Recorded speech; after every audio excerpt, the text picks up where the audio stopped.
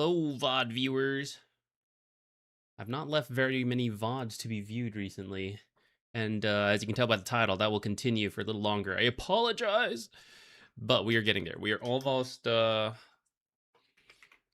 with all the million things going on. And we're going to enter a golden age of streaming and some YouTube videos. We're going to get there in a couple more weeks. We are replay streaming. I have one from Discord. I'm just going to make sure I got everything good to go. I'll start typing up the timestamp while we're chilling. What is this? Archon? Archon. And where's my offlane Archon? Hey Jupiter, you wanna be on stream? You wanna come here? Jupy? Buddy? Buddy, you wanna come over here? Why last stream? It's not the last stream. But I am moving soon. So for the rest of the week, I am casting. So you can find me on the Blast B stream. We're gonna be casting that, Ricky and I. And then after that, I gotta move. My lease ends June 10th. So I have not found a place to stay yet, and we're moving across the country. So it's a combination of finding a place, packing, moving, everything. But once we're set up, and then I'll be streaming again. We get back into the flow. It's been very disruptive lately. I know. Multi-chat's not working. I guess we can just have both chats open. This happens all the time lately.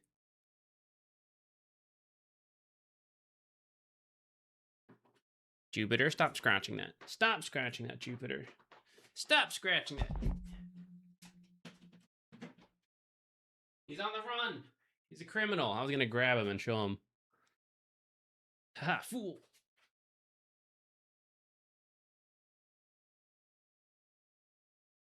Yeah.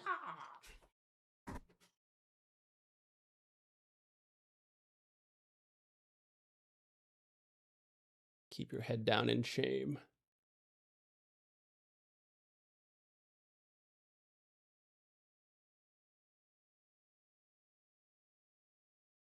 All right, off you go.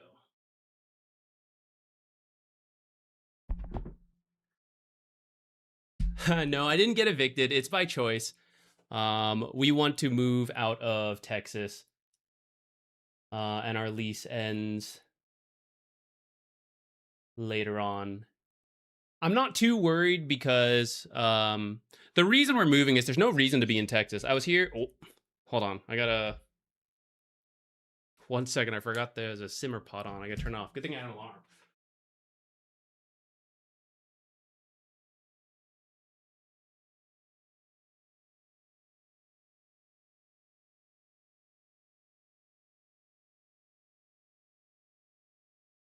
Burn the house down while I stream. There's no reason to be in Texas anymore. I moved here for my job, which I then quit to do all this. But I just didn't have a reason to move out quite yet because moving repeatedly a lot is expensive. But we feel it's time to move back towards the East Coast, closer to friends and family. And well, yeah, that's it. So I'm not that worried because my parents live in North Carolina. So worst case, we can go stay there for a bit while we find a place. But we are hoping to find a place near DC and move there directly, where we have some, one of my siblings and some friends are over there.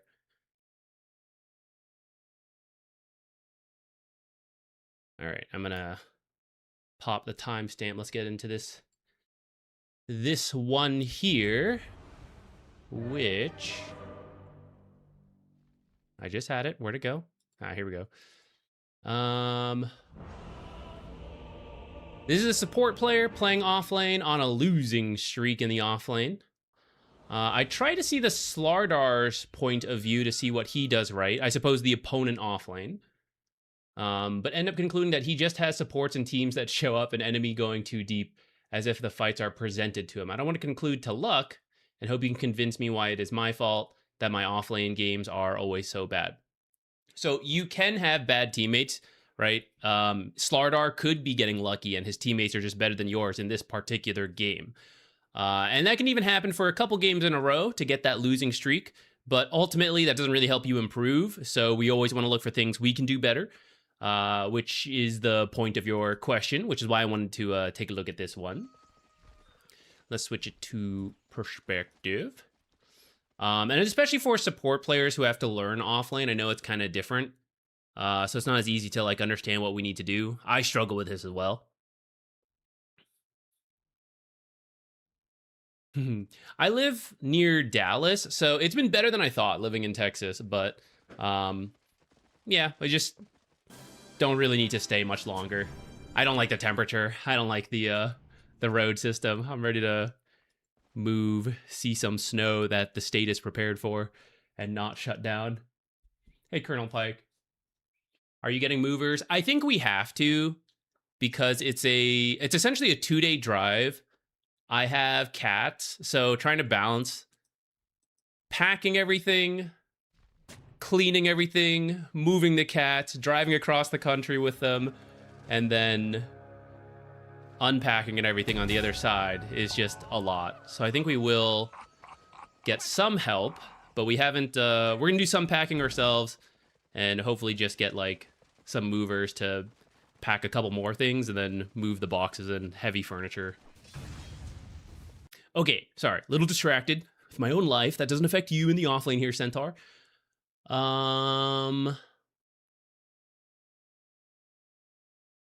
Okay. So it's you and Disruptor versus Anti-Mage, and I guess we didn't know Witch Doctor or Phoenix, though it currently looks like Witch Doctor's down here, so Phoenix up here. This is not a lane where it's easy for you to kill Anti-Mage because Disruptor is not that strong of a support. It could happen, but a lot of your damage is magic, which he's naturally good against. He can blink away. So I'm not really expecting to kill him. We're looking to get farm here.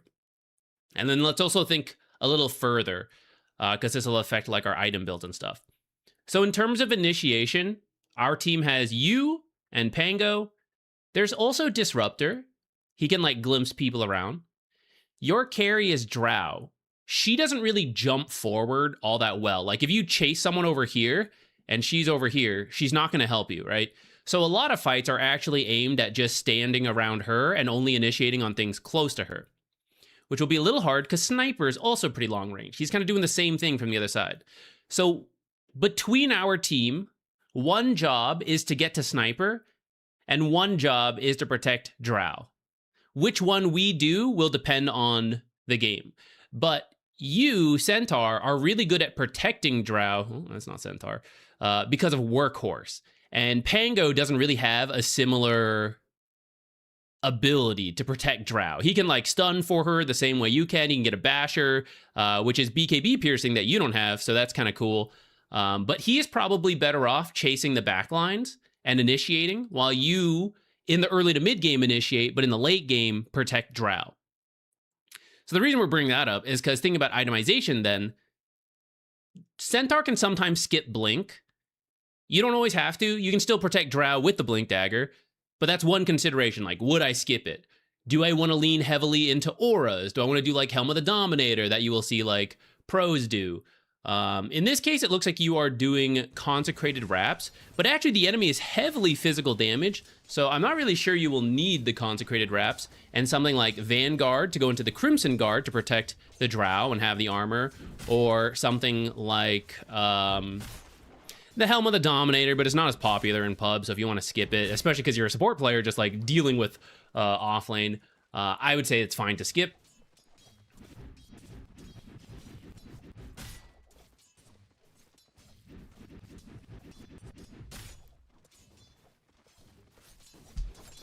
We got to do this one first, guys. I will let you know when we're going to take submissions for the next one. We'll pick from you guys after that. I mean, you can send them now, but you'll probably have to send them again later anyways.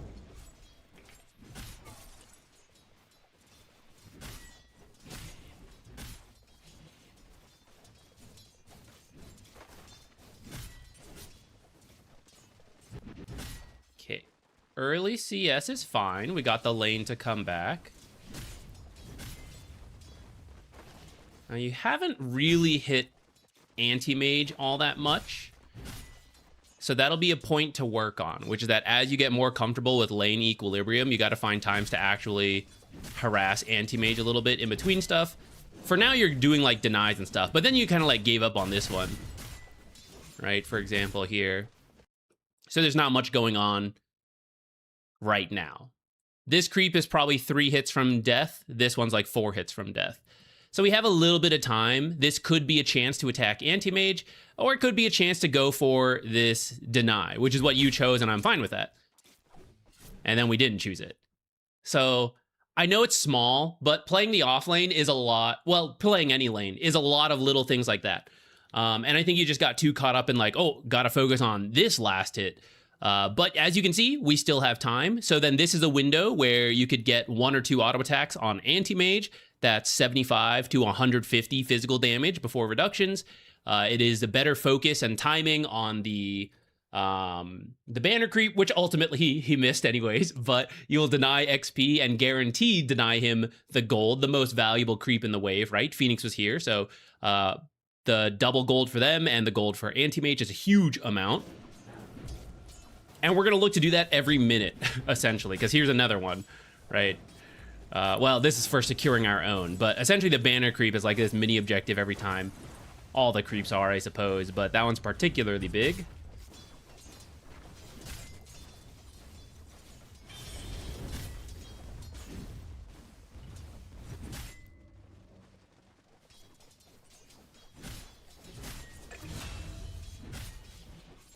So see how, so you're actually doing a great job, I gotta say, in terms of your own last hits and denies. I actually think anti-mage can be doing better himself, but the difference is great. But I just want to point at a little instance like this, which is that as you start to feel good about yourself and you're like, hey, I'm getting last hits, I'm getting like stronger, and maybe you feel like you need a certain item before you can do this. Perhaps like the bracer is that item, perhaps it's level 3 when you get a point and retaliate.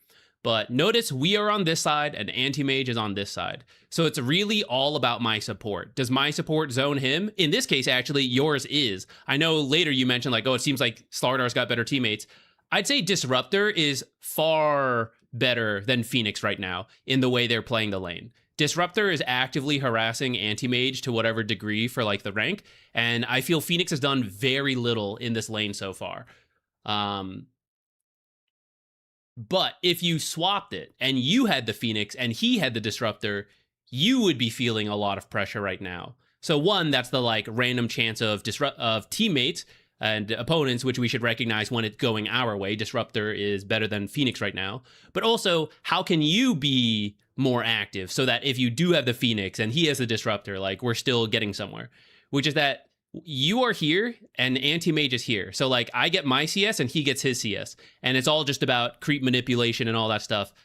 But bulky offlaners like Centaur, a lot of the strong offlaners, especially if you have a good start and like early CS, early denies, you want to start bullying the enemy, possibly by level 1, but like, you know, after a little bit is fine too. And that means like standing more aggressively. But you see like he's going for this deny and we're way back here. Even though there's no CS here, I'm just standing way back here because I'm really scared, is the way like the positioning is telling me you're feeling. Is like, I am just too scared of anti-mage to walk up. But I'm like an 850 health Centaur right now, right? I'm pretty strong. I have all my spells. I have everything. Anti-mage, sure, he's level 3 because Phoenix has been so far out of the lane. He's been giving a bunch of XP to anti-mage. Anti-mage doesn't have his items yet. They're about to deliver now.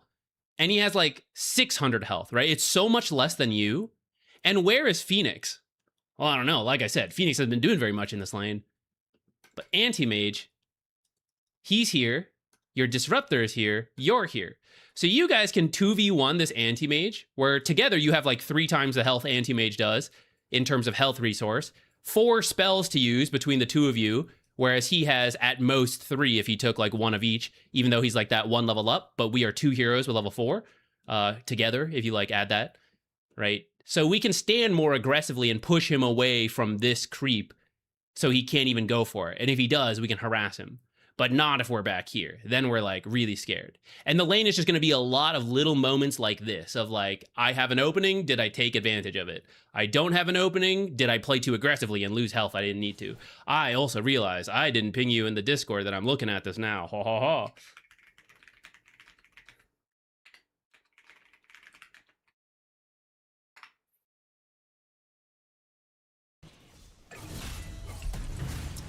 How do you get free coaching? You can either put it in the Discord. We usually start the stream with a one from there. That's what this one is.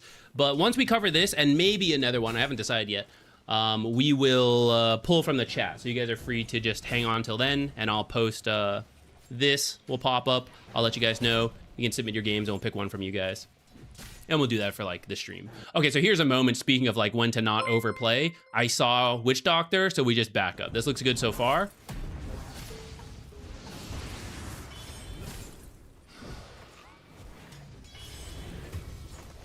So what has happened there is that Witch Doctor rotated over.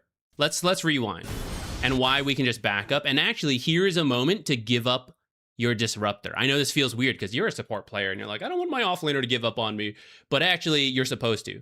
So Witch Doctor teleported here. So what does that mean? It means their offlane is losing currently because it's 2v1. And you can tell your teammates that, like, Witch Doctor's here. He teleported here. He cannot be bottom. So they are currently losing their off lane, and you are winning your safe lane. So even if you back off and you are losing, that's okay. It's even across the game. They're winning, you're losing. These guys are winning, he's losing. So for now, it's okay. But also, Witch Doctor paid 100 gold to be here because he used a teleport. He used an ultimate level ability that has a cooldown. It costs mana. It costs gold to buy more. He used that to come here. And if he gets nothing out of it, he's losing more than, like, these guys are already here. You know, they spent no money to be winning this lane. He had to spend money to be here. And if we don't give him a kill, like, the degree to which we are giving up space in the lane is not as bad as down here and as bad for their team as a whole. We're getting into like some kind of like nitty gritty stuff, but like try to like follow along with me, guys. If it doesn't make sense, you know, let me know and we'll revisit it. So here it is working, right? It does look like they're going to kill Disruptor. We just keep running. You're still really healthy. They are leaving creeps behind to do this. So yes, they're going to kill your Disruptor. Again, we are winning down here in theory. I know it may not always work out that way depending on teammates, but it's okay if he dies. If I die, though, we lose all the creeps coming in. So that's when you turn around and fight. This is when we should just be splitting because I know the cask is coming to bounce between us. So Disruptor's going here and I'm going here. And if they kill Disruptor, it's okay. Because 3 of them have all used their abilities. They won't dive me under the tower, most likely. And so the creeps will come to me, and then I will farm it. Or I would just go jungle, because I'm Centaur, and I can do that. Except you took 2 points in double edge, which means it'll be harder to do that. This is not always a bad build, and actually it can be okay, but Anti-Mage is actually particularly good against this build because he has natural magic resistance. So I wouldn't really recommend this versus Anti-Mage. But you can see here, right? So just funny enough, because you went in, you died instead of Disruptor, but he is still low. Whereas if we just gave up Disruptor, you would be full health, they would have no spells, and then this is where the creep equilibrium is. And you can easily imagine how you as your own offlaner can aggro these back and still farm here. And still be okay.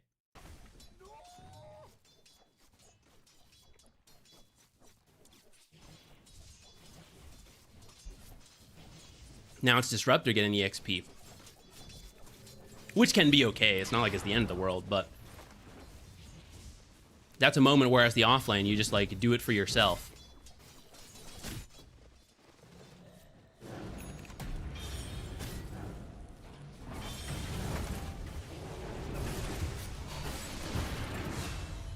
All right, so we get the kill, but if we recap, does it make sense? Like what we just did there.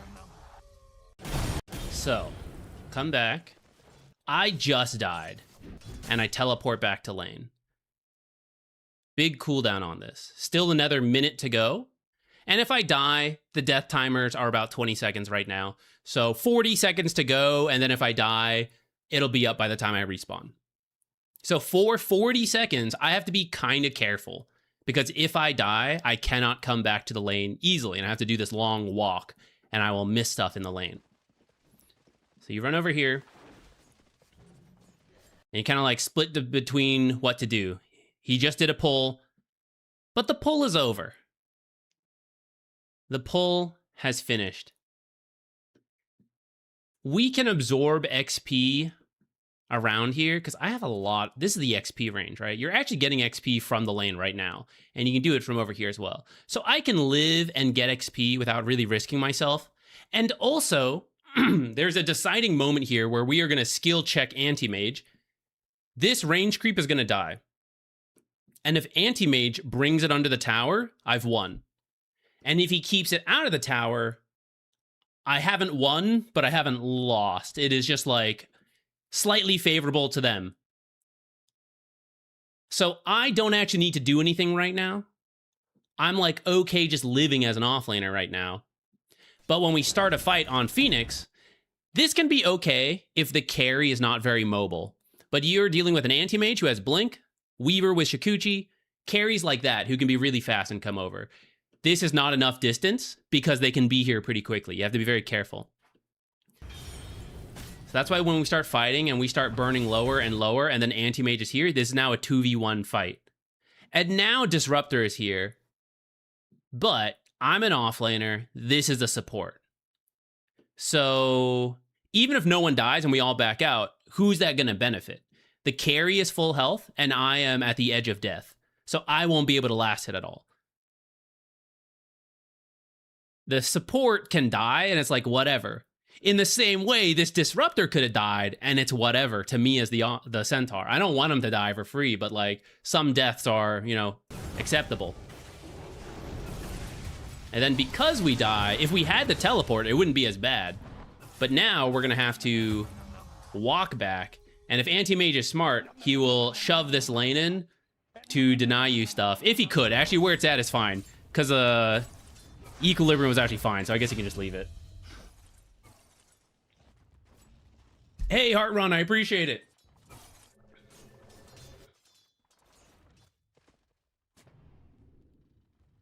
All right, sounds good. I'll look for that message later.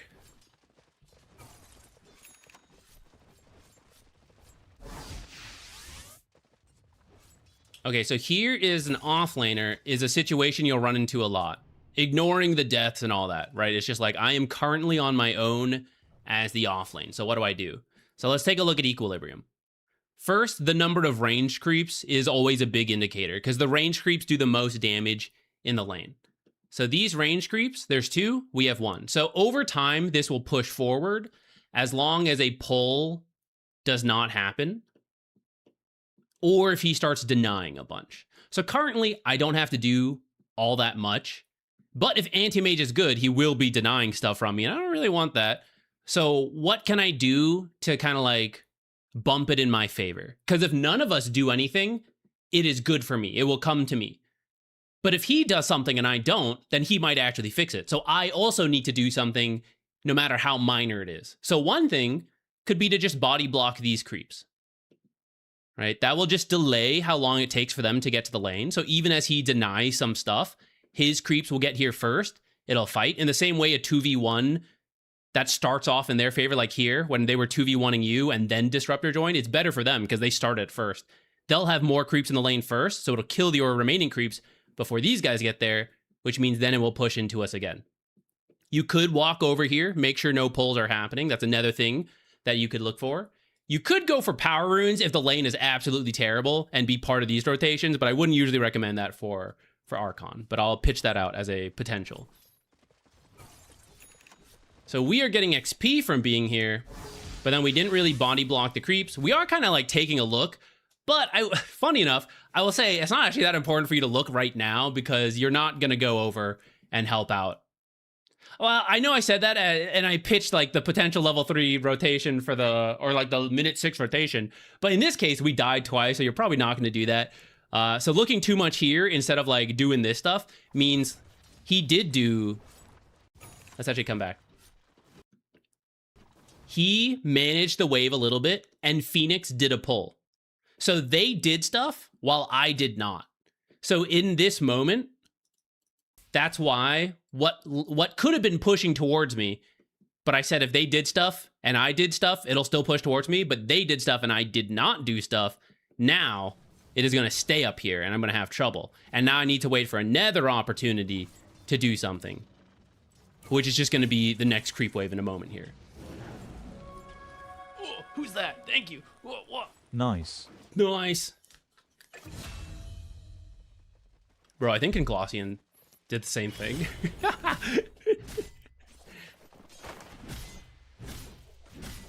All right, coming over to jungle is good, though. If you really can't do anything in the lane, this is not bad.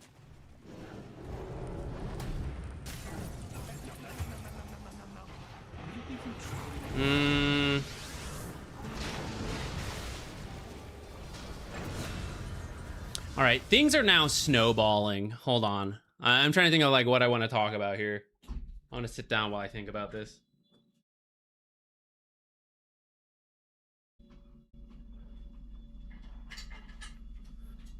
Krish. On a Dota break, very understandable. Life coaching. How do I avoid binge eating? You got to understand why you're binge eating. I actually have a similar... I'm a big eater. And I find boredom eating is something I do. Everyone has like a different reason. Well, people who like are, you know, like us who like eat a lot have a different reason for binge eating or just eating too much.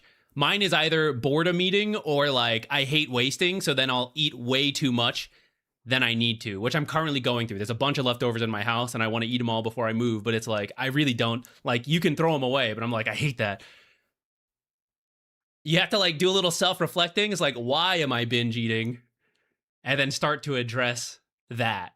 For me, it's like finding something to do. Or if I do feel like I'm going to binge eat, I will, whatever giant cup of water or something you have, I will drink a whole bunch of water. And it's like, am I still hungry? Then maybe I'll eat a little bit, you know? But it's like, I am filling my stomach with water, which has no calories. Now, don't do that long term because you do need some calories. But like, if it's like binge eating, like I shouldn't be eating, but I want to, I sometimes do that and it helps me. Okay. That momentary distraction allowed me to process what I wanted to talk about here. So those first two deaths were totally avoidable, right? The one where we sacrifice Disruptor and then the other one where we're more careful and we don't chase the Phoenix. Because of those deaths, there's now like a 2-level deficit, which led to then them being able to kill you. Which we could say, you know, our teammates could have been a little better about being here. There was actually pretty fast rotations after we died, which is actually better than I thought. So we could, you know, we could point to that. But for ourselves, even before discussing, like, should we do this or not, the true focus should be, I shouldn't have died here, and I shouldn't have died here. And if I hadn't died in those two places, then I probably could have survived 1v2 longer, and my team would have made it to save me, because Anti-Mage wouldn't be as strong, and I would be stronger, so they wouldn't have killed me as quickly. Coming to the 7-minute Wisdom Shrine, though, I actually don't think it's too bad for you to die. Like, it's really bad if they steal it from you guys. So I think if it takes your life to protect it, I'm kind of open to that.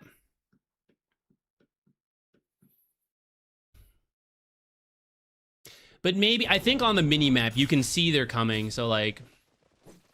Right, you can actually see them, like, cut through here. And I don't know, maybe you gotta ask your team to, like, teleport sooner or something.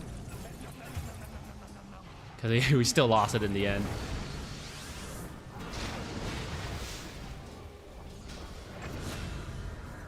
For this amount of creeps, if you decided... Sorry, back here. For this amount of creeps, if you decided not to go to the Wisdom Shrine, and while you're jungling, you're looking at this, right? And you're seeing, okay, big wave coming in. I got to get over there. So if it wasn't the Wisdom Shrine, I would say we're actually already leaving this camp now. Because you can see if we get much lower, we're going to die. Like, they can dive us under the tower. So we kind of have to, like, stop farming this. Not for time, but for health. To be here and get this. And then we can come back to that camp later. For the Wisdom Shrine... I don't know. I guess it is to just ask teammates to show up earlier, but it's actually kind of a hard call. I understand.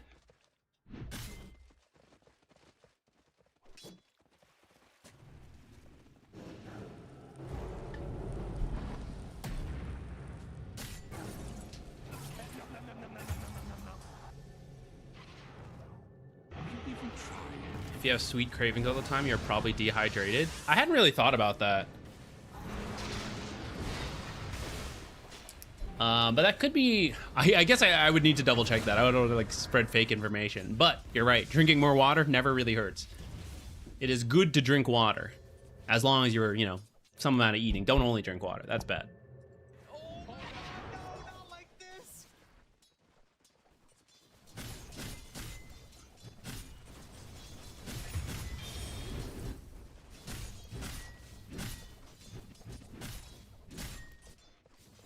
Actually, something that is worth pointing out here. Remember earlier, when was that Witch Doctor rotation? It was here.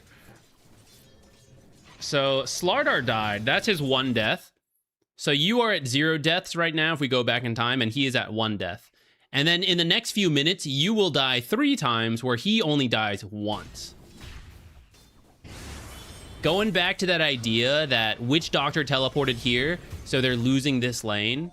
He ultimately did, right? Like, Drow also farmed, but he was alive longer, so he had more chances to do useful things. Whether that's jungling, whether that's absorbing XP, whether it's trying to do various equilibrium tricks to get to pull back, right? Like, here's him doing a pull. I think your equivalent was, like, ended up fighting over the Phoenix instead of, like, maybe potentially doing your own pull. Or unblocking your own camp if you need to. I know supports are supposed to do it, but sometimes you just got to do what you got to do, you know? Right, he's not dying, he's just living. This is one such difference between, like, him and you, besides, like, what the teams maybe end up leading to later. Let's keep watching him for a little bit, for that same, like, little window. See, he's doing, like, a lot of creep aggro to bring it back. Staying far back. I would actually say here's where he also should leave the Witch Doctor to die. He actually runs in, stuns, and then gets out. Witch Doctor does die. I would say he should have just protected himself there.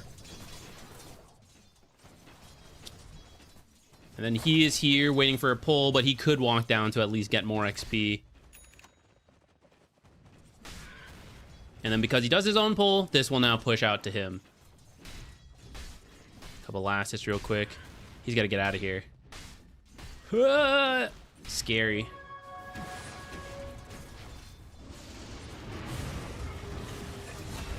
Thanks, Disruptor.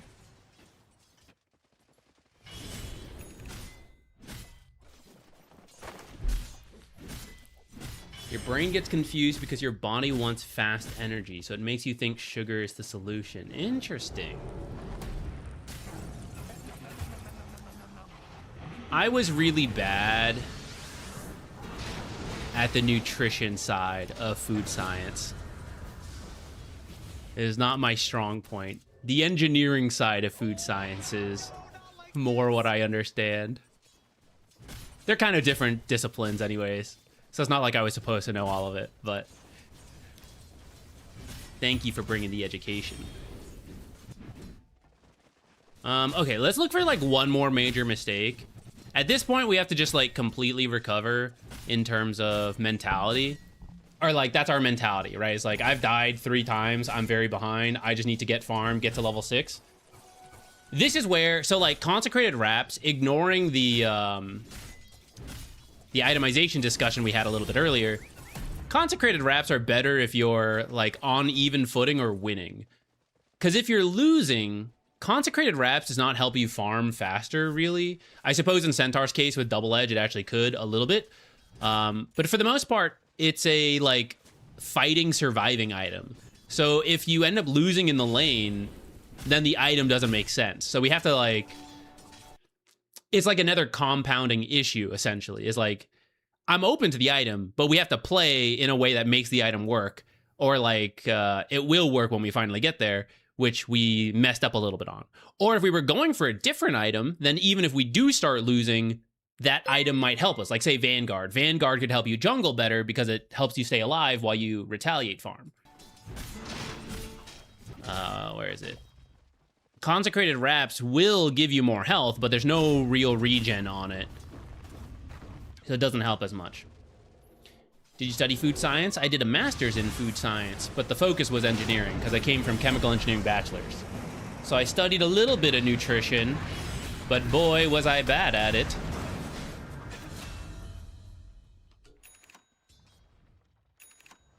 I was also really focused on Dota at that time. I was trying to make Dota still a thing. The first half of my master's, I was trying to pull my life together because I didn't have a job. I was lost. I went back to school after a year. I was like, okay, got to find an internship, got to do it correctly because I played too much Dota in the undergrad trying to make it a thing. Stopped, did it, got my internship, and then I was like, okay, back to Dota. And then the education started going out the other year more once that happened again.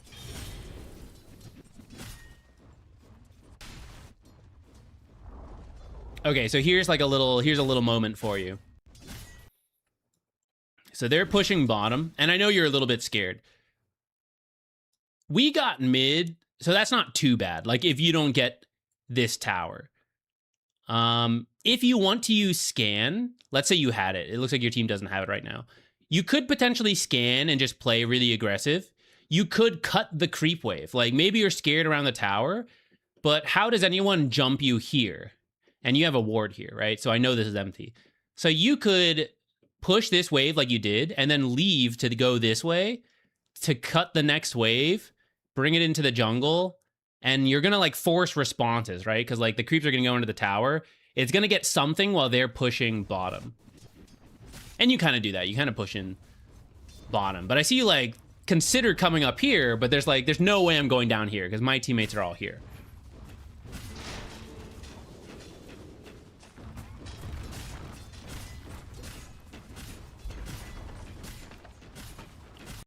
Okay, you see how you're on this top side? This is kind of minor, but it'll matter a lot in the mid to late game. All right, so they all pop out. They kill you, right? Slardar has a blink. He stuns you, Witch Doctor, Maledict, Cask. Everyone is throwing shit on you, right? And you're like, okay, I'm the tank. It's okay. This is my job. Who will make use of that, and who will help you? Drow is at the edge of her attack range, so maybe she can hit someone here. And then everybody else is over here, and Pango's over here. So they will all take a few seconds to walk closer to you to use spells. So then tanking everything doesn't really matter if it's not really baiting an immediate reaction from your teammates if I'm too far. So this is a case where you should actually stand closer to your team so that if you do get jumped here, then they are closer to help you out instantly, like Static Storm if he had it, for example. Or in this case, Wyvern's Curse. You will die, potentially, before she gets in range for Wyvern's Curse. So, for example, I saw Witch Doctor here. Maybe the others had twin-gated, and they're like, oh, I don't know, that looks good. And then we just kind of, like, walk over here while they're still back here. So, again, they could kill me before my team can show up. And I don't know that they're not here anymore. I think so, because they didn't protect the tower, but they could still be here. And if they are, I will just have died or lost a lot of health.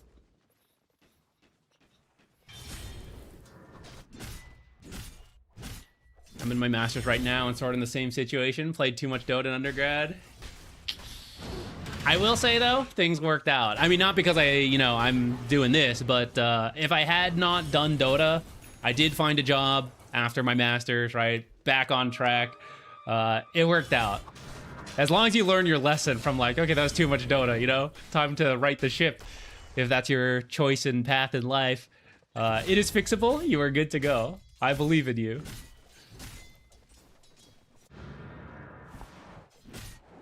All right. They're bottom, so we should definitely shove in top. We'll go a little further and then we'll swap. Actually, let me see. What was the other one submitted?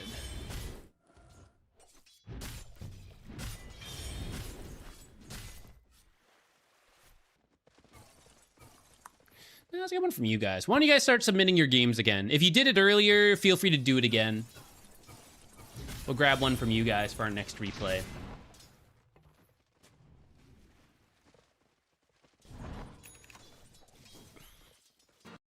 As you guys can see, killing Anti-Mage is actually really difficult because he doesn't have a blink and you don't have a blink. Wyvern's Curse maybe could be a setup. Disruptor with Glimpse and then Static Storm is how you guys kill Anti-Mage. So if you can't kill Anti-Mage, that's okay, because like it's not like you're supposed to threaten him nonstop. What you guys are doing is actually fine by just being up here and absorbing his space. Because like, look where he's farming. He's not shoving this out, pressuring your towers while jungling all of this, right? You guys are pushing the lane up and occupying this area. And so then all he can jungle is like back here and then defend the tower. If he chooses to stay here, he might go somewhere else. But then that's travel time where he's not walking, not farming. But if you guys actually chase for the kill, he's not farming, sure. 3 of you are not farming. And then that's kind of an issue, right? So actually in these cases, when you can't kill a hero, someone like Anti-Mage, because you don't have the tools yet, you don't have to like chase him. Just like push farm in. If he walks up, we can kill him. Sure, we'll take that. He doesn't walk up. Okay, no big deal. Shove in the lane and then go like jungle his stuff. And as you're jungling, you can choose to move towards heroes that you do have the potential to kill. Like a sniper waddles up here, and he doesn't have a blink, so we can run over and stampede and just kill the sniper. And he doesn't know we're doing that because we're out of sight in this area. But if we don't want to do that because sniper didn't show here or whatever, right? Anti-Mage starts pushing this, then I just walk back in. And the farming pattern, Anti-Mage is like, oh, I hope they left. I want to push this lane and jungle. Oh, never mind, Centaur's here. So I walk here, I walk back. I walk here, I walk back. It's a lot of back and forth that is not efficient.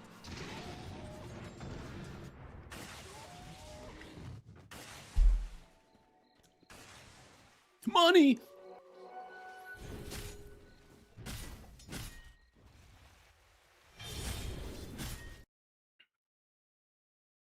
Okay, here, you guys should be careful. They haven't been showing for a little bit. Your ward is over here, teammates are over here, and now you're over here. Disruptor's here, Drow's here.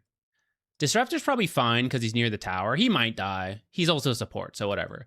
The 3 of you are the ones that need to be particularly careful right now because no one has been showing after the Anti-Mage backed out. And if we look at the lanes, it doesn't suggest that they're like over here. We either need to be getting out, hiding, or like all together around vision to have our best shot at fighting or escaping.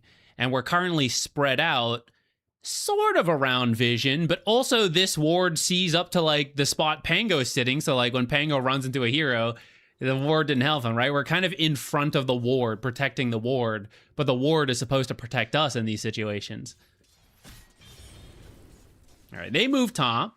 Actually, that's good. Now they're moving in, and you're kind of moving back. I'm actually okay with what you're doing. I think you guys should be like backing out this way right now. They are still looking for this Anti-Mage that they don't have the tools to kill. And it's going to potentially bait them into being found. Like, I see Slardar here, right?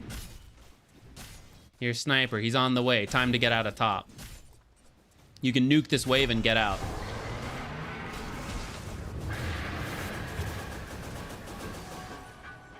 This one's trickier, but map awareness will keep you alive there.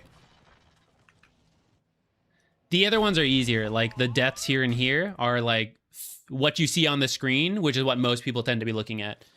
That last death was a map awareness one of like seeing what the enemy was doing or not doing, and then starting to see heroes show up top is like the sign to get out.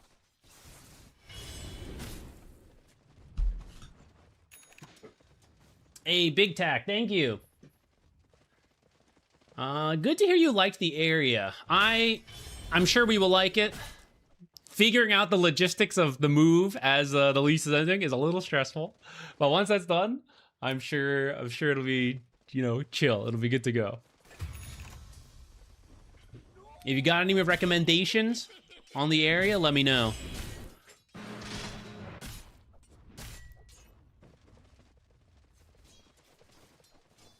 Thanks for the coaching last stream. I've gained like 600 MMR in the last month since 2 coaching replays. Hell yeah, let's go. Very nice. Congratulations. I'm happy to hear it's working out.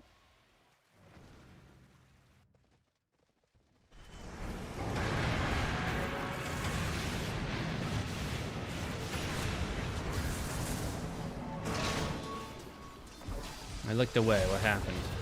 Well, I'm not going to worry about it. We already gave some feedback. Let me see what you guys submitted.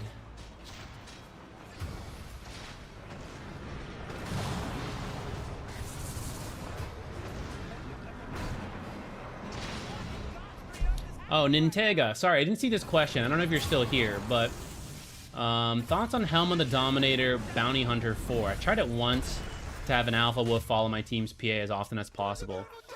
I wouldn't really recommend it for Bounty Hunter. Bounty Hunter wants to, like, get by the laning stage and then start a bunch of fights at level 6. That means you want to group up with people a lot at that time frame, like that level 6. You want to be with teammates. So items that help you do that are good. Auras, for example. If you need an item to help you get kills or something that benefits from those kills, like Urn and its buildups, or like, okay, I need like more catch. You know, I bought a Yules or an Atos or something, you know. Those make sense with the game plan, right? Mech, drums, auras, solar, things like that. Buffing the teammates to get the kills that we're grouping up for. The Helm of the Dominator is kind of a group up item.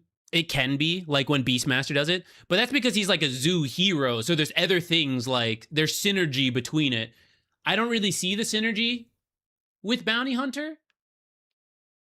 I mean, you could do some cool stuff like, oh, shove lanes, I'm not in, whatever, I guess, but like, I don't know. It doesn't seem like it fits the way he wants to play. Yeah, in my mind, I just can't like see it connecting as much. And your farming speed up to that point is not very good. So I feel like the time to actually get the Helm of the Dominator is just not gonna really pay off.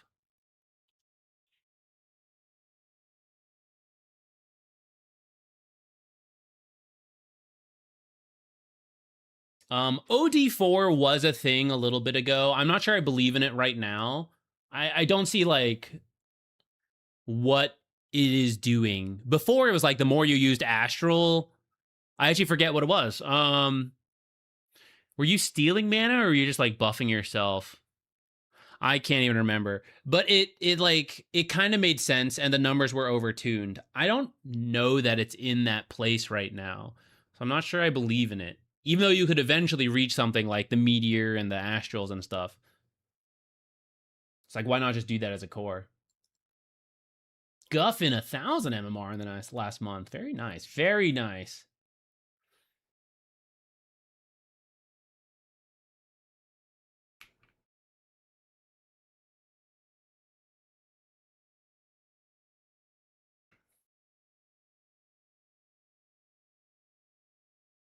Oh, I feel kind of sleepy, guys.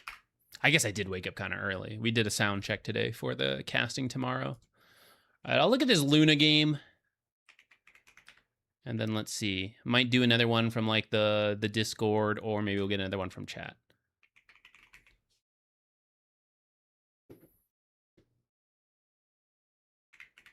While that's downloading.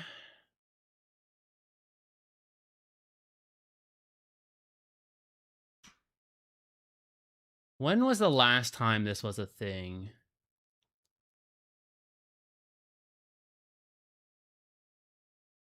Was it this one? Was it the Overwhelming Devourer?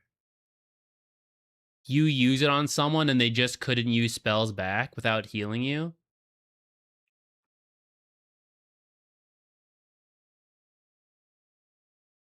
I don't remember what patch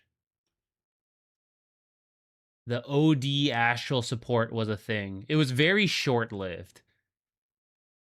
It might have even been before Facets.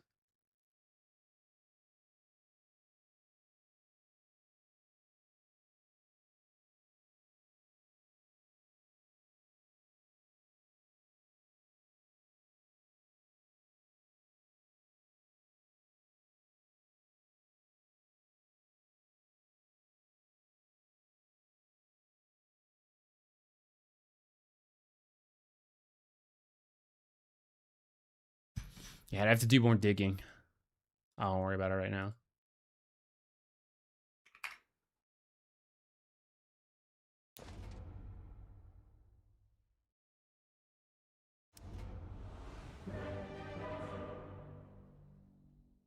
that I watched Dream League finals. I kind of listened to it. I was doing a bunch of house chores while listening.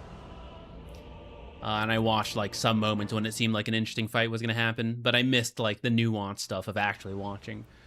Yeah, they seem to be getting better. I also think Aurora is starting to look... Well, it's not that they didn't look... They have moments they look really strong. They just haven't like closed it out into a win, and then sometimes they drop. I feel like there's some like mental element there that gets to them, and then they fix it, and then it breaks, and then it fixes it, and then breaks. I don't know. Yeah, I thought it was seemed like a good grand finals to me. Pretty close. Okay. Could I have won this solo, or with my skills now would it have been impossible? It's pretty difficult to win games solo in general, but let's see. We can look to have good impact. Okay, Alka gave an Ags over. Our farming speed is pretty good. So then the question is it useful farming or is it ineffective farming? Let's take a look at that. Let's look at like... Let's skip the lane. So what I mean by useful farming is like, am I joining certain fights when I have Eclipse? Looks like we're coming to one right now. Let's take a look. Am I pushing objectives when my team is like doing something somewhere else? Those are the ways we want to farm. This kind of ult, there's too many creeps here, so save your ultimate here. It could be a different kill somewhere else. For example, you return to your lane, you solo kill Alchemist. This one is very difficult because of the creeps. If we're talking solo carry, like more than just, you know, casual use of the term, Smurf level solo carry, trying to like actual solo carry, it means every ult needs to be like impactful. But if we're thinking solo carry, just in general, like I had high impact, you know, I had a lot of impact. I'm just over exaggerating the term solo carry. It's okay to make some mistakes here and there. It's inevitable. But those are the things we can then look to improve on. It's like, I didn't need to do that all. And here's another thing to look to improve on, right? So we win this fight, we push up, and now we're backing up. And notice you're all backing up to the same place. You and Beastmaster, who both want to farm, are going to the exact same area to farm. What does that mean? One of you is not getting the farm you want. You're either both splitting it, or one person goes, okay, I guess this guy's here, I should go somewhere else, right? And I know the whole time, like, you guys walk the whole distance together and nobody thinks, like, maybe one of us should go somewhere else, right? And maybe you are supposed to be here, but if he's going there, then you have to adjust, right? But also, why are we leaving? I saw Lena here, and there's multiple observers in the area to help protect me. Someone could have gone top. Someone could go through the twin gate to go bottom. Well, Zach Kunka's here, but there's also a tower here. So like we could work together to get the tower, or one person can now farm down here. Kunka can make his way back mid. Someone should eventually go back mid besides the support, which you could technically go through this way, but two cores are doing it next to each other, right? So then this whole top area is still open to you guys.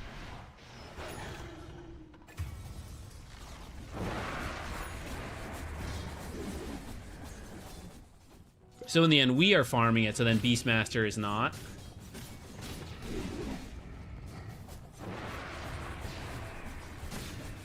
It's a stack, so at least there's that.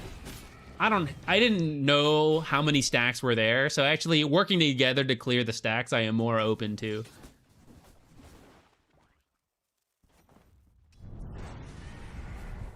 All right, here's a moment. We want to... I guess it doesn't have to be you. You can go... Because of the time, I think you're looking to try to stack these, which I am open to. But I also know more heroes are top. And that means we need to push a lane that they are not in. This lane is starting to push, but there's another creep wave coming up, and someone's got to push that in to make use of the fact that they're top, right? Like this one right here.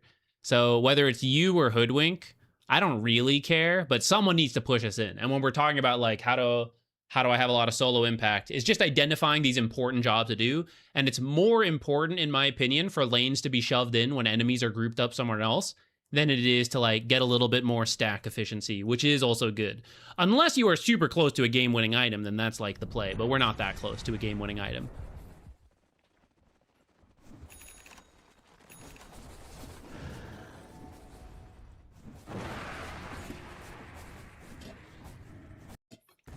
Ah, yes, thank you.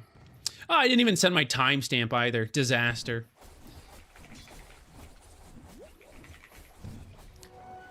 I'll have to fix that timestamp later. Or maybe I'll forget. If you jumped here at the timestamp, you guys have to rewind like 5 minutes if I forgot to fix it. Okay, so for example, there's a bunch of heroes mid, so Beastmaster's job right now is to shove it in. It could have been you up here, though, and then he's somewhere else.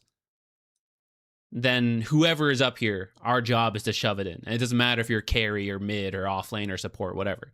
Now down here, since they're all here, we could try to push this, but be ready for them to rotate. You can still do it to bait the reaction, but don't like overcommit and forget that they could be coming over. If we don't do it, it's also kind of okay. And as the carry, you could like make use of all this farm. Like if anyone were to back off and do that, it would be you.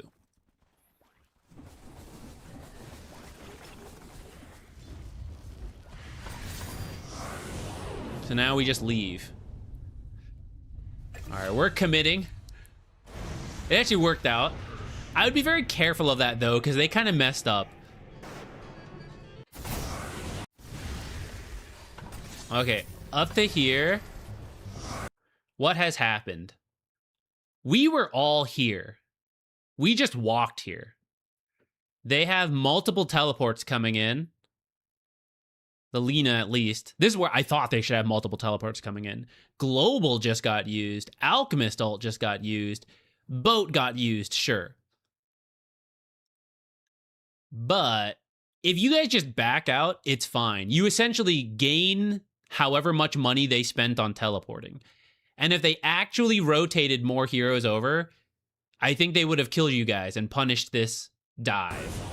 But only some heroes actually rotated over. And so it still kind of worked out. Kind of strange. I don't know. The other, I don't know what they're doing. Where are you, buddy? I went home. What in the world? Full health Spirit Breaker TP'd home. Is that a misclick? I just decided to go home with all his resources. I don't think we could have predicted that, though. I think the normal expectation would have been Spirit Breaker charging here.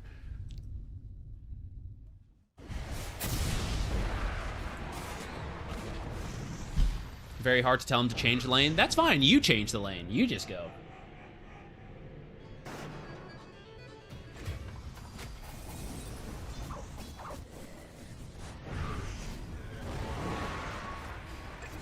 Okay, nice.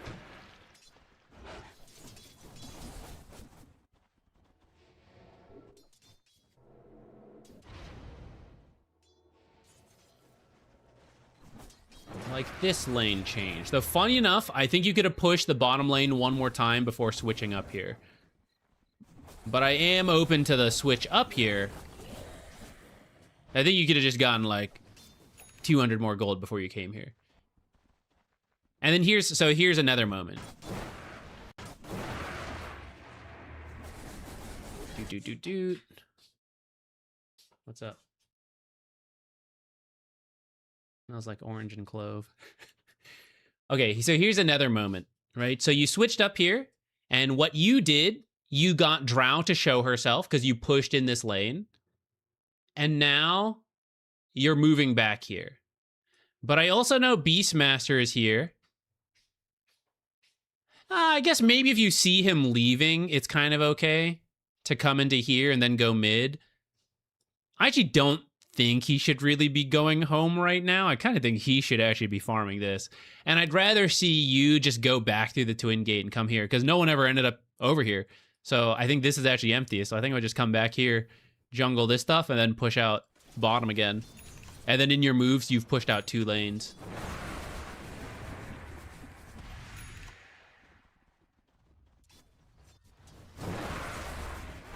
Okay, I'm gonna be less nitpicky on that for now. Let's just speed forward a little bit. Why'd we TP back here? This is a bad TP. Don't do this one.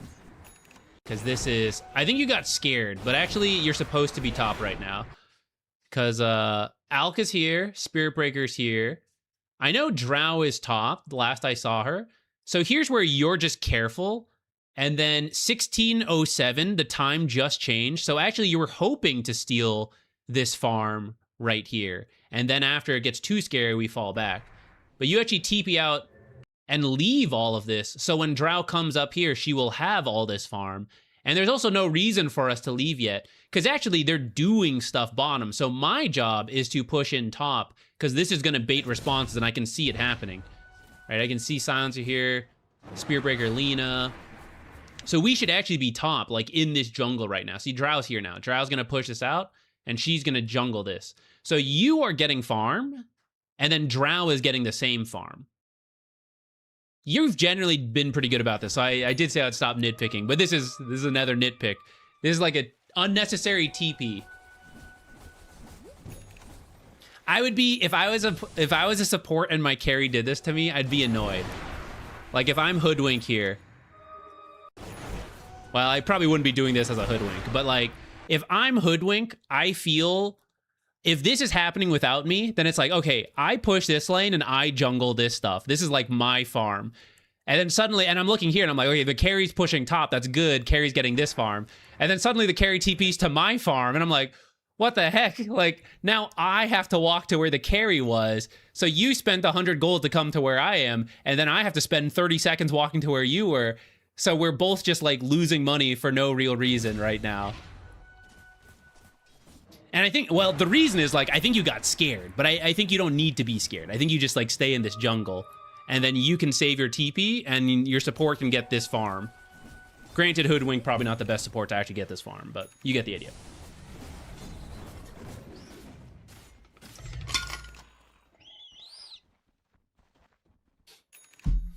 You can be harsh. I can be better than this rating. All right, all right. We'll get critical.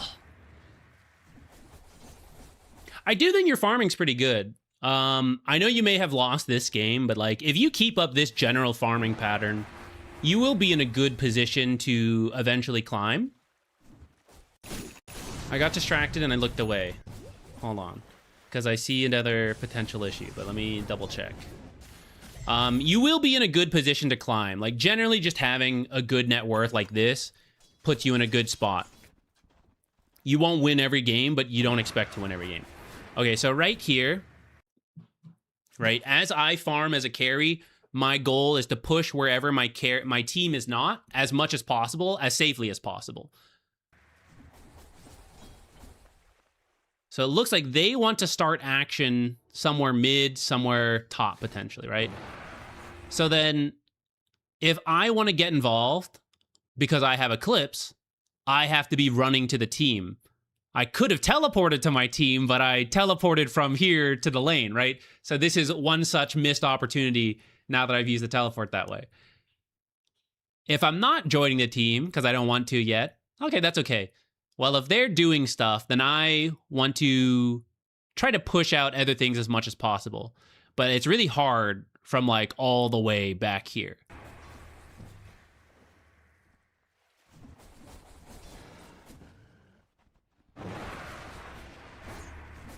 You know, like stuff is happening mid and I'm not close enough to participate, but I'm also not close enough to the side lane to immediately like, okay, I'll go shove in mid or shove in bottom because like things are happening mid. Okay, we killed a hero. Can we do anything as a team? Pushing mid would not be bad. Like, join them. You have Eclipse, you have Manta. Pushing mid would be good.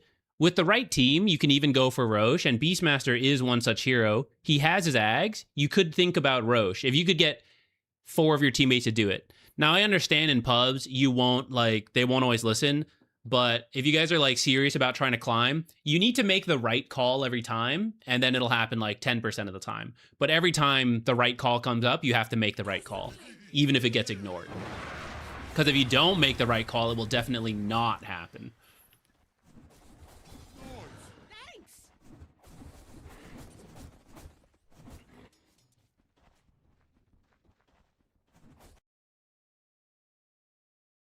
All right, this is 60 gold. And I think you barely made it, but 2 creeps almost died before you got here. And those are 60 gold. 70 gold, really, if you add them up. This will be here forever. These will have a lifespan of like 10 seconds, 30 seconds, depending on how they meet. So if it is safe to do so, try to get to the lane first. Plus, pushing lanes is generally more impactful. The reason you wouldn't do this is if you felt a particular sense of danger. But if you felt that danger, you probably shouldn't have been farming this small camp to begin with. You probably should have been like staying back or like down here. So if you felt comfortable to farm this, you probably feel comfortable to farm this. And in between the two, you should do this one first.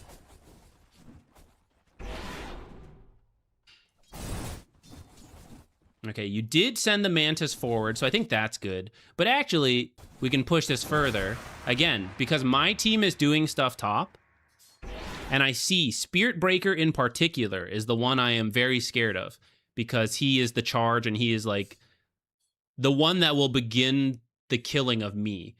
And I see these 2 heroes here. So actually I feel fine as your hero to go a little further to this hard camp and this creep wave, and then use the Manta to go forward and either jungle one of these or to run forward, go around the tower, and then kill the 1830 creep wave. So it's a difference of 1 extra creep wave if you can recognize, like, I feel safe enough to come up here or not. If you don't feel safe enough, I guess that's fair. That's fine. But I think Spirit Breaker is the main thing you should be scared of. I guess I'm a little scared of Lena, too.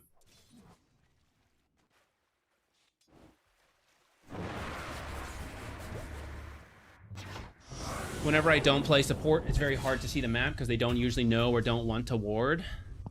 I haven't seen you buy a ward yet, though, to fix that. So it sounds like you have identified an issue, but haven't worked in the solution yet. So if they are no good at doing it, look at where you are. If you want a ward in this area, you're in the perfect spot to do it. If later you're like pushing through here, right, you'll be in the spot to do it. So just go ahead and buy an Observer Sentry, stick it in here. You got 3 slots.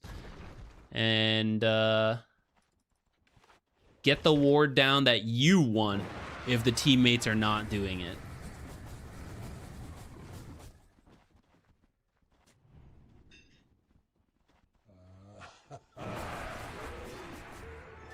I think the warding this game has not been that bad, though, actually. Okay, so right there. See, here's another one. So I'm top. I'm just hitting jungle camp, so my eyes are on the minimap.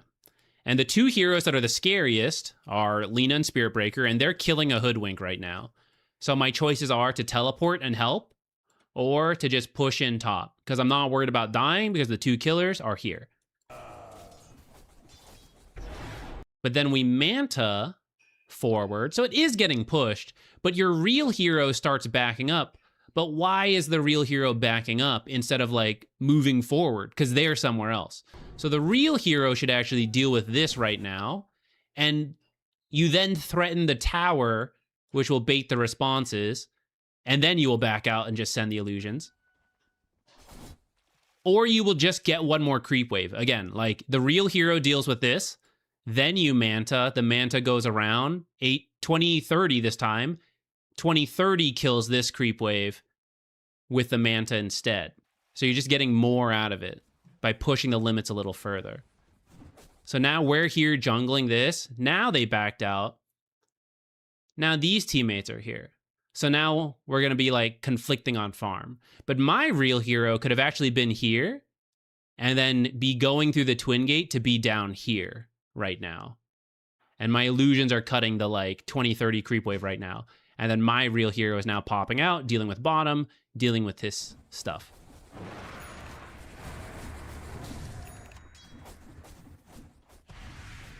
This is where Beastmaster and Kunga want to back up. They can't. And now here's where you farmed a little more, and then you spent it in a teleport.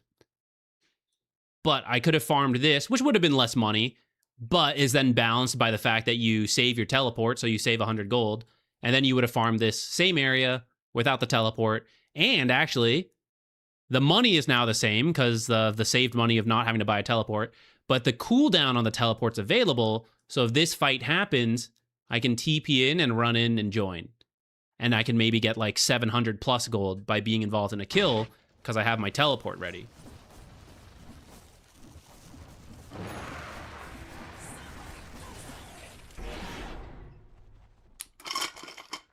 I have ice but no water. How can I hydrate?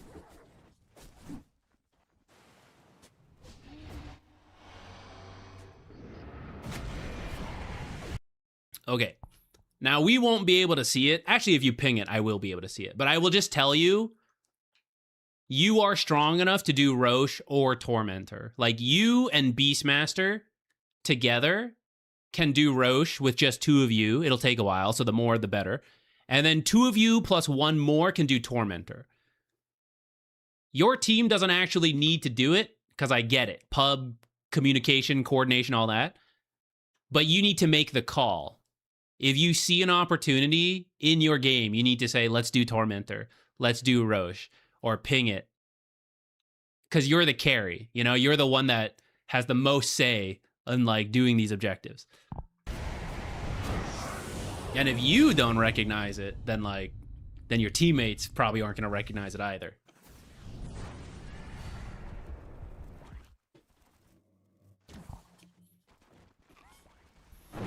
Killing Spiritbreaker there could be Tormentor or Roche.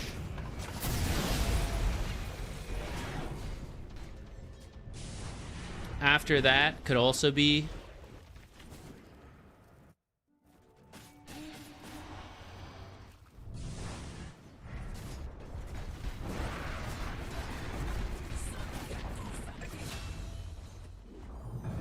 Ice is only water? That's so true. I should just be swallowing these ice cubes.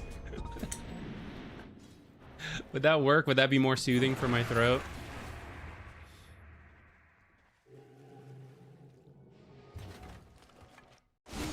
All right, this whole last 4 minutes have been like rife with opportunities for Roche. I'm just gonna highlight a couple more. All right, you help with this mid tower, right? Buyback from Spiritbreaker, he's in the mid, and then you TP here. You have to tell your team to back out. Because if they get into a fight, you are gone. And actually, by you teleporting, you were here, and now you're here. If I am the enemy team, I am begging to fight anything here. So you must tell your team, I have left, we need to get out. Now, where should they go? Ideally, they should go top. You guys are actually pretty strong right now. You guys can come do Roche easily. If you tell your team, I'm pushing out top, come meet me, draw the line, right? Converge on Roche. Do Roche. That's the game-winning call. That's like the type of plays and calls that I want to see, like from a carry and from like high-impact plays. This is the right play to do. Will they do it? Who knows? But like, we want to make the call.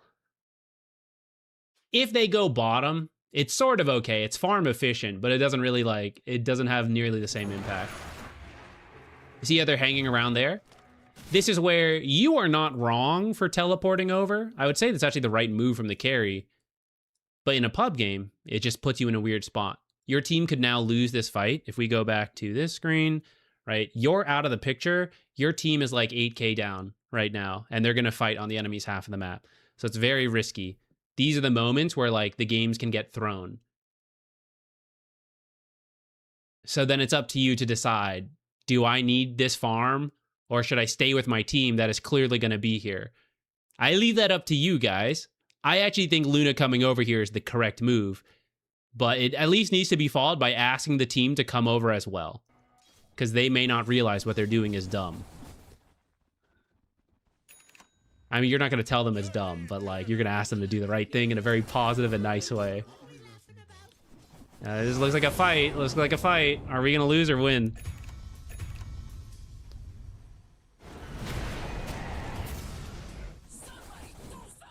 So let me point this out to you. This is why it'll come down to you, your personal preference. Pick your poison. That was a 3k gold swing to the enemy team for winning that fight. We go back in time. Let's see how much you farmed when you TP'd out.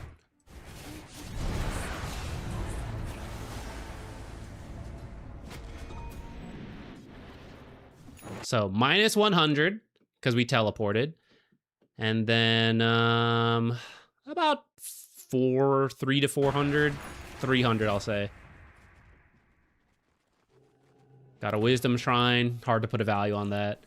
Another creep wave, you know, like another 200. Yeah, change your mind. Go forward. Oh, you were buying the butterfly. That's fine. You know, another 100, another 200, 60, another 200. In the end, they probably gained 2K on you, right, for this teleport out. Which is like, this is the hard thing about pubs. You have to choose. This is the correct move if the team also backs out and also maybe meets you at Roche. You get 1,000 gold, they get whatever they farm, you guys don't lose a fight. But if you leave and the team stays and then they feed, I gained money, but as a team, we lost money. So you have to decide, is my own individual money worth that risk? And all of this can be mitigated by telling your team, I have left, we need to back out. Or by staying until the fight is over, like you force a fight with Eclipse, you kill some heroes, and then you back out. Like, let's say we had left later, so we miss one creep wave, miss 200 gold, but win a fight, prevent them from winning this fight. I lose some money, but I prevent the loss of 3K. And I probably use Eclipse and get some money too. Like, it may have worked out anyways. In this phase of the game, I don't mind your teleport. If it were later, I would say that's a really bad teleport. But because we're still in the phase where you were like finishing butterfly, we're still hitting item timings, that's a fine teleport. In the mid to late game, that amount of money means very little. And that losing fight, instead of being like a 3,000 gold swing, can just be like the end of the game. And you should not do that stuff. Actually, props to the enemy team. They just did Roche off of that fight. So that is now like a 5,000 gold swing off that fight. Okay, I'm gonna let this play while I get water. I need water.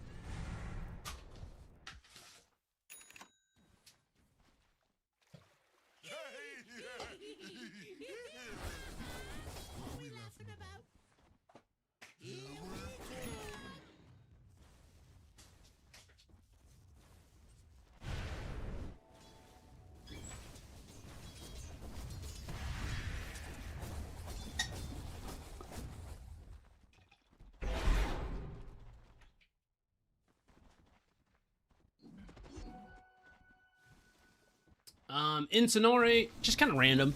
Started off with either YouTube comment or Discord. The people who can't make it to the live stream, we usually look at one of those. Ooh, this looks like an important death to break down. All right, let's back up. And then usually just people comment in chat and we pick it when we, like, we'll be done with this one soon and I'll ask for replays and I just pick randomly from there. Suggest some 1k MMR support heroes to climb and gain MMR with. Really anyone you like and feel comfortable with will be fine. 1k, you're really still working on fundamentals. Win your lane. And to be honest, a lot of fights will come down to some random team fight.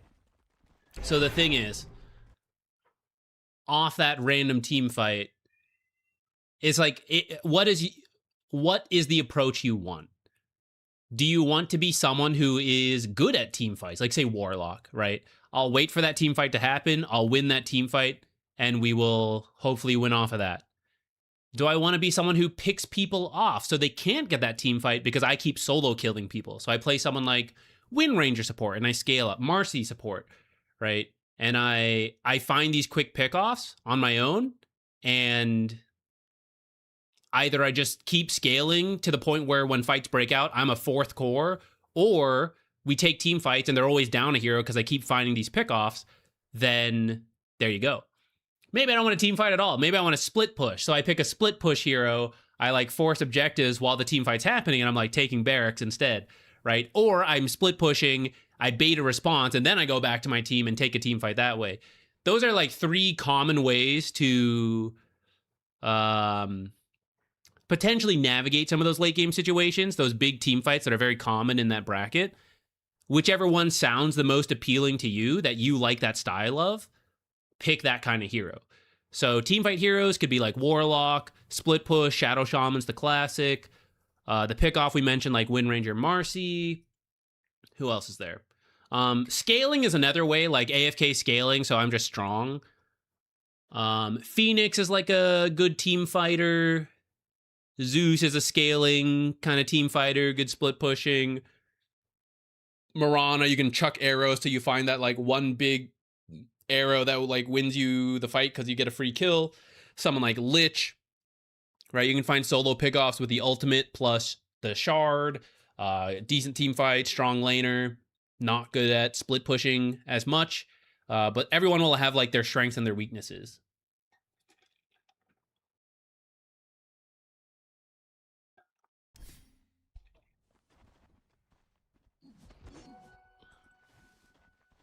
All right, this one you should have known you were getting charged because it's on the minimap. So mid to late game, it's all about just like keeping your eyes on the minimap as much as possible. I know that's easier said than done, but as you're doing this, there's really not much else to do besides to like take a look. Like those creeps aren't fighting back. So you're just A-clicking and you're looking at the map, and I can see Spearbreaker charging you. It only makes sense to be you, so we have to be like TPing out right now.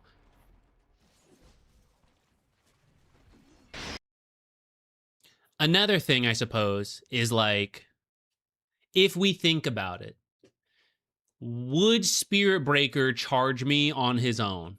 Like, nobody is near me and he's just charging. It doesn't make a lot of sense. So if he is charging me, he must think he can kill me. And it's very unlikely he thinks he can kill me on his own. So there must be a lot of heroes down here, or at least the most dangerous hero like Lina or Drow that can kill me. So for these reasons, I can kind of tell once I see him charging, it's like, this is a death sentence if he connects on me anywhere in here. And I can't move this way because he is the only one who charges. The heroes who need to be around to kill me have to already be here. So that's how I know I have to teleport out. Or potentially I could like twin gate and be up here and I'm away from the heroes, but the charge could still happen, but he might cancel at that point. But teleporting out is probably your safest bet. And we look back one more time from his perspective. Maybe it's boot to travel. I suppose it's another option for a hero like Lina. She only has level 1 right now.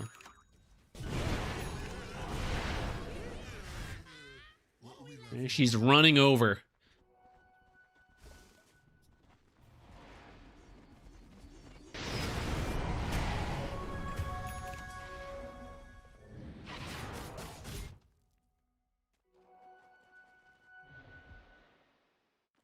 It will happen. No one plays perfectly, but you can see that's a very, oops, can't see it because I'm zoomed out. It's a very painful death to give over. That's a lot of money, and it was actually pretty avoidable because the warding this game is actually pretty good. I've been seeing a lot of the Spirit Breaker charges and movements. So then our part is making sure we're actually taking advantage of it.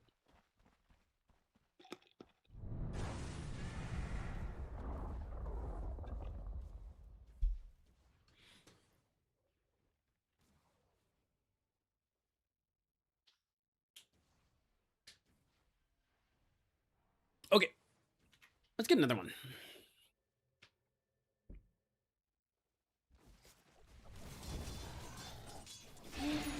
Feel free to submit the games. Match ID, who you're playing. We don't have a topic today. Any questions, fine. And drop them in chat. Okay. We best be about to fight, like, instantly, with this kind of teleport. You or your team is saying, like, hey, as soon as I'm up, we're going to go and fight. We're going to go do XYZ. Because otherwise, all I've done is teleport 4 heroes into the same area to farm the same stuff. And I don't think you guys are going out to fight because Kunkka's actually over here. So this should be saving the teleport. You should be walking over here. Walking mid, probably, because no one's mid right now. Like, the mid lane's coming in and nobody's over there. Instead, like, I'm behind Beastmaster who's going to push this lane. I'm above the Ogre who's already in the bottom jungle. I'm below the Hoodwink who's in the top jungle. Like, I am just here to steal their farm. And I will be strong and they will be weak. But we are fighting, so that's pretty good. And then we will call for Roche if it's up. And if it's not up, we will go do a tier 2, tier 3 push.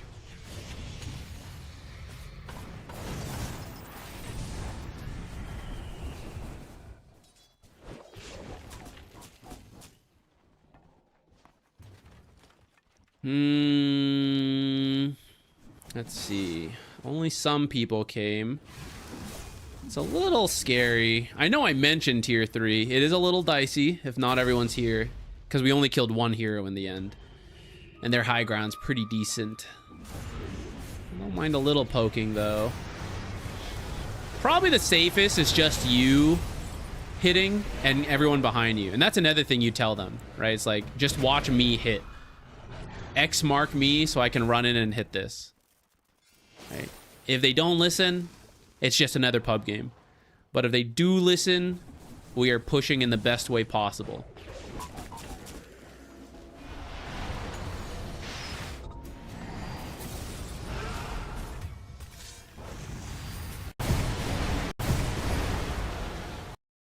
All right. The whole enemy team just came up to our high ground. We got to be careful.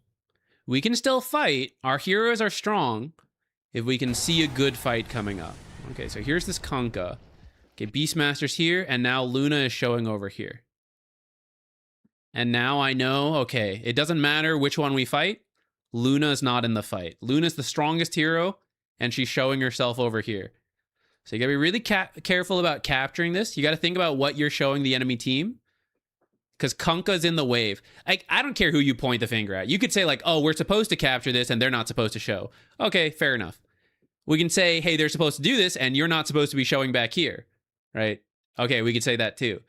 But the thing is, like, everybody is making a mistake, and it just, like, any of you can fix this. Kunkka can see you're showing here, and he's walking here, so Kunkka doesn't go into the wave. He can see that he's doing this, and you're doing this, and he cannot go here and be back here. You can see that they're both here, so you shouldn't be showing back here. Like, any of you can fix this mistake, but nobody is, and everyone's making their own mistakes. So, because of this, you should now lose this fight. Like, they should just start a fight and kill you one by one. Even though it's 5v4, because we weren't standing together, and we showed them we weren't standing together. Maybe it's still okay. Nah, not so okay. Goodbye, squirrel. Death to squirrel.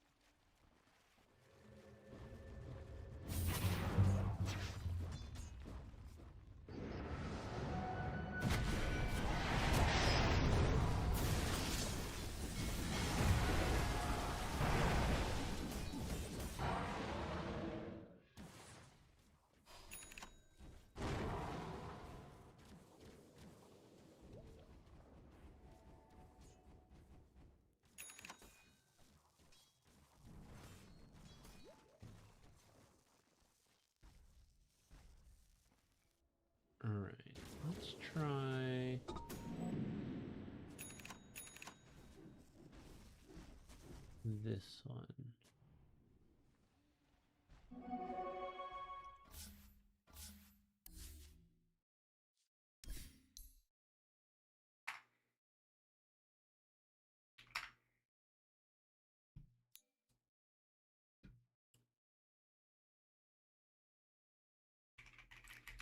I gotta remember to do my stuff.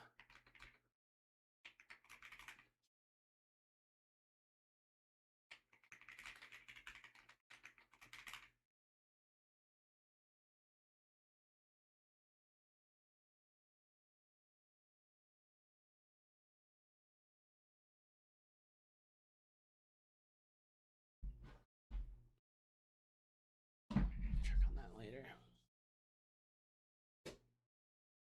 I gotta start thinking for them as well. I mean, that's not totally wrong, but it feels like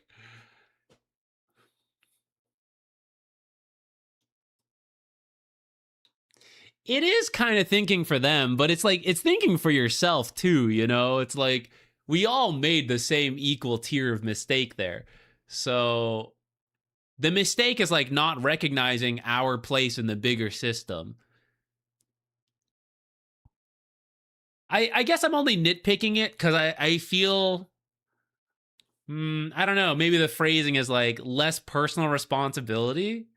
But there is personal responsibility. I don't know. Maybe I'm making, what's the saying? Mountains out of molehills.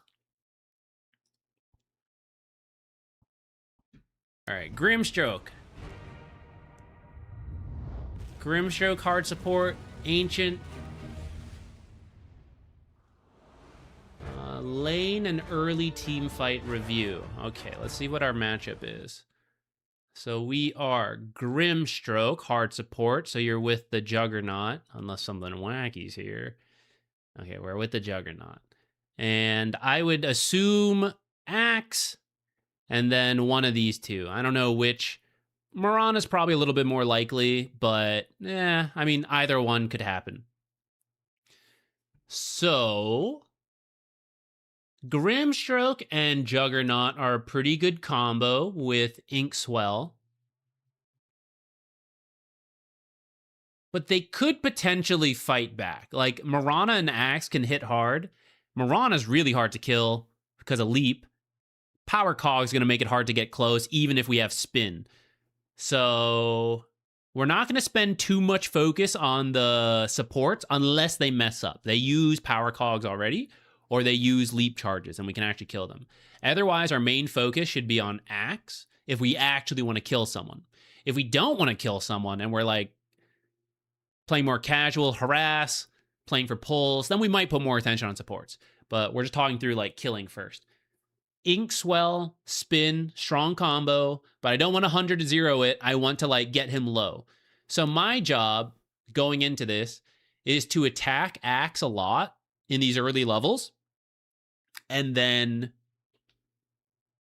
possibly commit with the Inkswell Spin. At level 2 would be better because level 1 you should start with Stroke of Fate to secure range creeps because Juggernaut does not have a way to secure range creeps. So we use Q to secure range creeps to harass with auto attacks, get them low, hit level 2, and then we can think about a kill. If it's Clockwork, we are going to right-click a ton. If it's Mirana, you can actually also right-click a ton. So I wouldn't mind seeing you get a very stat-heavy start. Like double Iron Branch Circlet, if you really wanted to lean into it with a Fairy Fire even. You don't have to go that far. I think an Iron Branch, a Magic Stick is fine, but I would change this Mango. I know I'm going to right-click a lot, and I will use spells, but Inkswell, Stroke of Fate is 120 mana, and I have 375. So I still have room for like 2 Stroke of Fates before level 2, and that's enough time to buy another Mango and have it delivered to me. Or maybe I pick up some stick charges in that time, so then like I also have more mana to work with. So I'd rather have another Iron Branch for a little bit more stats, and then I'll just get the Mango later. Because there's no way I'm going to need the Mango in the first minute unless I'm like non-stop stroking over here. You know what I'm saying? That's no good.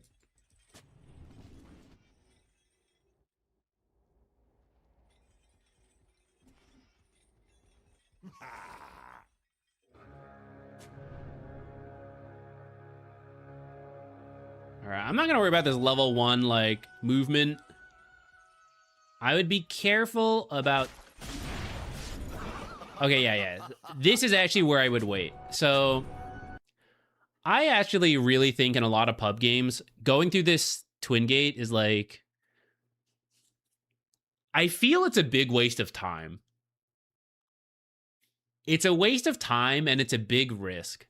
So like risks that could happen. They could see you going for it, and then the safe lane could TP back and intercept you, and you can't fight, so you just have to run. So you end up in your lane with very low health. You could miss an opportunity like this. Pudge and Lena actually wait here. And you could also wait here, because we can just TP to the lane. Marana shows up, and 3 of you could have maybe killed her before she could get out. Because this is like 179 health, so that's 2 auto attacks from you and a stroke of fate. And then maybe you throw a blood grenade if you have it. All right, that's a Marana kill. Look, she ends up at 59 health. 1 auto attack from you would have killed her. And if it doesn't happen, I just TP to lane and I'm here. I'm full health. I used a teleport, admittedly, but I feel like it's really worth it. Like, if you're going for these aggressive moves, you're hoping for things like this. And I feel like when you try to get to your lane without having to use your teleport, so you're just going to twin gate, we give up the chance to get stuff like this. And sometimes you get intercepted along the way and you lose a massive chunk of health and you just can't play the lane. So you end up having to walk home and TP out anyways, or dying and then TPing out anyways. So personally, I think TPing in the lane is like way safer and opens up like more useful opportunities. Okay, we are hitting the Stroke of Fate for the range secure. I'm not sure you should be hitting these creeps to push, but you are attacking a lot. I feel like we're drawing a good chunk of aggro while doing it, so we need to be a little bit more careful about that. What are we doing? All right, we got to be fighting these guys. Now, what I think you're trying to do is block this camp in time. But against Clockwork, it should literally be impossible. He should... As soon as he sees you, he will press power clogs and push you away. There's absolutely zero chance we ever make it here if Clockwork is competent at all. So, he might be like me and screw it up. But because of that, I think you can just stay in the lane and attack. Because you do more in the lane than Clockwork does. So if we both have pull camps, then at least we both have them, and then like I did stuff in the lane while he was standing over here. Or we're both over here, but then it's just Axe versus Juggernaut.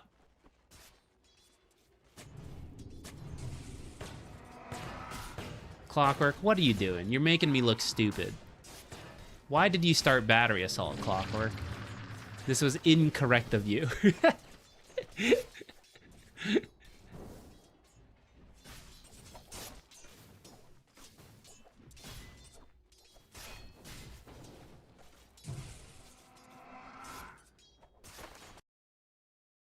$255 gold. Make sure you spend the rest of it. I don't even care what you spend it on. But the courier's coming out, so you might as well buy more.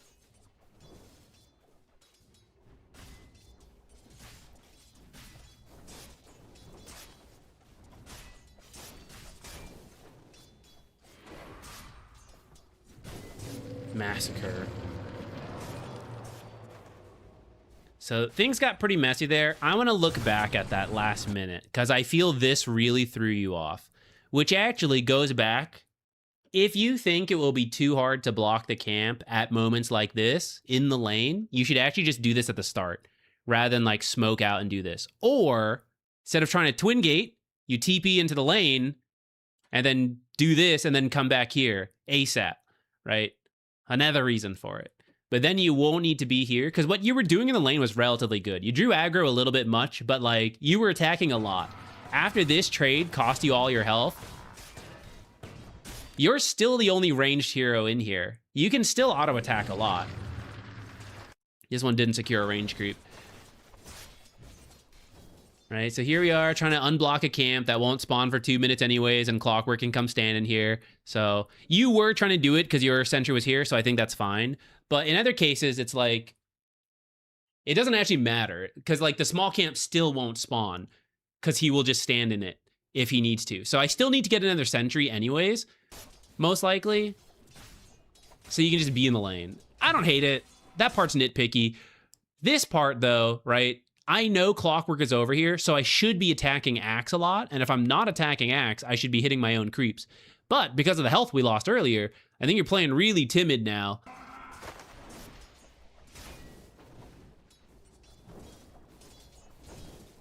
And this part, it starts to like come back. But there was like a 30-second gap. A 30-second gap where we started to like just not auto attack as much. And then it led to like this, well, I don't know. This is probably miscommunication more than anything. This part's a little wacky.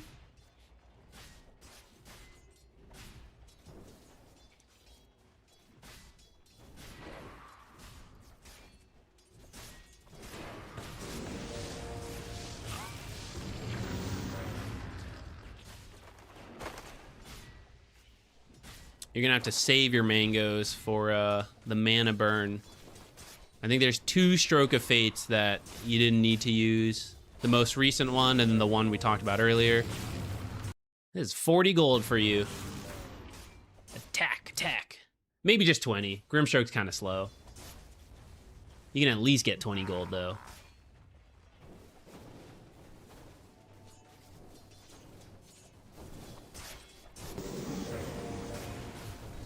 $20 gold.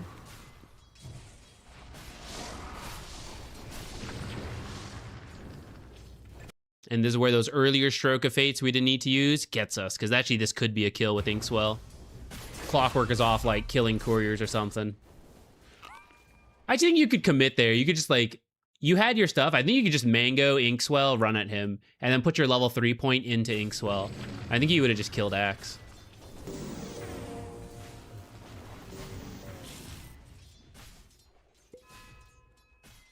And you can kind of see now that Clockwork has his levels of power cogs. It's really annoying. So there was a timing between like level 1 to level 2.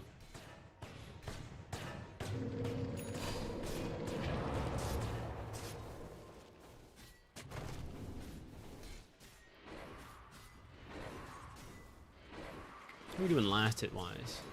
Jug's at least doing okay.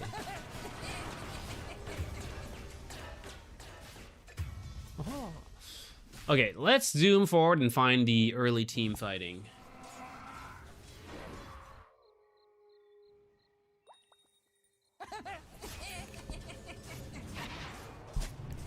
No, I don't think you need the W in this lane. W can be good to take on Grimstroke for, let's say you were playing versus Marana, actually, because Leap is what gets her away from the kills. You can take W for that. But if you need to secure creeps, which he did in this lane, he needs to start Q. If you don't need to secure creeps, that's when you can start like Inkswell and then consider Phantom's Embrace. But a level 1 Phantom's Embrace on its own pretty much shouldn't go off, and they should always farm it. You need another reason for them to not kill Phantom's Embrace, which is either they are running from Inkswell, so they stand still to kill Phantom's Embrace, but then they get hit by the Inkswell, or they run from the Inkswell, so then the Phantom's Embrace goes off. Or they're just so low because you've harassed and attacked that they run from Phantom's Embrace. They can't stand still to attack it or they'll die. If you do it at level 1, it's just not strong enough to really work. They should just kill it. You have to get rid of those creeps before you try to steal this. It is too televised. And that's kind of true for anything you want to do. If there's ever creeps following you, there's pretty much no reason to do anything. Because they will see you going to block creeps, going to gank, going to roam. As soon as this happens, we're just done. We're just like, I'm not going for it anymore. I'm just gonna teleport out. I see like Clockwork and Axe, and I'm like, okay, I'm done. I'm just gonna go like TV somewhere.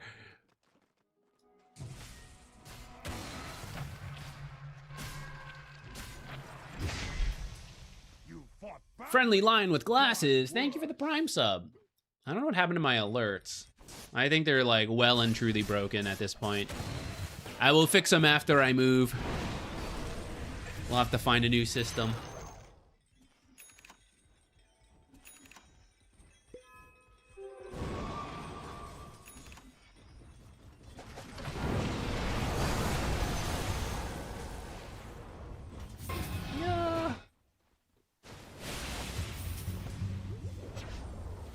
consider it okay. 3 for 1's not great, but we killed the carry and baited rotations.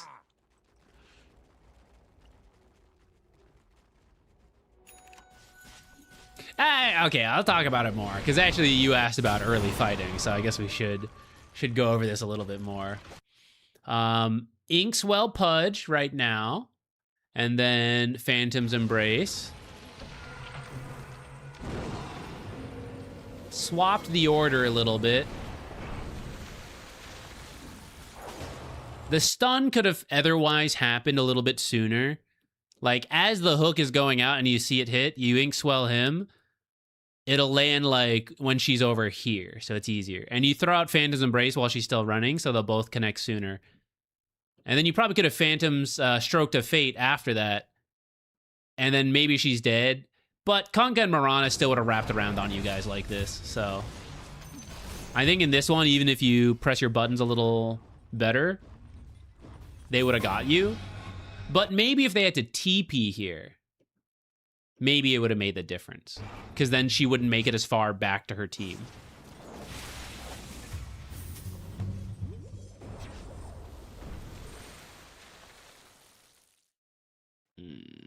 Don't love that. Yo, Char, what's up? I am doing well. I got married last 10 days ago. I was gonna say last week, but it's been more than that. I got married, and now I'm moving. This is actually the last stream for a little bit, because I gotta move across the country. It's hectic, but it's good. Once I'm done with all the stress of doing all the stuff. Hope you're good too, man. Hope you're good. Yeah, I enjoyed my time in Texas, but I don't really have a reason to stay here. We have a couple friends we made here, and I will be sad to, you know, move away from them. But family and other friends are on the East Coast. I think we're ready to, like, see a new part of the U.S. I would move out of the country if we could, though it would defeat the purpose of getting closer to friends and family. But short of that, just moving and trying a new place is, like, you know, time to do it. Chardo gifted a tier 1 sub to Slows. Oh wait, the alerts are working. What the heck? I thought they were. Chardo gifted a tier 1 sub to Pai Passy. Chardo, thank you. Chardo gifted a tier 1 sub to Let me Ambassador back to Take this the because I Wheel. got distracted. Got distracted. Chardo Chit gifted a with tier Char. 1 sub to Salami.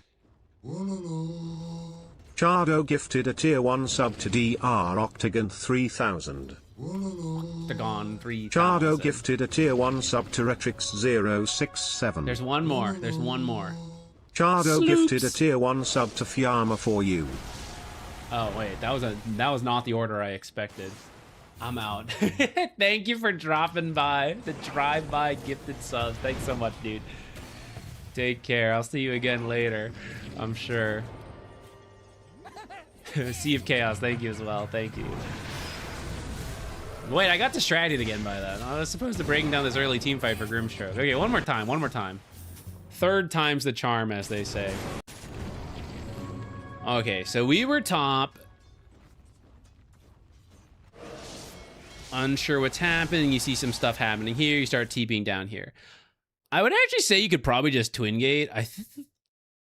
This is a little faster.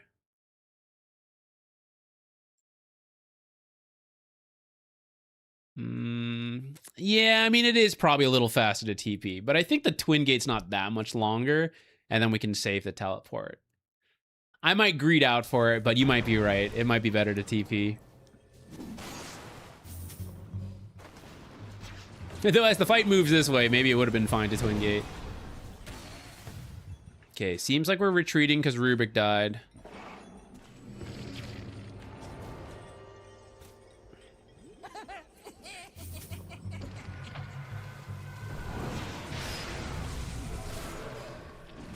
Yeah, just leave, just leave.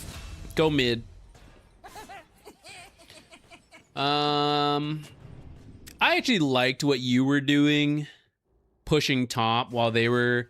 I don't think they actually should have pushed this far. I think you could have finished doing this and then twin gated to join them more naturally.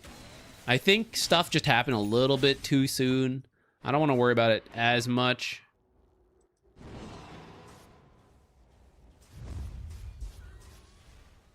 Smoking kind of close to them.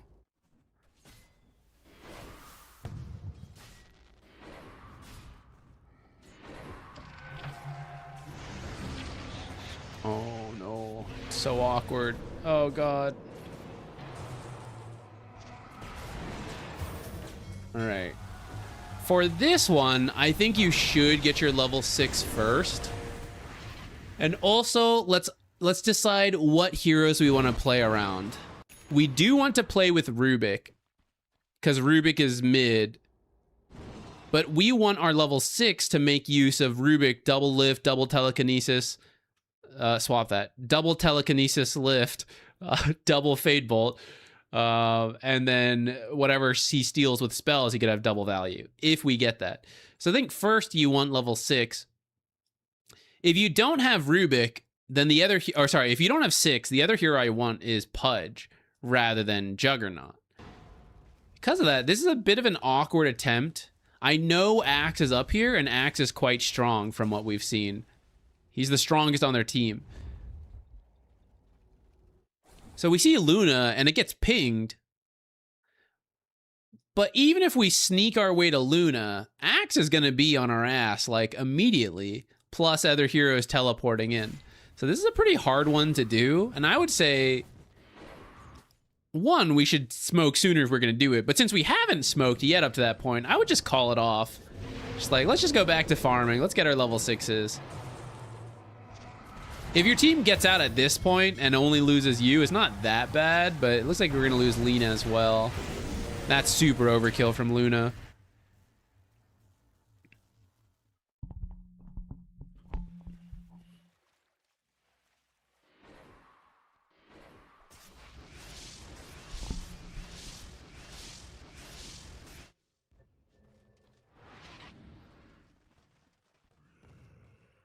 All right, let's get our level 6 somewhere. It can be a jungle camp. It can be a lane.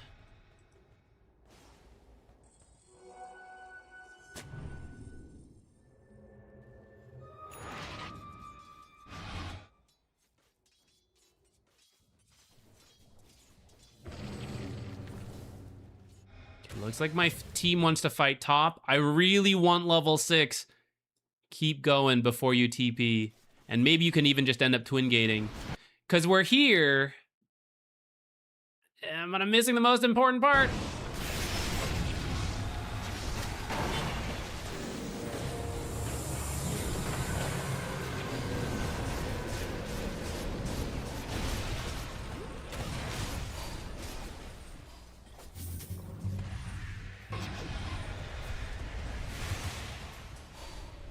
What you did when you joined this fight is fine.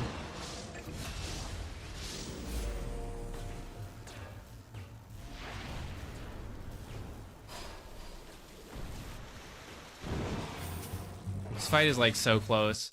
This is truly an example of how if everything earlier goes just a little bit better, Axe is a little weaker, I'm stronger, I'm already 6 because like my lane went better, or I was in you know, I don't know, some element here goes better, then maybe you guys are like sweeping this fight instead of the other way.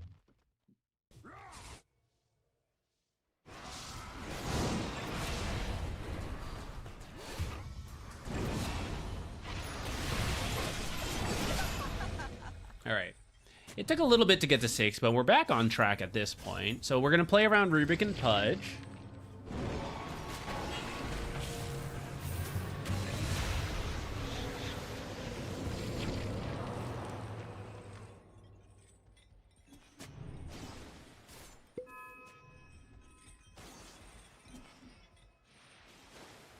Okay, we're just behind Pudge. See, we're a little far from Pudge, though, so if he lands a hook, we can't do much. Oh, I see you're going for the rune. Okay, okay. Go for the rune here, actually. Just do 1 stack into the rune, or if you have a spell like Grimstroke does, then you can Stroke of Fate, attack, and go for the rune. Because these stacks, this camp's 160 gold, and so the stack will be worth a little less than that. The bottle refill alone is like 240 gold, whether you're denying that or gaining it for your mid, and then whatever the actual rune is also very impactful. So to me, the rune is more valuable than the double stack. And you can still get one stack, the medium camp stack. Actually, you can do the ancient camp as well. You'll just be like a second or two late, depending if that's okay or not. And then if you use a spell, you could, you know, mix and match from there.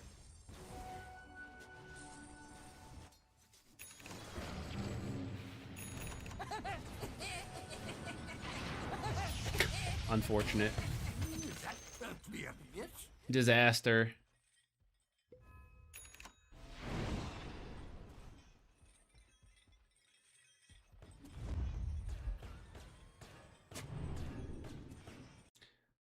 Okay. Hold on. Let's change things a little here.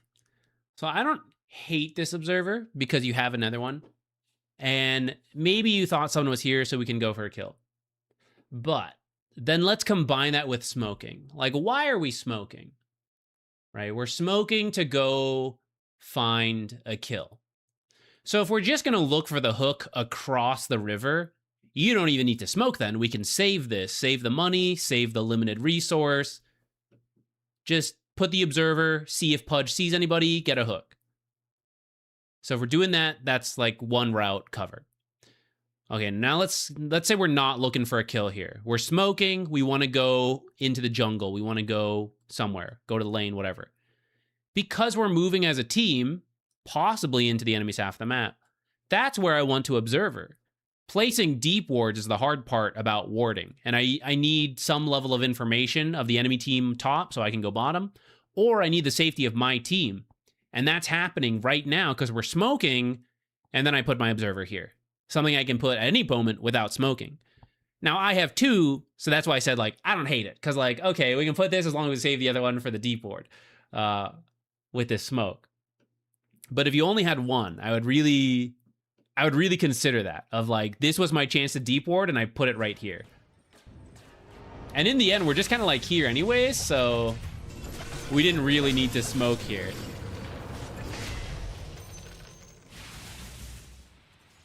I think I saw a sentry here.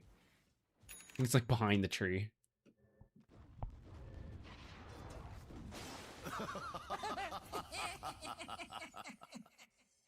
All right, killed mid, but then all walk top.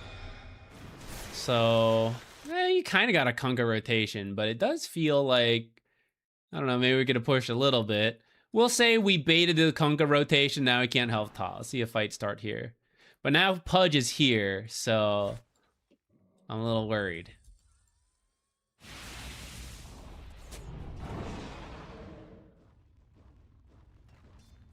This feels a little shallow.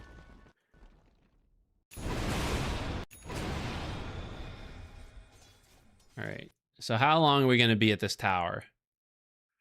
Not very long, right? So then will I need vision here? Not for long. This is like, this kind of observer is when you're going to siege his tower for a long time because it's full health, it's a tough fight. This is a really fast kill, and then where do we want to play next? We actually want to be invading into here, right? Like kill people back here, occupy this area. So then my observers are going to need to be like up here and over here, things like that. But now it's back here. So if we think about the last two observers we just placed, and there was a smoke involved as well, right? It ended up here and here. Wards that are like really easy to place at any given time. But here's another one that we placed. A lot of the wards have been pretty shallow at a point in the game where you really need to start getting some further into the enemy's half of the map if you want to be able to find a Pudge, hook, kill, in and out, quick adventure, right? Rubik wants to find fights, wants to play the map, needs to see where the enemy is. If they're smoked invis, these river wards don't help. You need to see them like in their own half of the map or not there so that he can make use of Boots of Travels a little better.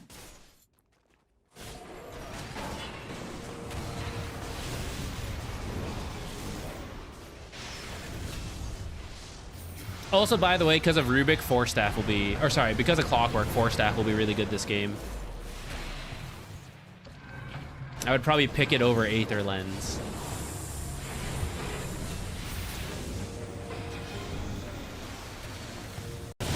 This actual fight is mostly fine since we're responding a little late.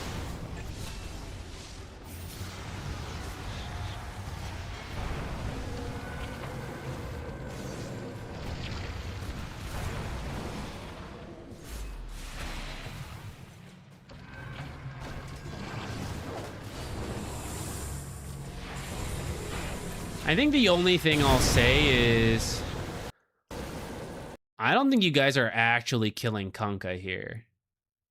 I think there's a very low chance that happens. So then I think this Phantom's Embrace is unnecessary. It's a long cooldown. I think he can kill it. Even if he doesn't kill it, I'm just using the mana. I'm doing a little damage, but we're not going to kill this guy. And if there's other heroes, I won't have it for them, which is ultimately what ends up happening. Here comes Mirana. The silence, way more likely to impact her and kill her. I think his abilities are actually still all on cooldown. We're like rewinding and stuff, so I'm a little lost in the sauce. But I think he actually doesn't even have an ability to silence right now.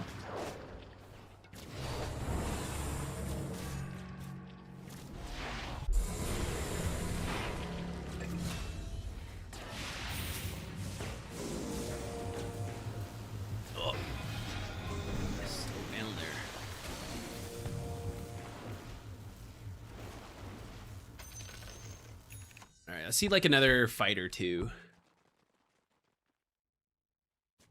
They're gonna run out of tips soon. This is where you're gonna ask people after the fight. You're like, please tip Pudge for me.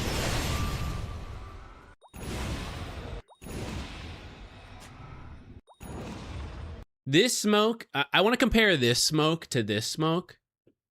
This smoke, you were already like next to Axe, right? So it's just like smoking here, hoping for no wards here. And I'm not saying that's like always bad. I will actually do something similar on occasion. But in general, the smoke is better to traverse longer distances because the further you go, the more likely you are to run into an observer, and you're hoping to not show on that observer, which is why we're smoking. So when you're smoking here, and whether you should do it or not, I don't even care right now, right? Like, but we are going over here. There's a chance an enemy observer could be here, could be here, could be here, here. Bunch of different places they can have an observer. And so our smoke is kind of protecting us that they don't know we're going through here.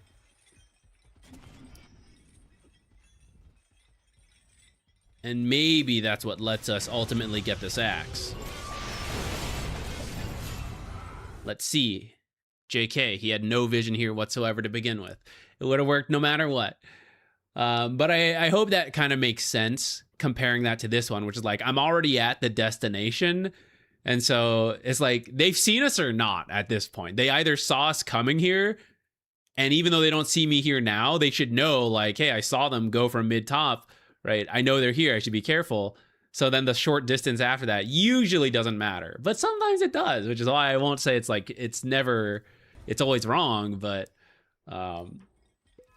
you usually want to plan to be moving further. That's also why the smoke here to then like look for a kill here is like, oh, do I really need to do that? Yeah, they might have observers here, but I could just sentry this and check and then hook afterwards. I don't really need to smoke.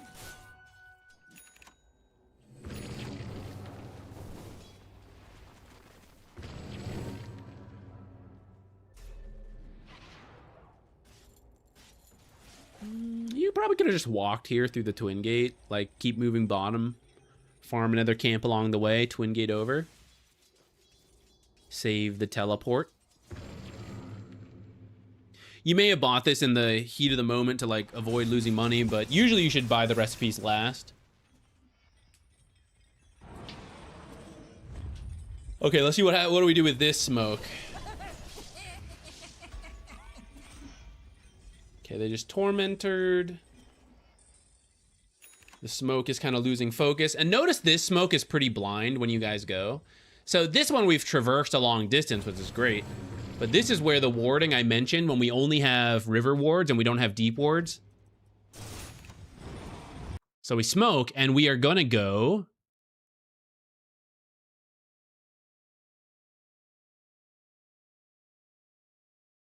I don't know. I don't know where we're going to go, right? Because we don't have the deep ward down. So I don't know that there's a hero here, so let's smoke straight in. Or I don't see any heroes here, so let's smoke and go in here if we're looking for something. Without the deep wards, smokes are really difficult to make unless they are on your own half of the map, which those smokes can work, but they don't feel as good. So that goes back to making sure you're mixing in some deep wards and not just all along the river. And if we are going to smoke, we really want to have some observers and sentries with us. At least one is nice to keep that cycle going. Because I have a deep ward from earlier, I use it to make a smoke. And because I smoked into their half of the map, I can now place a second deep ward. So when the first one dies, I got another one. So then we back out, we make another smoke based off that deep ward. I have another observer to place. And you just kind of like keep it going as long as possible. Sometimes you lose them because they de-ward, but like that's the warding battle.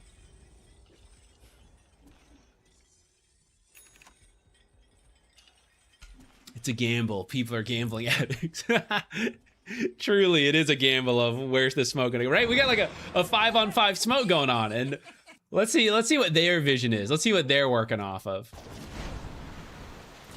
So it looks like they actually saw you guys smoke off of this observer, which I will count this as a deep observer because it's like in front of your tier 2, right? So it actually does give them a bit of information to know where to go, how to work with. So they actually see the smoke happen there, which is, well, I guess they were doing Tormentor anyways.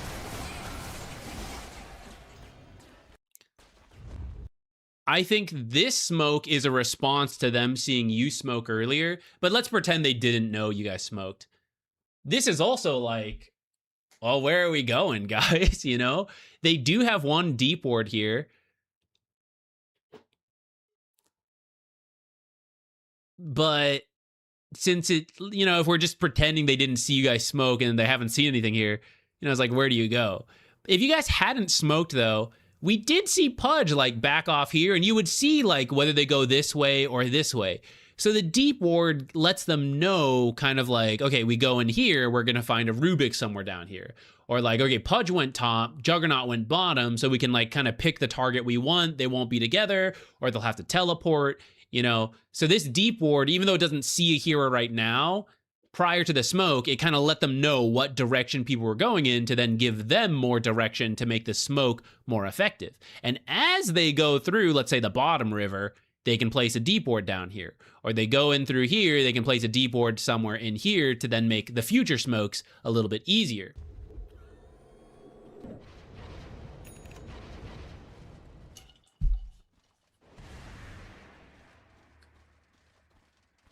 I feel low energy compared to usual, guys. I'm tired.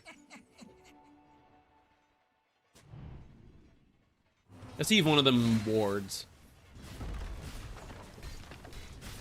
Okay, there we go. Marana placed a deep ward over here. This will help in the future for future smokes. Let's go to you guys. We did a similar smoke. You don't have one. Does Lena have one? Pudge has one. Let's see where he'll place it.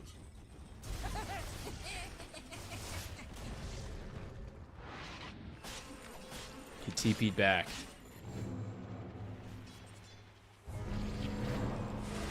Oh, they're objective gamers.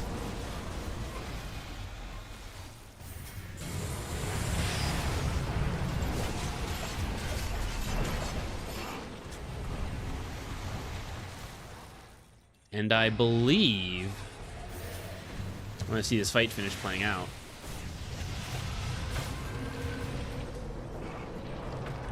Okay, you guys did get the Aegis, but still overall a pretty good fight for them. And if they hadn't overcommitted, they wouldn't have lost the Aegis. Now let's go back in time and look at Luna. Or just look at their perspective, I mean. So like, why is this possible? Because they shoved in lanes, they have some deep wards. One of them should have still stayed up here. Marana with Leap should have stood like right here, facing outwards to see up here. But either way, they clear this, and then they can see like where Pudge is or isn't, and then boom, look at this. Juggernaut, Pudge, Lena. So they can see you guys are kind of scattered here if they want to do this. I would actually say they probably shouldn't. They should probably just chill or like maybe go for Lena if any of these heroes. But they actually just move in because they're looking for the Juggernaut. And they know to make this attempt because of this deep ward. Are they all on the same page? I guess not. Axe is here on his own. They're all going for different things. That's where communication helps a little bit. But it all comes from that deep ward. So maybe that's something I'll leave you with. I think your actual spell casting, you had like a little bit of a rough time getting to level 6 this game. I know it doesn't happen all the time, so like we left some tips on it, but like whatever, you know, I'm not gonna worry about it. I think your actual spell casting was fine. We nitpicked a couple small things on it, but it's overall okay. I think warding differently will help you find easier fights to also then make the spell casting easier because you'll like know what you're getting into. It won't be a surprise. Like quick panic, use the spells, right? You kind of know what you're getting into or avoiding based on wards.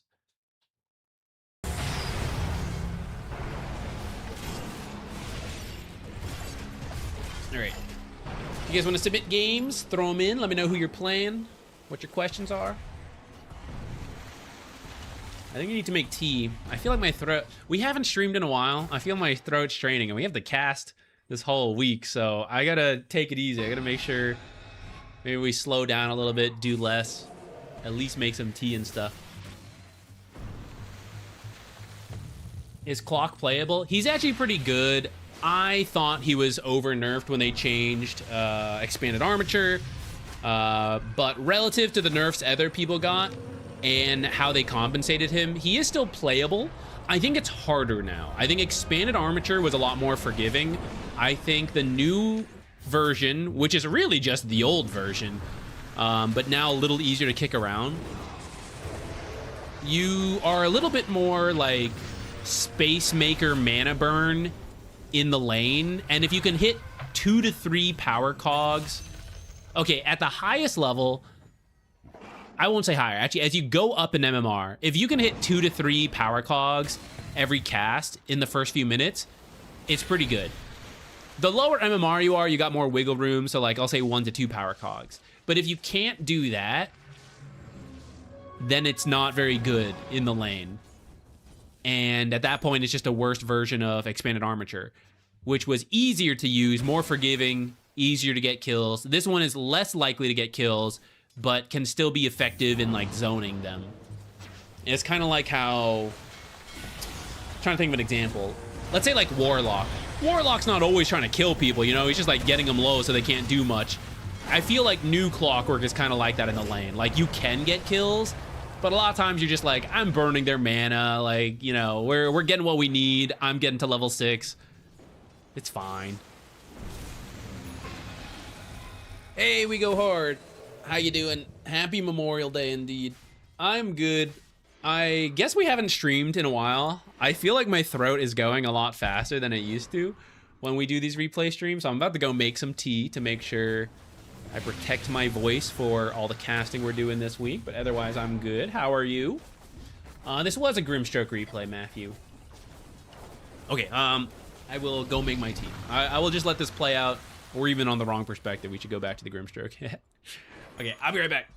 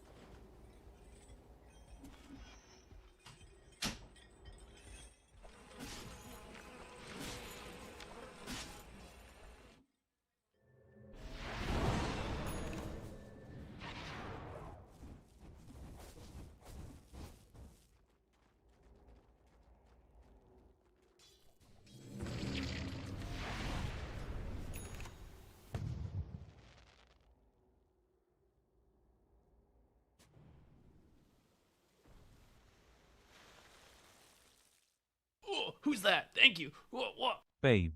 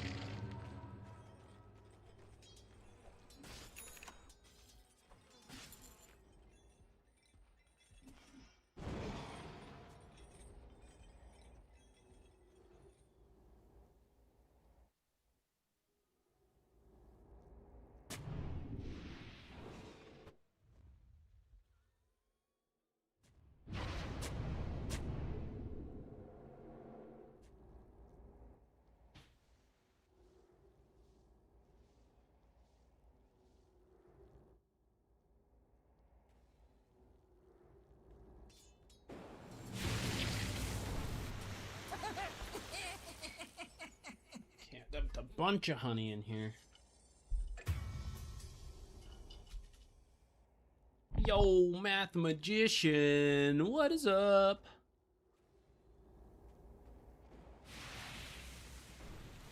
How was the casting? Oh, haven't done it yet. Did a sound check this morning. We're gonna be starting up tomorrow, bright and early. Well, it's a little bit rolling schedule, so I'm not fully sure, when we actually begin. But I think tomorrow we start like 8 to 9-ish a.m. Eastern time in the U.S. And then all the days after that, 7 to 8 a.m., somewhere in that time frame.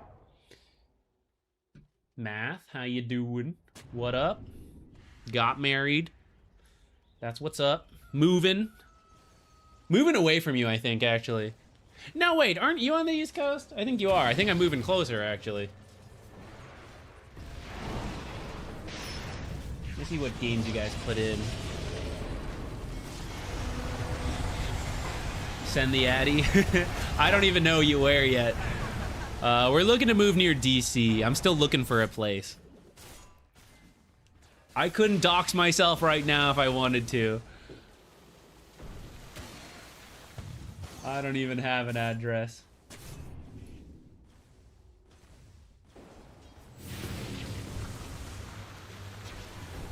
Well, I don't know if I'll be at TI yet. Sorry, to clarify, we're casting Blast this week. Blast Slam 7, Ricky and I.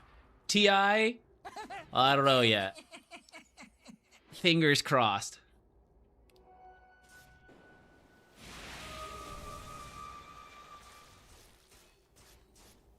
Just a little less hot than Texas, I imagine, yeah.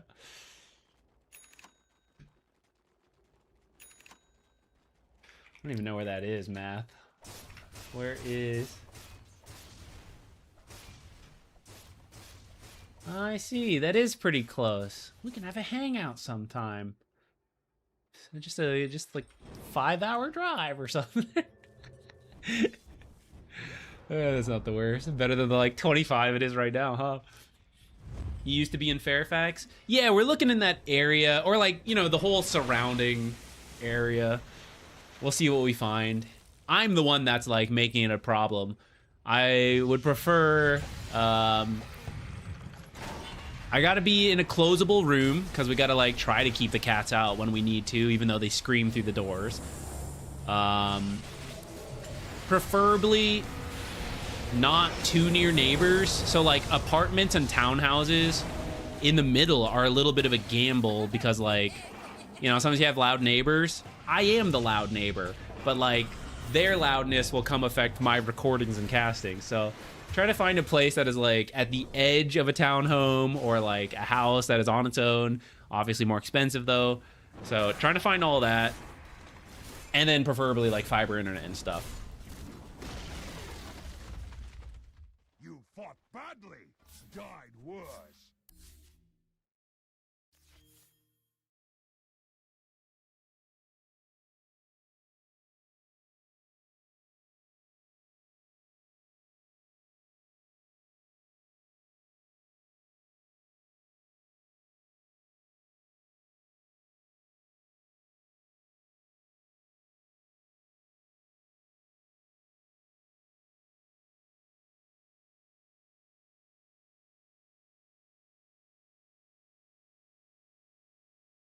Galaxy Brain. Let's take a look, because you mostly have a draft question, it seems like.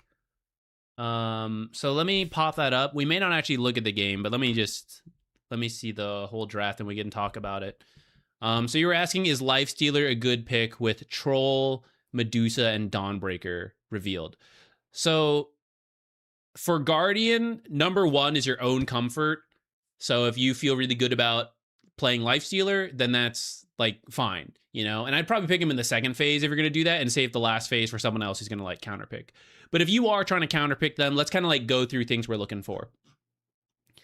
So versus Medusa, you want some kind of mana burn in general. You want mana burn or high damage, like high burst damage. I should change that. High damage output, just raw damage, because negative armor does not work into the mana shield, and then neither does something like Feast. So Medusa is actually pretty decent versus Lifestealer. You can play faster than Medusa and beat her that way, but in the late game, her ultimate can pierce your rage, which is annoying for you.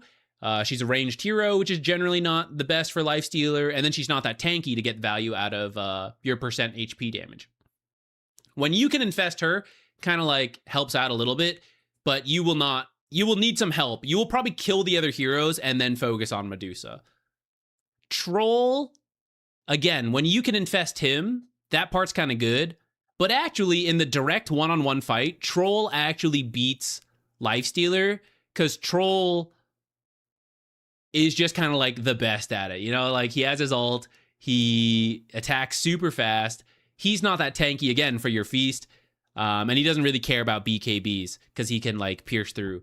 It's not an unplayable matchup, especially at this bracket. Again, like it's playable. Dawnbreaker in the lane, Lifestealer's not too bad. She does have a lot of damage. I don't think you can rest easy. But I don't think you're the easiest person for her to kill.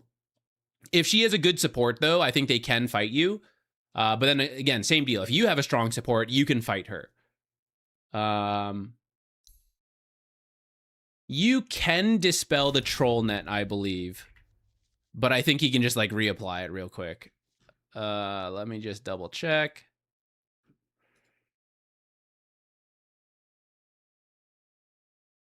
Wait, where am I looking?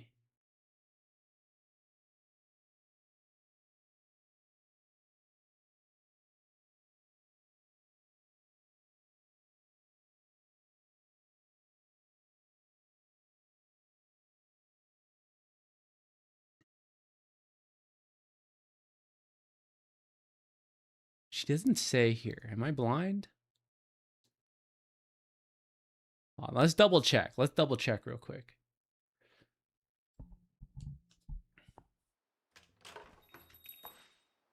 I think it probably just doesn't say as our Dota tooltips go.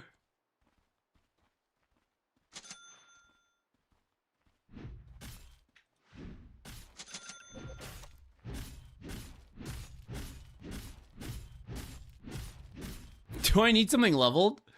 Wait. Oh, I need... I forgot. That dispelled, right? Yeah, okay. You can dispel it. You can dispel it. I forgot you need to level it now. I don't play Troll. How does this hero work? I don't know these.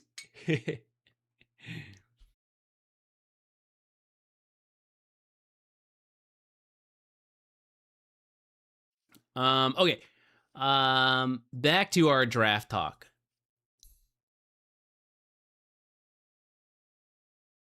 Here. Okay, so I think for you, someone who can survive the lane versus Dawnbreaker, which you kind of covered that front, and then either mana burn or physical damage, and you have to get to her. You can't let her kite you out.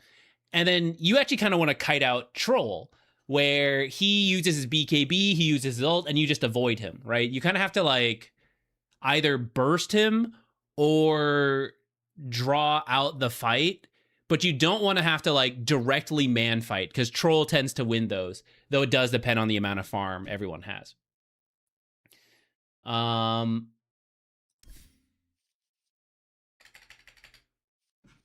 With that said, where are our carries? This is not an up-to-date tier list.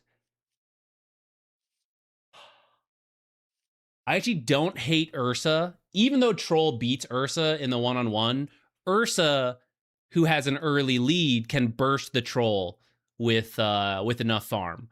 And then you can build Diffusal to kill Medusa as well. I think this one's okay. I think Wind Ranger carry is pretty solid. You have an insane amount of like damage to throw into the Medusa. Even if you don't build a Diffusal, you just so much damage with your auto attacks to like burn through the shield. And then you can avoid Troll. You force him to build MKB. You're super fast, so you can just like dodge him. I think that one's not too bad. I think TA and Sven could be okay in the burst category, although she has negative armor, but like the actual just damage burst into the shield and into like if a teammate controls Troll and then you just jump in and you like burst them down, that could work too. Who are some elusive heroes we could maybe play? I mean, Wind Ranger kind of was in that belt. This is where I'm not actually a carry player, but I think Monkey King through utility is probably okay.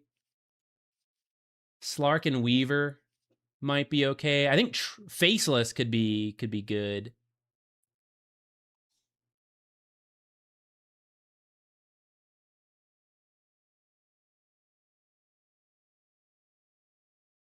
I haven't really updated this tier list in a while. Things should move around. Like Lone Druid should be higher, for example.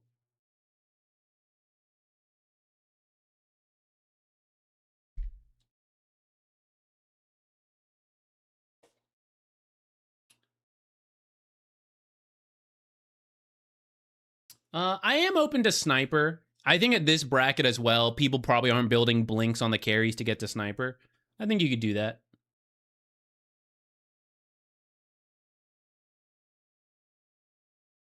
Is Diffusal on Lifestealer a grief? I don't think it's like a grief, especially because Disperser is much better than it used to be. But I don't think it's something you like want to build early and a lot. You know, I think you could build Disperser late, but I don't know if you actually want Diffusal that early.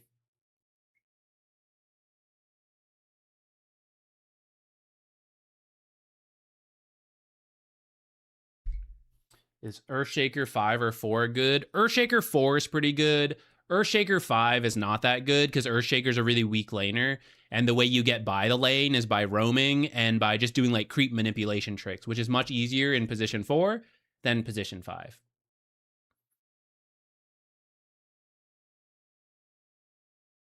The Slark, I think, works best.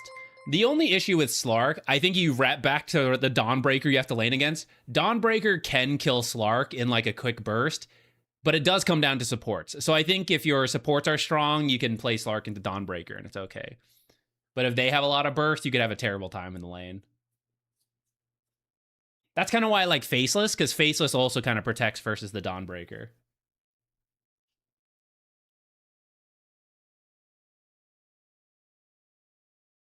Do you buy a lot of skins? I used to. Ironically, now as a content creator, I buy a lot less than ever. I don't know. I played more and I was like more interested in buying and having the skins. I guess there were also battle passes to like do that. Nowadays, like a set comes out, like there's 20 sets and I'm like, I don't really play as much. I don't play these heroes. I don't need these skins. I just don't anymore. I still buy a couple, but not really that many.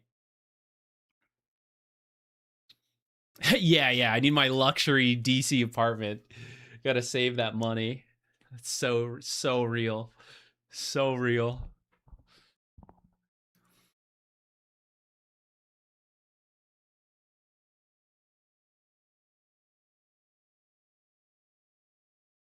Okay, there is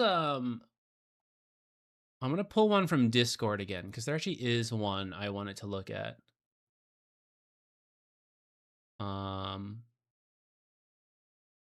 For a coaching student. I got to pull it up.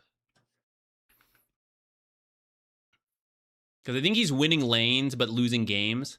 So I want to look for like that transition point, which is a common issue. I think you guys will benefit from it as well.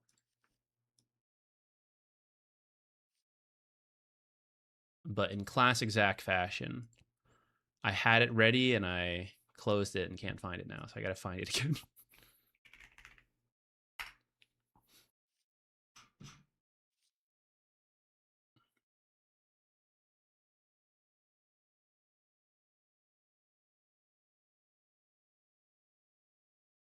It's the FOMO that gets me. What if I start playing that hero, but the skin's no longer available? Better buy it just in case.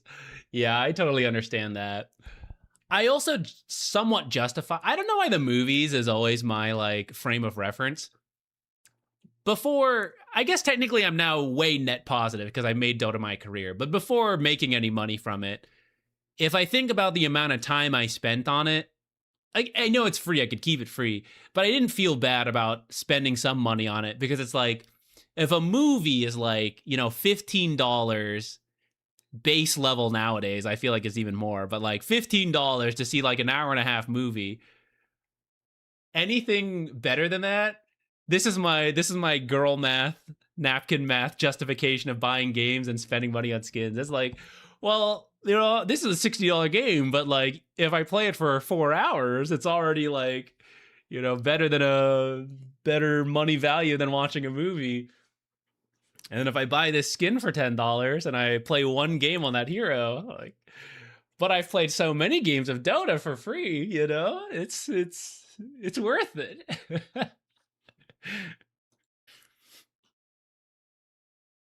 What's a good one to do? I didn't really vet these games. I'm not sure which is the best to look at. Maybe it's better that way.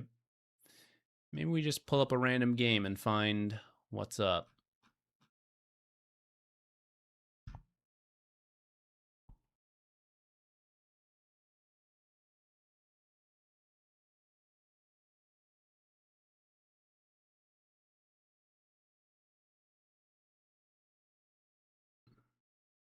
No, I want to find one that's like a winning lane, I think. Because I think that's the main problem. I want Dota Buff to say they won this lane. All right. Let's see what this is. And if it actually looks like it is.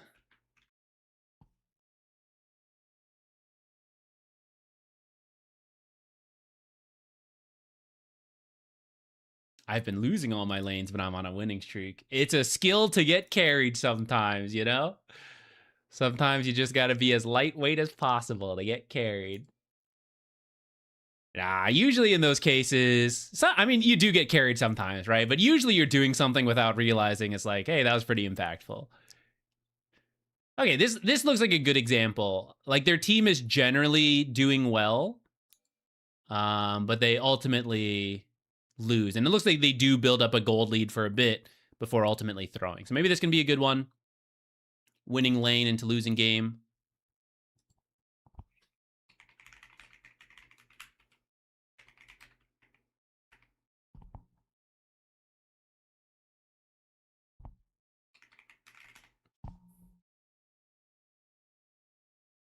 All right, let's see. So the first thing we look for, you could always win a lane harder. Actually, okay, the first thing I look for is like, did you actually win the lane? When people say like, I'm winning lanes but losing games. A lot of times people are not actually winning lanes as much as they think they are. So that's the first thing to look for. 2 is then the rotation of like, okay, you won your lane, but now what about winning another lane, right? It's like, it's a team game. The more you can do, the better. So sometimes people win their lanes, but then they just stay in their lanes way too long. Actually, I didn't, is this is position 5, right? Okay, yeah. Maybe they swapped, I guess we'll see, but those are usually the first things we look for like win lane, lose game. Speed forward and see.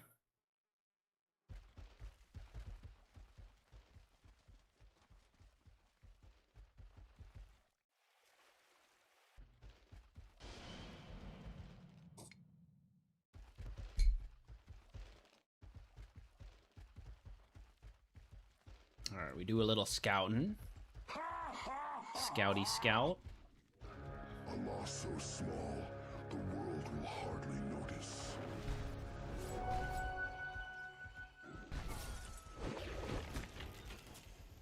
So thanks to the boots, this one will be okay. I'd be a little careful, but because we hadn't seen other, like when we punched Anti-Mage, we hadn't seen the other hero, so it's kind of scary. Okay. I won't worry too much about that, but I would be careful because we didn't actually have a sentry to actually block this camp, so we actually don't need to engage here. But they both came over, so it's sort of okay.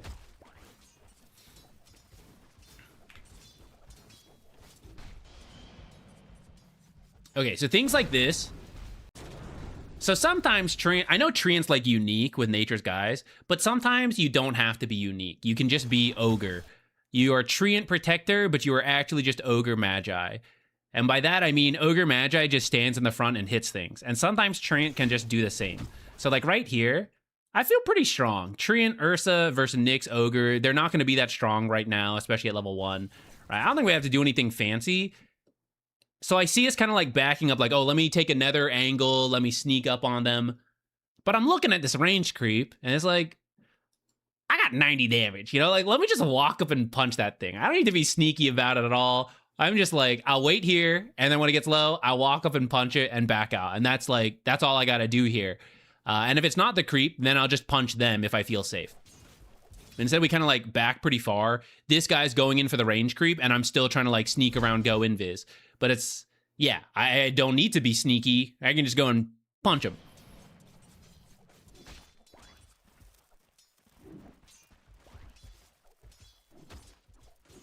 Like this Nyx. Let me just punch him. All right, block the camp. And now we choose punch him, punch him. Punch, punch. Punch, okay. Checking on the lane. Another punch, that's good. This part right here. It's like, all this has been great. Now let's just get into a fight to the death. Who wins? Nyx with Bassy tangos and 1 stun? Or me, even though my leech seed's on cooldown, I just have like 650 health. You know, and this guy's got 300 less. I can just punch him to death. And he has to leave. So like right here, this one more punch was great. And then like, why back out at all? There's no way he can threaten me, especially because he uses the stun here, right? So I should just immediately start hitting this creep and just posture. Just like stand here so there's no world Nyx can even approach. He can't creep aggro because if he gets that close, I'll kill him. Or like I'll try, you know, I'll leech seed and chase him with the boots. But I feel this is giving space. This is like, I did a great job, but now I'm going to let them play with the low health. But the next step of getting them low is like, they don't get to play when they're low. And so to do that, I got to be like up here, zoning them off of this.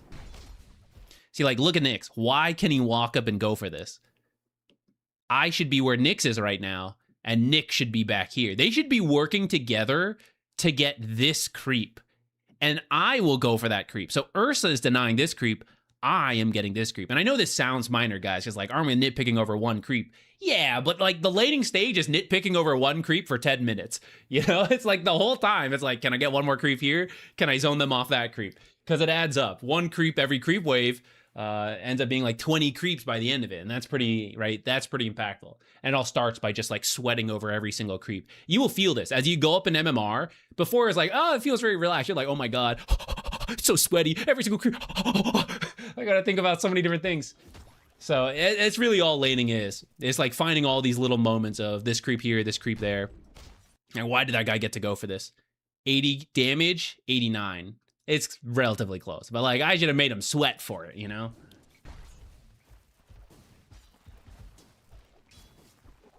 Look at this guy walking up for this range creep, but I'm close, so I punch him. Bam. See that back away? Yeah, I'm a little nervous because there's a lot of creeps. But I got 670 health and this guy has like 200, you know? Like, I think we don't even need to back up. I think we just go punch him more. Punch Ogre. This part's good. Punch. think we can actually push it a little more. And actually, funny enough, this is one where we don't push it. And the reason being, so when I push it here, I can easily de-aggro off of these melee creeps. And if I look at the time, it's 1:40, so there's nothing for me to be doing right now. But now, this last melee creep is dead. So if I draw aggro, the range creep is all the way over here, so I gotta walk all the way back and de-aggro off the range creep. And that's gonna be a problem, because it's 147 now. At 140, there was nothing going on. It didn't matter. At 147, I actually need to be up here. So rather than be sitting here, I look at this and I say, okay, we are good, right? Like the lane is in a great spot. How do they stop it? It's gonna be this. So I have to start transitioning over there to make sure that they don't pull or I block it. If I like blocked it earlier, got unblocked, like I need to be at this camp next. And if I'm dragging a creep wave with me, that's gonna be a problem. So this is one where I actually do back away and I come stand up here. Now these creeps are on me, now I have to run back. If I bring them up here, I'm kind of griefing a little bit.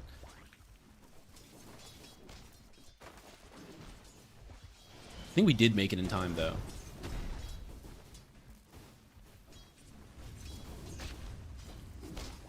So here, Ursa will be fine on his own. Here, we're just making sure no pulls happen. I don't need to do anything here. I'm just like around here. Because I have boots. I will always outrun them. But if I pop up here and then there's like two people on me, that's bad. But so if I don't know where they are, I got to take a wider approach. But if I see them from anywhere over here, even if I wasn't Treant Protector and I didn't even have boots, I'm over here. The time it takes to chase you is just too long and you can just get away. With boots, for sure, guaranteed. So you just have to take a different angle around if you're not confident in stepping out here. But you can do this where you just like peek your head in and out or go invis. Because I didn't need to do any of this stuff, right? He handled all that.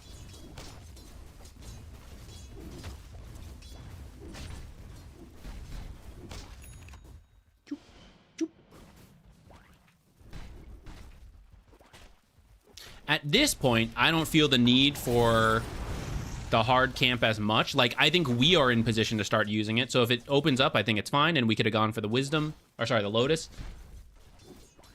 Especially because I think this camp was already there. Maybe I missaw earlier. Maybe it just spawned.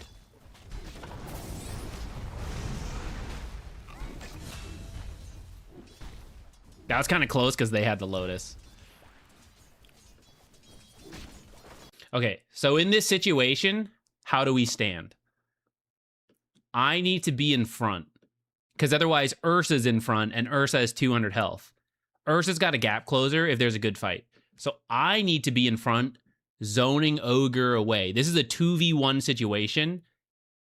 I need to zone him away. He needs to respectfully wait for the creep wave to push in. And then I got to try to fix this.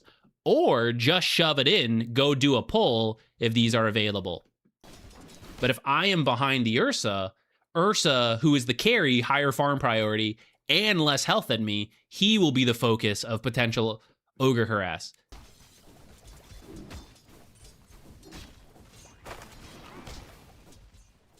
So see how this whole time, 1v2, Ogre was able to stay here, absorb XP, and honestly, if he'd used creep aggro, he actually could have gone for last hits. And why? Because I am behind the creep wave from him. And that's what we do when it's like 2v2 and we're respecting each other. But 2v1s, or if we're a lot stronger, right, then we change it. And if we had pushed a little sooner, we could have done a pull before Nyx came back. That punch was good. We're getting a Nyx low, right? While he was full health, we were scared. This part's good. Pulls could be happening right now, though. Do a small half pull there. I may end up with a kill, actually. I would say here, go back a little further. So you can orchestrate this. Like, look at this amount of creeps. We have to either do this pull, which should be contested, but we can try. Or we need to do a small pull if it's up. If we have it open from earlier, though actually it is still closed. You do have the sentries now. So if we want to try to use this hard camp, then the timing is not as important as like when the creeps die. But we will have to be over here because we're Treant Protector. And so see again how far back we moved, even though Nyx is pretty low. So every time we do this, think of it as like it's 5 seconds or more. that they are getting space they shouldn't, right? Because like 2 seconds here, 2 seconds back, 2 seconds here, 2 seconds back. If they used creep aggro, they'd be getting so many more last hits than they should, because I am back here.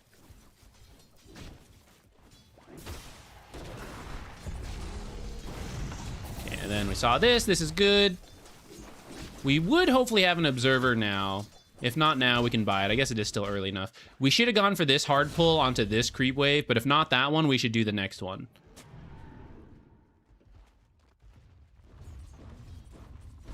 Ogre got a good amount of farm because we missed that one. And then this one, you actually see, so this creep wave is supposed to fight this one. So now it's actually putting us in a weird spot a little bit. That's why pulling the other one would have been a lot easier. Because now Ursa wants to farm this, but actually there's a creep wave here. So now you have to catch the creep wave, and now you have to bring it in. Now Ogre's here. He actually absorbed all this XP because he felt like he could do this because we ended up back here. But if we pull that other one, Nyx is still dead. We get to farm this. There's no creep wave we have to deal with. Ursa farms. I stand here. I zone Ogre off. He may get XP, but he certainly doesn't get a chance for any last hits. So the other one would have been a little better. Now, at this point, I would say we have won our lane. I think they could do better, right? Just to recognize where the opponents have made mistakes as well. I think they could be doing a lot better.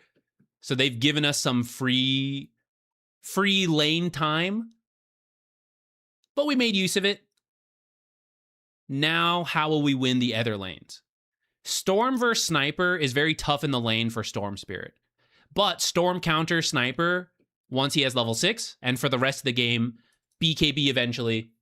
So, number one, I need to help Storm Spirit recover. This could be through stacks. This could be through power runes. This could be through getting him kills, possibly because we dive Sniper, or we get kills somewhere else, depending how bad the mid lane went. We can do all of them, right? Because you can get on your way, depending where you come from, you can stack into the power rune, into a smoke, all of it, right? But that's the biggest thing I would look for next, is how do I enable Storm Spirit? Because there's a window here. It will be tough as the game goes on because of Anti-Mage and Nyx. So I need him to get to 6, make plays, and then get countered later on by those guys, but hope that is enough space for these guys to reach what they need to take over. Now, we have gone for the Twin Gate play. We do not do that much to Anti-Mage because he has Blink. There is Hook, but then there's Blink away. So we have Dragon Tail. So the question is, between Dragon Tail and one route, which is a very short route, can we 100-0 kill Anti-Mage? You don't always have to kill the carry, right? You can just zone him off. That can also be good. But we are weighing that versus guaranteed 240 gold on the bottle regen, along with the power rune to help Storm get a kill. So potentially like 500 gold on top of that versus this. So I kind of need to kill Anti-Mage to make that a similar value of a power rune. So I would go for the power rune here because I'm not confident we can kill Anti-Mage.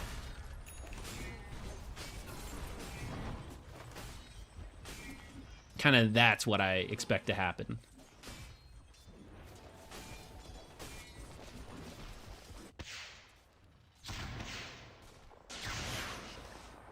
So Storm does get it, but he has to use like a third of his mana just getting out alive. So that's a third of his mana that could have used in a gank attempt. So we're gonna pull, which can be okay, but actually, if you're taking 3 people into a lane, you actually want to be pressuring the tower. So when we're starting to do these pulls, we're actually not gonna pressure the tower, which can be okay, especially when there's like a lot of gold to be had, but we don't actually want to do it too often. Okay, that's nice.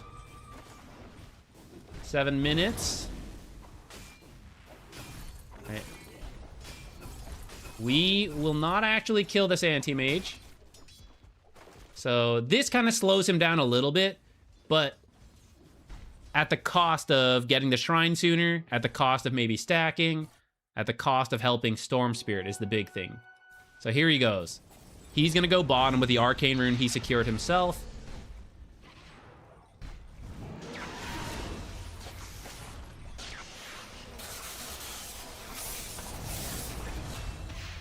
is very big for Storm. And we, in this case, it worked out, but we want to like make sure we are helping with that. Guaranteeing it happens, I suppose, is the way to think of it.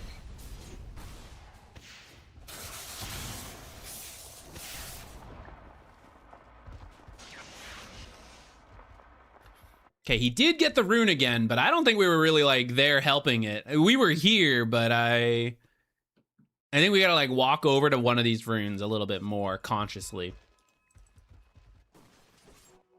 We haven't earned this game. I don't think you need the urn here.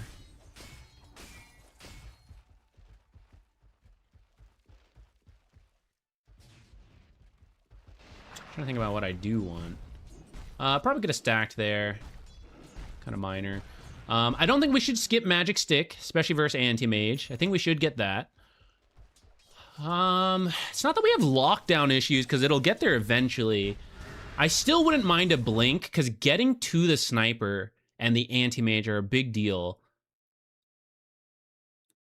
Could maybe do Force Staff instead, but I'm open to blink, and I am open to the shard still. I know this got nerfed a lot, but pretty much this early game is how many times can we kill sniper and anti-mage before they're a problem we can't easily deal with, you know? And to easily deal with it is Ursa to get farm. So how many times can I find them, slow them down, kill them in probably this like 10 to 20 minute mark? 25 probably. And will my items, like how does my item help with that? So blink is like the initiation. The shard is the scouting to find them. Urn is where I'm like, damage, but I don't feel damage is the issue. I feel like getting to them and finding them is the issue. I suppose Urn, if we do like the vision one, could kind of help in that sense. And it's nice versus Nyx.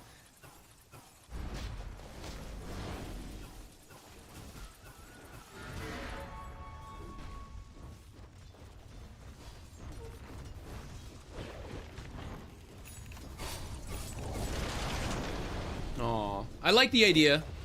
I won't worry about that one. That one's just like an execution thing. It would have probably killed him if you get close enough to overgrowth, root him, and then any Dragonite damage. Okay, pressing with Dragonite to get the tower. It's either this or play with Storm and Pudge. So now that we have this done, we do want to get Vision deep wards down. That's the next big step. This was placed earlier, so it's fine. I wouldn't want this to be like recent, because now we're going to play further in.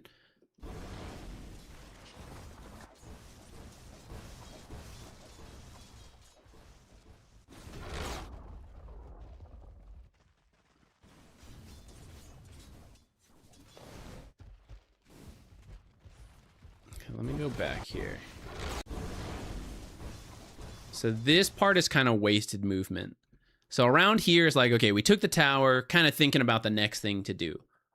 Occupy this area, right? It looks like we're not defending mid. The team isn't like really prepared for it. Okay, we're trading towers. So what am I going to do? I can go top through the Twin Gate because I see Pudge here. And I'm interested in playing with Pudge. I'm interested in getting Ursa kills to speed him up to his Battle Fury. I wouldn't mind coming down here, getting a kill, scaring them, and then leaving again. Plus, I need to give him an Observer if I want him to stay down here. So I have an Observer on the way on the Courier. You can come down here, make a play. Works or not, place the Observer. I can stay top to give Dragonite comfort, occupy this area, just jungle this stuff with like Q and punching things. We end up walking here, which I don't hate for the power rune if we're doing that. But if it's to protect mid, which is what we're looking at, I know Storm Spirit's going to go there. He's a core player. I can see into his brain, right? He's walking home for regen. He's looking at the map, and he's deciding where can I TP to start farming as quickly as possible, right? Let's look at this. He's looking at it. He's sad, but he sees that creep wave. I can't look at him looking at the mini-map, but I know he's thinking about mid. Look, he's looking. He's ready. He wants to go. And that means I just walked all the way here kind of for nothing, if this was my only goal. Which is why I mentioned, like, as long as we are kind of doing this, like, okay, I'll cover mid. If he doesn't come here, then it's mine. But what I'm really here for is to help with a 12-minute rune, then it's okay. As part of that, Smoke, observer, sentries, having all that would be great. Because if we find an amplified damage rune, or we find something like that, boom, we're making a play instantly somewhere. Could be this anti-mage, could be bottom, who knows? But let's see, you know?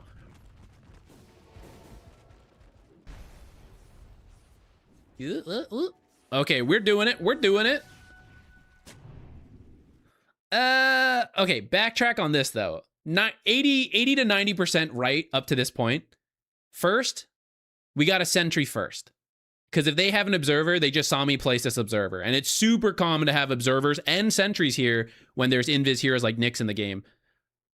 So we have to sentry first before we just place this observer. Secondly, I just got a really good power rune for Storm. The chance of an aggressive play is very likely to happen. And I mentioned the next play is to invade more. Let me tell you where they're likely to be. Anti-Mage is a carry player, so he feels he should be top. He feels he should be here. He feels he should be here and here. And he doesn't have the ability to do Ancients yet, so he doesn't really want to come bottom, but he will if he has to. Sniper players push mid and then jungle here by default. This is the other place they can jungle. So the overlapping area is here. And if they're not here, then Anti-Mage is likely here and Sniper is likely here. So I really want a deep ward in this area because it gives me... It essentially scouts 3 different locations. It scouts here, here, and here. Because I see them here, I go there. And if it's not, then there's like here, here. For the 2 heroes, I'm very interested in slowing down. But if I place my observer here, I will know when Sniper is here, but I won't know when he's here or here unless he like walks through here, which he might, but he might also just back through here, and then I don't know. And then I won't know when Anti-Mage pushes mid and then disappears. Is he here or is he here? Like, what am I getting into when I bring my team, smoke them in, look for that pudge hook? Right, so this is an observer that, 1, I think is a high chance of dying, and then 2, doesn't help me accomplish the thing that I was talking about. It's just like, I want to slow down these 2 heroes. I want to find kills with Storm and Pudge. And just for curiosity, we're going to switch the enemy vision. Boom. They have a ward here. And here's the sentry they have. So that's why we have to sentry first to look for either this kind of sentry. Oh, sorry. Either this kind of sentry or this kind of observer. If they're paying any attention, your mid observer should die. This is a very nice overgrowth.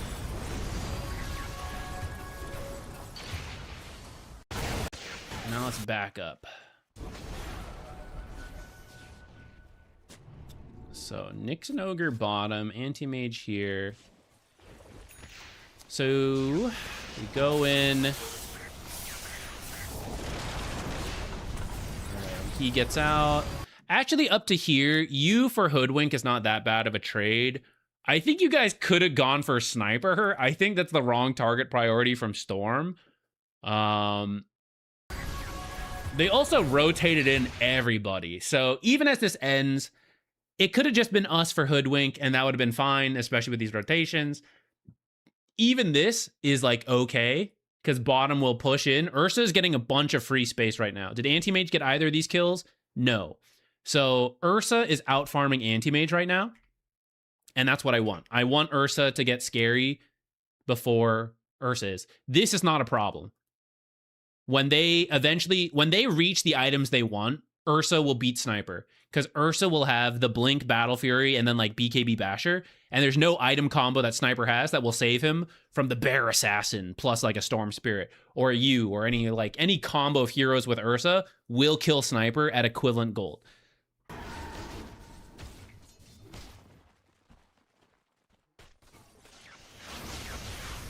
Okay, so when I'm up, my job is to find deep wards, place them down.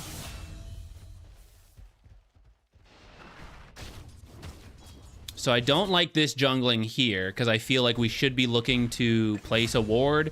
We should have a smoke. We should have a smoke in the backpack. We need dust prepared for Nyx. And then I need this observer sentry to move around. And I probably should have a magic stick so that when I get mana burned, I can still use stuff.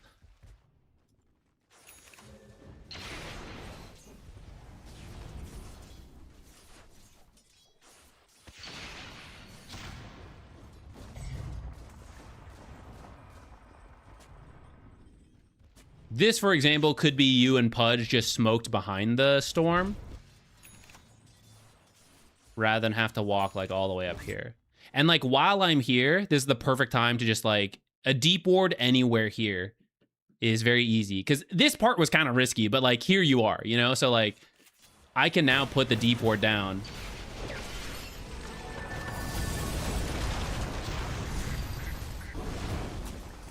Up to here was good. We actually don't need to do anything.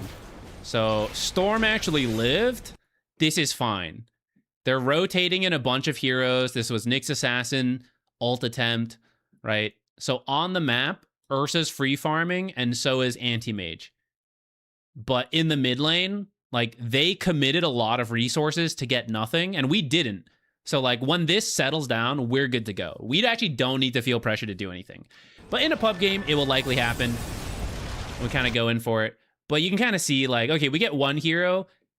If you want to overgrowth to snipe the Nyx, that's fine. And then we got to run. Because there's, like, no way we're killing any of these guys when it's just me and Pudge. We're not very high damage. Dragonite does not have the items he needs to join this fight. It's like... Oh, that's not his courier. It's back here. It's the blink to, like, get to the sniper. But that means his damage is also not that good.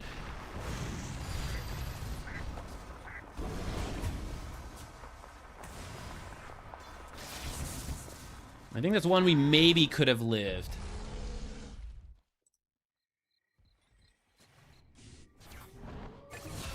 Pudge placed this one. This one's okay, but I do wish it was here or here.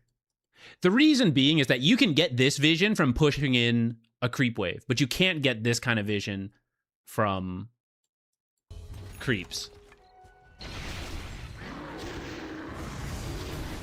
Ursa, no.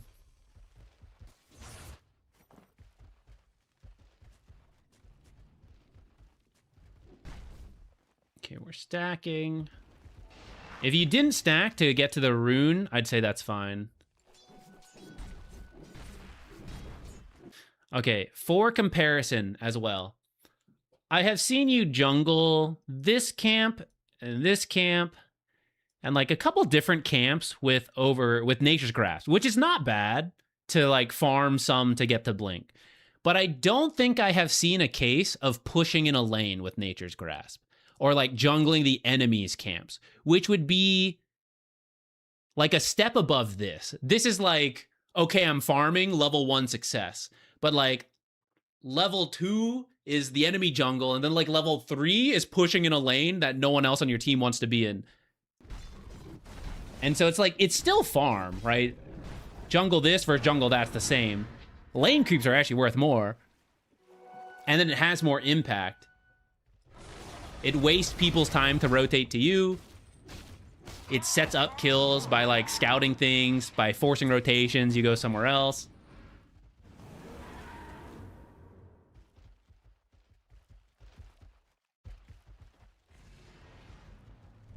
Or like this is the 3rd or 4th aggressive move into the enemy's half of the map, which I'm fine with. But it's like, it's like level 1, level 2. And level 3 is like having the smoke ready to bring the team and having the observer ready to place these deep wards. Because yeah, I mean, earlier we went through here. Now we're going through here. Earlier after the tower, we were up here. But there's still no deep ward down from all that. But we have things like over here and over here. Now, granted, okay, I see Pudge is like buying a lot of them. Maybe he's beating you to them, though I think I did see some in stock at some point. You can also just shift queue them and then right click to beat someone who's like buying it all the time.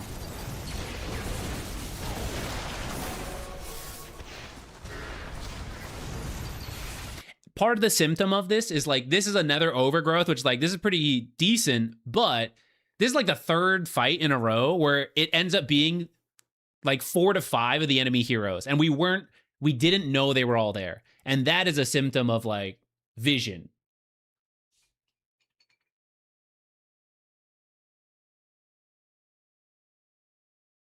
Pasmati, thank you. We did not do a conga, but there was a lot of dancing.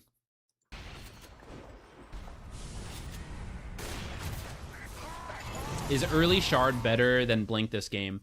I would have preferred it, but I'm okay with the blink depending what other people buy. So, like, let's say Dragon Knight went for more damage build, like Armlet, let's say.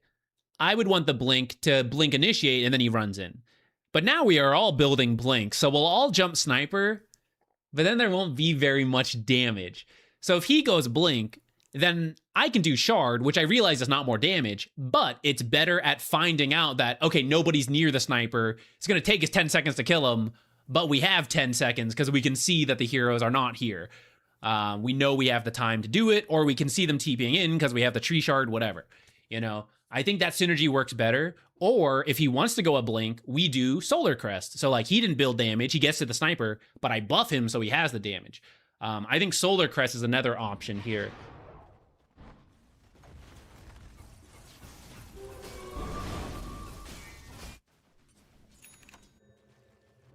Okay, this one looks good. This is like pushing in a lane that maybe no one wants to be in. But I would want to walk here. You just respawn. I see them all top, right? So if I'm looking at the minimap, I see them all top. I don't see the enemy right now.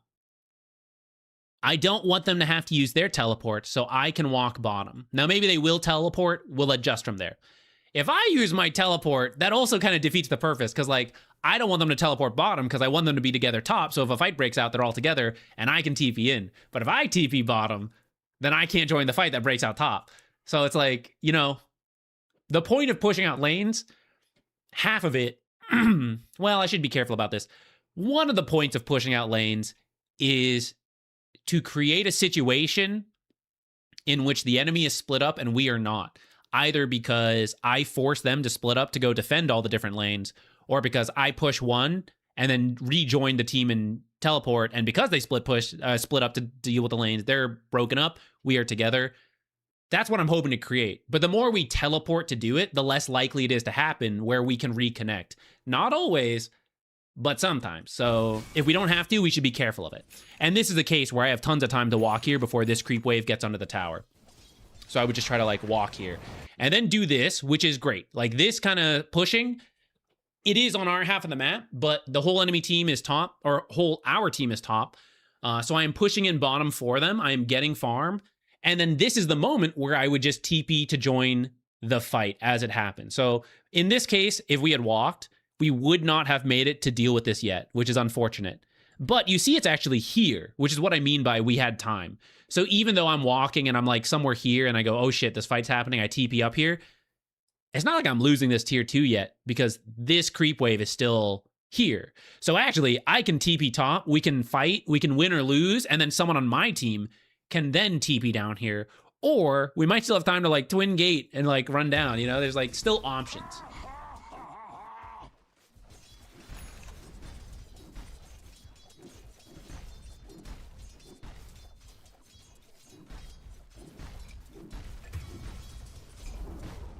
What's your opinion on using Midas on support to avoid death gold loss? Because 1-2 stack tick while you dead.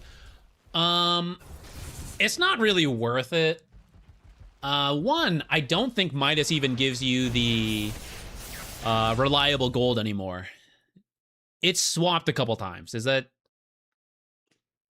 show? Yeah, so this gold is unreliable. The charges you get are like, I get it. You know, you're like dead, the charge builds up, you respawn, you go use it. But let's just, where the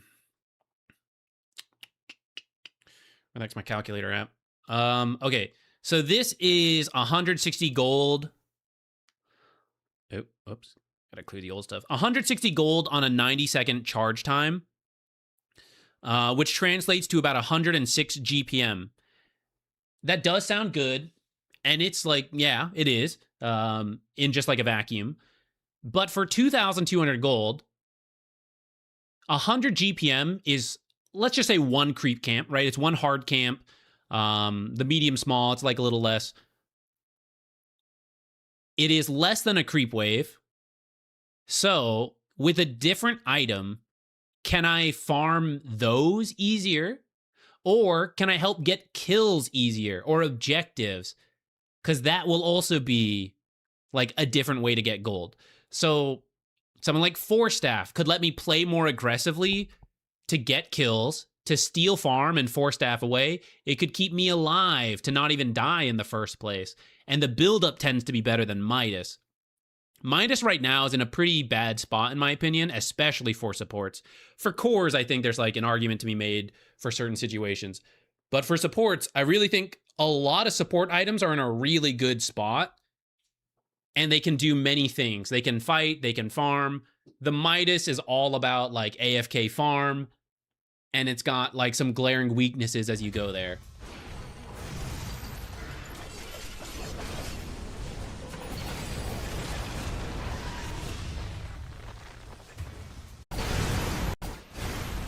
Okay. This kept going. So actually, let's pretend we were just here on our own. And then this happened, right? This is great. Pushing out bottom, it's going to force a response at some point. So if our team is being patient, okay, sniper TP'd back. Now it's our turn to fight. We TP here, we fight.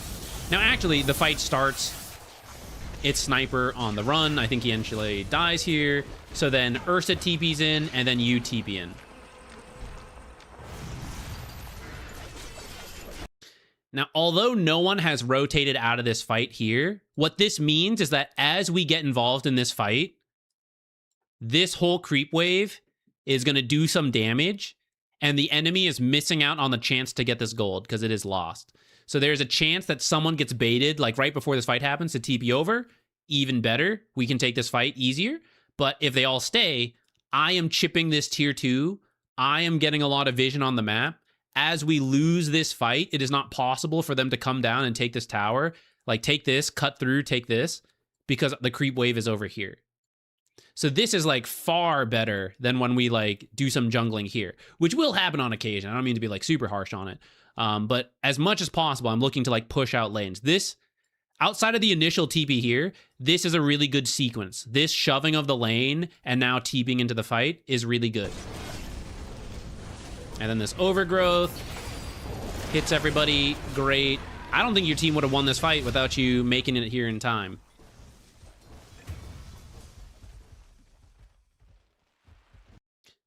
Off of that is where I got to have observers ready.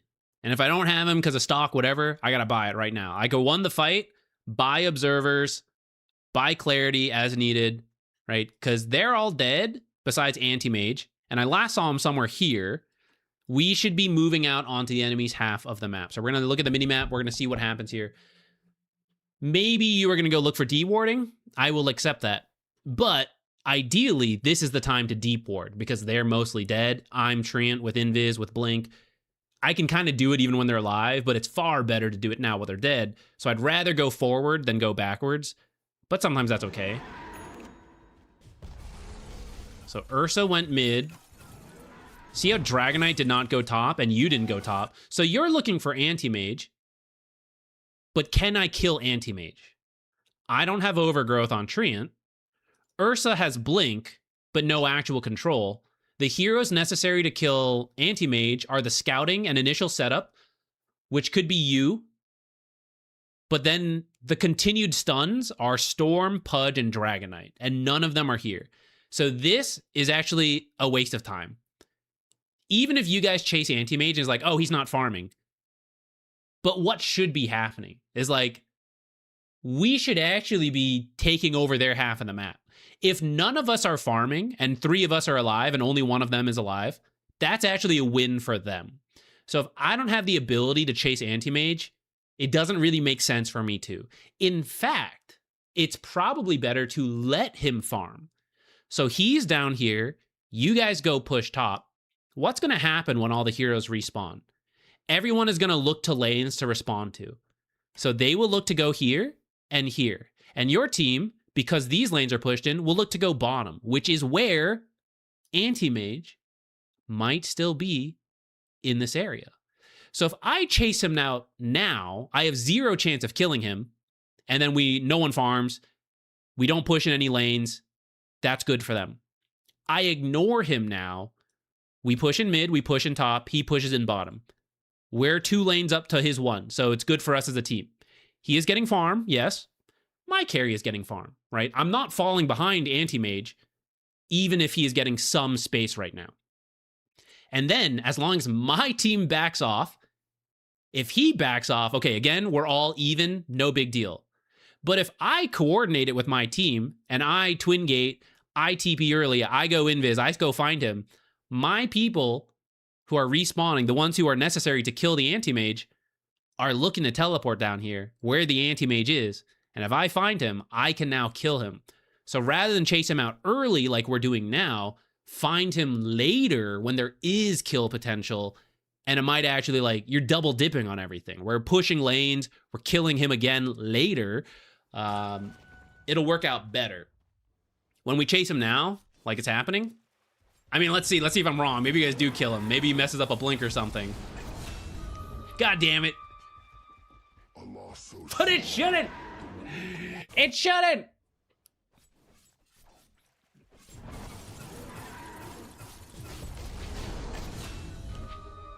Anti-mage, come on. What are you doing, bro?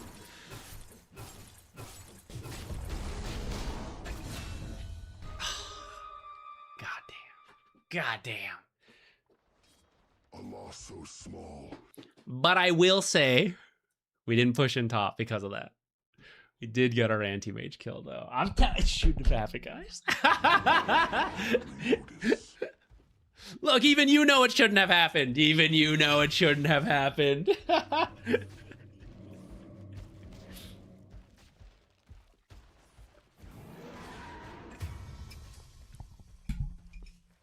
I will mark it. I think fourth time now.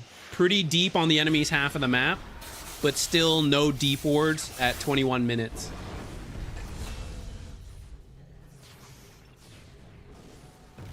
Like, this partly happens because you are here, but it can happen again later if there's a deep ward. And then you can be somewhere else. So now we're covering more ground.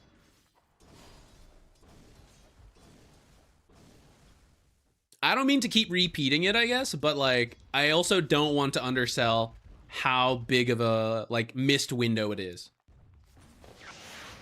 We should be at, like, 3 deep wards at this point, because the first one goes down, like, a little after... You know, for a pub game, let's say the first one goes down a little after 10 minutes, and then, like, every 5 to 6 minutes after that, at minimum. So, at this point, we're on to, like, the third.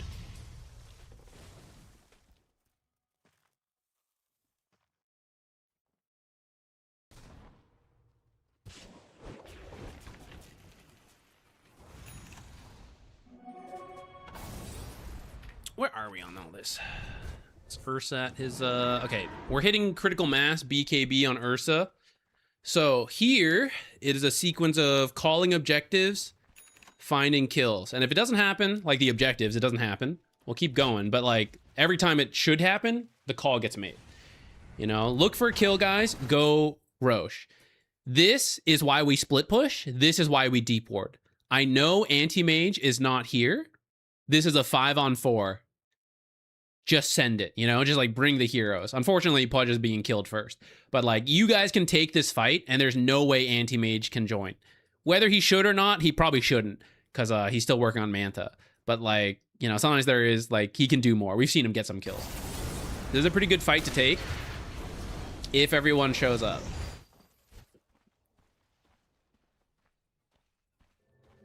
Hey, there we go.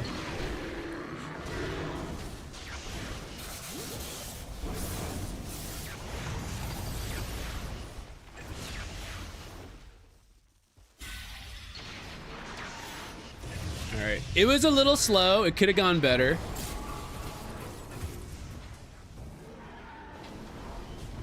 I don't know if anyone said anything. TP mid, for example. But overall, it's still a winning fight, right? As messy as that was, still a winning fight. Should get tier 1s. And this is probably now opportunity 5 for a deep ward.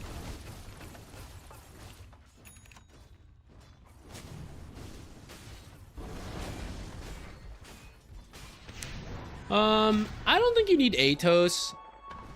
A third root is just going to get countered by the same item that dispels the first 2 roots. It's also hard to land an Atos on on Anti-Mage, and Atos is also not... Like, Atos is so long range, you, like, root Sniper, and you gotta run in, but in that time, he can just attack you anyways, which is, like, that is the same issue you have. So, like, to solve the issue is not to keep Sniper still while you walk up, it's to, like, get to Sniper faster. So something like Blink is part of it, but Force Staff, I think, is also good. Or, at this point, the Blinks exist on your teammates, so now I'm buffing teammates with, like, Solar Crests. Lotus is like okay at some point. I don't think you would get it right away. I am still very open to the Shard this game into possibly the Lotus or the Solar Crest that we talked about earlier. Yeah.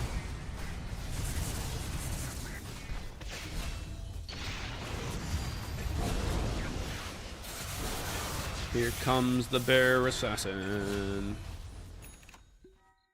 If the supports were alive, I'd say this is opportunity 6 for deep wards, but alas, they are dead. And what the hell's our team doing? Back on our own half of the map, getting another anti-mage kill somehow. But after that team wipe, it should just be shoving lanes. And now that anti-mage is also dead, shoving all the lanes. And it's kind of happening, right? There goes Storm.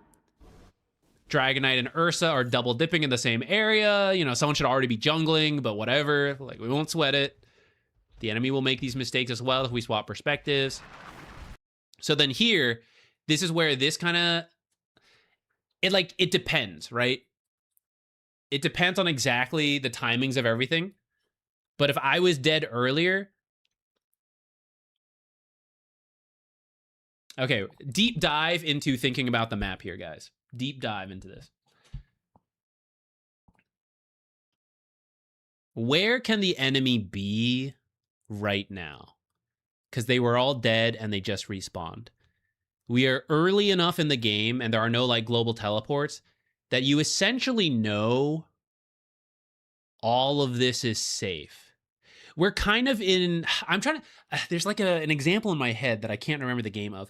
But right now... It's very similar to the start of the game where it's like this race out of the base, right? It's like, if I go put my ward down first, I will see them enter in, you know? So not that you have to do this every single time, but if we are looking to deep ward, I'm going to race right now as I respawn because I know as they respawn, they will either walk out or be teleporting here, and no one teleports then like beelines it over here. Okay, it does happen sometimes, but not usually in pubs, right? It's teleport into farm.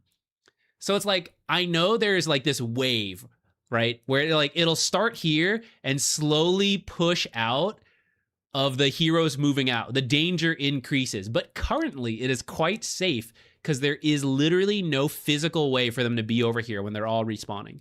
So if I spend some time jungling here, that limitation disappears, where it's like the furthest they could be is here. But now it's been 20 seconds. Okay, yeah, they could kind of be like here and here and here and here. And then like after 30 seconds, it's like it's completely gone. So usually if I want to ward and there's been a team wipe, something like that, I'm very interested in sprinting out, possibly even teleporting, but at least sprinting out as fast as possible because there's a higher chance than usual of survival for a little bit. Especially if teammates are still out like this. Because this guy is now going to retreat to farm this area. And if I've already farmed it, we have a problem. Timing-wise, it's okay, because it will respawn by the time he gets here. But actually, that leads to another thing, which is power runes were more important than this camp. Even you were really close to Atos, so I kind of get it. But I think you actually had enough money, even without this camp. Atos... And then these objectives are still up. Tormentor and Roche. They literally cannot get to Tormentor. If your team called Tormentor, the enemy cannot contest. They can contest Roche, but if anyone responds top, they can't really contest Roche, right? So these are things we're looking for. And I don't feel like by being here... Okay, I'm kind of getting to Tormentor if our team was thinking about that. But if we wanted Roche, I have to be heading to Roche to go set up vision while some heroes are responding top. Or if we just want deep wards in general, then I just gotta like rush out. I feel like stopping to farm this camp is missing that chance. Actually, we should stay here. Like, we're going out now, potentially, but now they can kind of be anywhere, right? Let's actually look at that again from their perspective, right? This is all them dead. So someone's going to want to go mid because it's being shoved in. Someone's going to want to go bottom, right? Because the big wave's coming in. So there's Sniper, there's Ogre, they TP out, right? They're in this little chunk right here. Sniper warding for himself over here. Little chunk. But there's no danger of them being here. There's no danger of them being like here and here because they can only go to their towers right now. At furthest. And you see some people do walk, right? Now here he's going top because this got pushed in. Gonna waste his ultimate on a creep. Here's Anti-Mage. You know what Anti-Mage is thinking about? He's like, where do I TP? Oh, he's AFK. Where do I TP? He's picking. He's picking. He's like, okay, TP top. TP top. Creeps, creeps, creeps.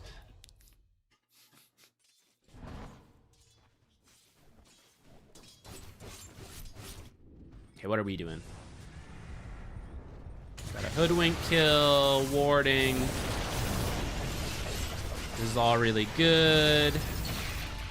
All right. Anybody on the team, call Roche. I know it may not happen. I say this a lot, but we'll keep saying it. You have to call Roche, guys. You have to say it.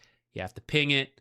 You don't have to say it. If you want to type it, you want to ping it, whatever, I don't care. But every single time the correct play is Roche, it is Tormentors, whatever, you have to say it to increase your odds a little bit that it actually happens. So the absolute correct call from all 5 of these players is for somebody to say Roche, to ping Roche, to tell the team to go do it. And if no one does it, because they're all like, no one ever does it, pubs. Like, everyone's missing a chance. All right, we get one more kill. And now, I gotta see, I want one ping on where the hell is this guy going? Where the hell is this guy going? Trying to kill Anti-Mage again. Kill Anti-Mage so he can do Roche. Wait a minute. This is a really bad teleport from the Ursa. Adjusting, let's say we had pinged Roche. This happens, no one on the team does it. Okay, shove the lane as much as I can and get out. I will now say this is opportunity 7, 8, 9, whatever, deep ward. It did kind of happen here. Pudge did this one. I think you put one on the cliff, or maybe you just put the sentry. I think there was like in the middle of the fight we dropped one. Oh no, it was just the sentry to remove theirs. Okay.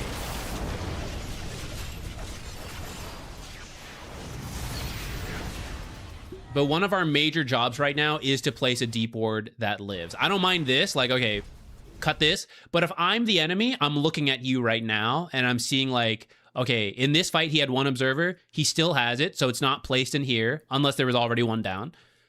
Where does he go next? Because that's where the deep ward's going. And if I see you like right now move this way, I'm like, okay, I'm checking here later. He's moving here. Okay, I'm checking here later.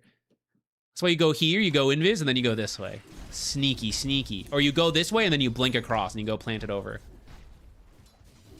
I'm out of time. I have 3 more seconds to place a deep ward and then I can start to die. Which is why you typically want to ward first before gonna go clear waves, but sometimes you gotta clear waves first. It is what it is.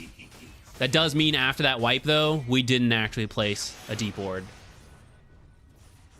Which you might be thinking, because we have this one, isn't it okay? Yeah, it actually is kind of fine if we don't place a deep ward. But I would say putting one over here is okay. Or push this wave, twin gate, deep ward top. That's another opportunity, because you can teleport back to this outpost as necessary.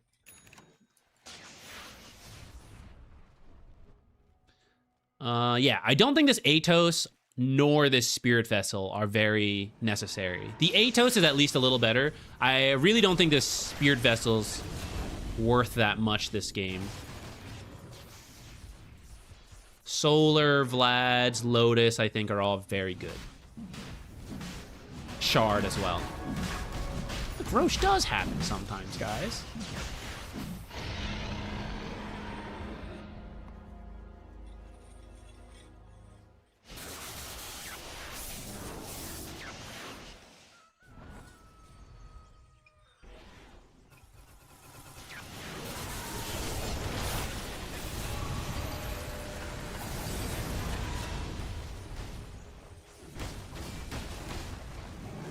don't always love plays like this, because actually you guys had to push in top. I'm open to them, though.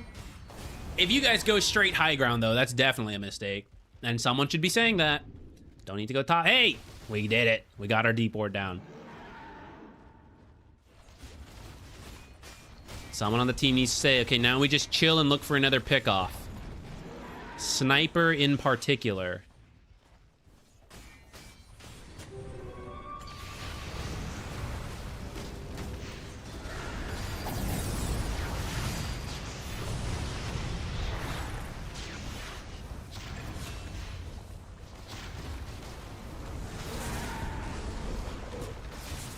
If nobody in this time has said, holy shit, what are we doing? This is the worst dive ever.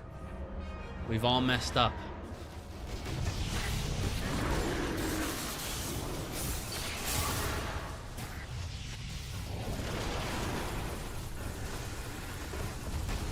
I can't believe that worked.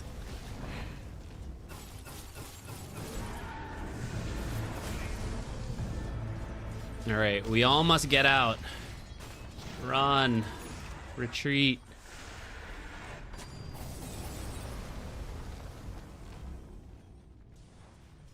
How much time on the Aegis do we have?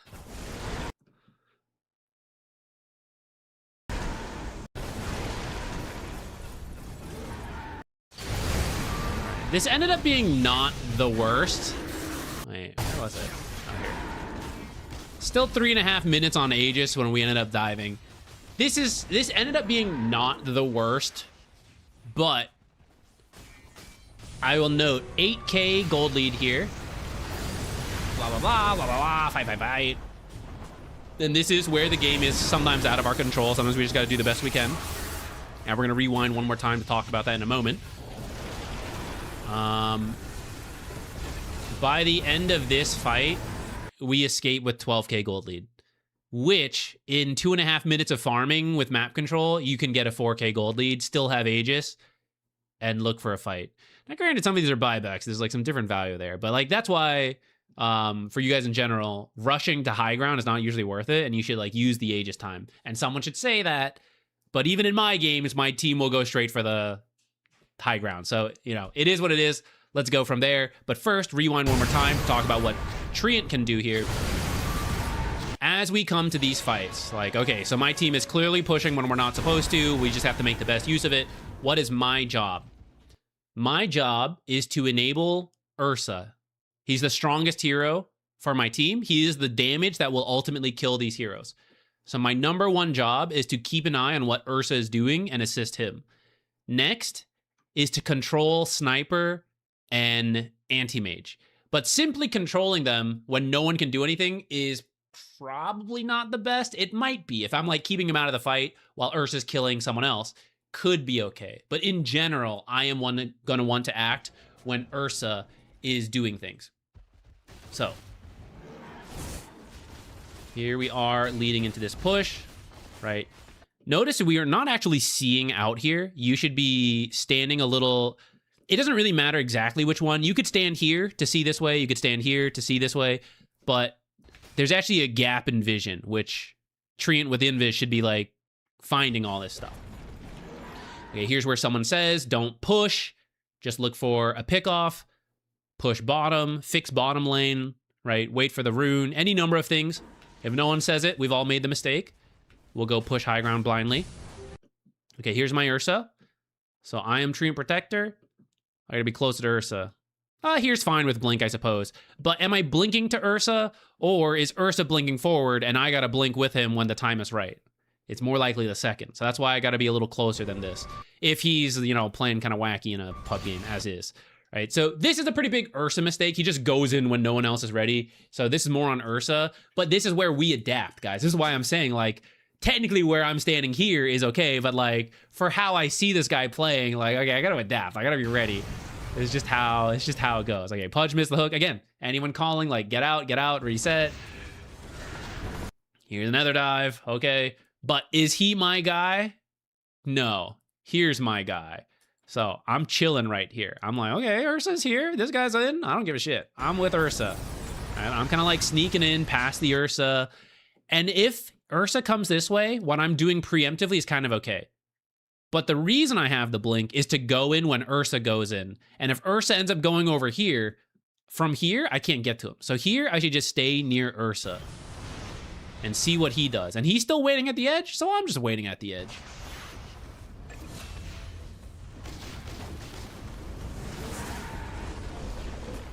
And now when he gets jumped, is now like, okay, now I go and I save him, right? I blink, I overgrowth, I force the defensive items. Oh, look, sniper, no defensive items, LMAO, right? So now he can't kill my Ursa.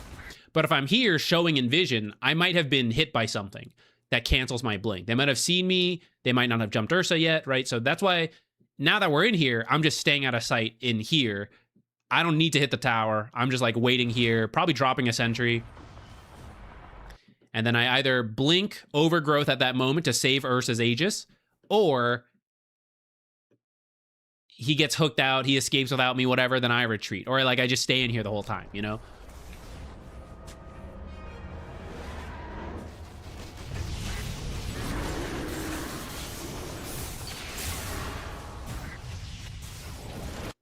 Ultimately, we do kill the sniper, which is pretty sick, but it is not the connection of like Ursa and me, right? Like enabling the Ursa that we identified as like the strongest one here.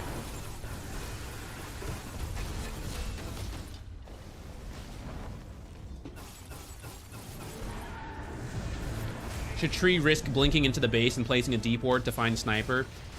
You could potentially do that, but as you mentioned, there's a lot of risk to that. So at theoretical best play, you just wouldn't take that risk right now when everyone's in the base and you would instantly die if you go in and possibly bait your team into diving with you. You could do it when like, oh, people are playing the map, right? They're here, here, scattered. My team's scattered. I'm here. We'll go in, right? You could do that. Because if they do have a sentry, no one's in the base, you force them to TP out, you might TP out as well. Once everyone is here, I wouldn't take that risk unless you know you can like guaranteed win, which in most pubs, you know, I don't know if you want to take that bet. You'd preferably just wait outside until they step outside and then kill them there with these kind of wards, right? These wards are all great. They will step outside eventually. You will know where to go. You will smoke and you will kill them. Speaking of, we should have a smoke. Maybe they're out of stock. There's one.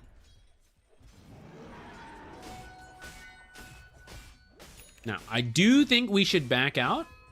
Someone should go push bottom. So, first tree over here. We have to be a little bit more careful with where we pick to put trees because they limited us now. They made it take longer and everything. What am I looking for at this point? I am looking for a pickoff. There are two buybacks on the Sniper and the Nyx. Sniper would be the #1 pickoff, but Nyx is also pretty good. Anti-Mage is going to be good, right? I want to see them leave the base in sneaky ways so I know to smoke towards them. Other things that could help me win the fight. Roche, Tormentor, power-ups. Runes, right? So these are where I'm interested in placing trees. This one is kind of this like choke point. And in terms of setting up for Roche, I'm open to that. But I will say, in terms of pickoffs, I want to see them sooner. Because by the time I see them here, they're like done farming this jungle and they're who knows where, you know? But if you see someone go this way, yeah, I mean, they're jungling, you know, they're like in here. So we have time to see them in this early ward, smoke from bottom, twin gate, catch them here. By the time you see them here, there's like any number of 360-degree directions they could go. And it's a direction, but it's still harder.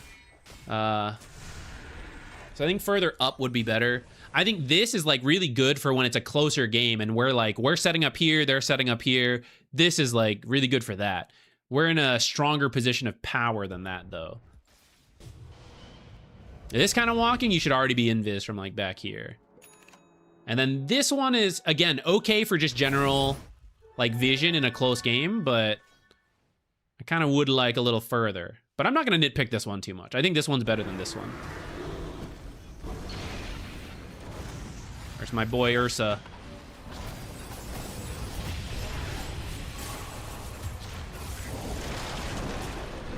Okay, so this one,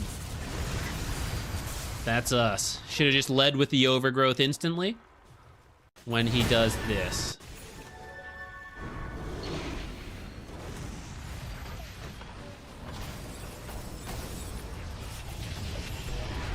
Manta's out. Overgrowth right away. Because Manta is his one dispel for the overgrowth.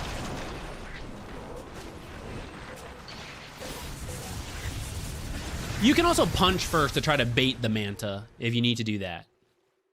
Punch rather than Atos. But you can kind of see why the Atos doesn't matter as much because it like instantly got reflected. But something like Lotus can protect him from eventually an Abyssal in here. I can see the Basher queued up, right? Protect him versus the Abyssal. At least reflect Mana Void. Reflect some of this other stuff. Drums, Solar, Vlad's. They all provide like a little bit more benefit in those moments right there.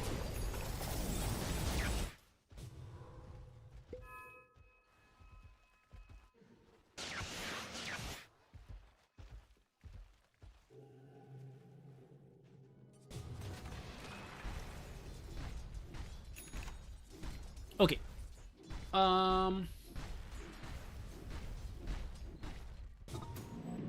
I guess we can see the throw a little bit further, but I think it's somewhat already happened. At this point, it's still pretty winnable, but it's everything we've already said. It's still just find a pick off,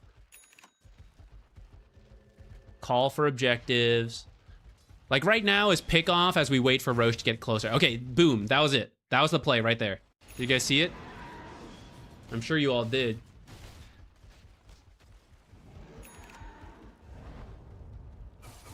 Oh, I didn't rewind far enough. Wait. Actually, let's go even further, right? So where's my team is respawning and we're resetting. Okay, the game plan is still find a pick off. If we can't, get Roche.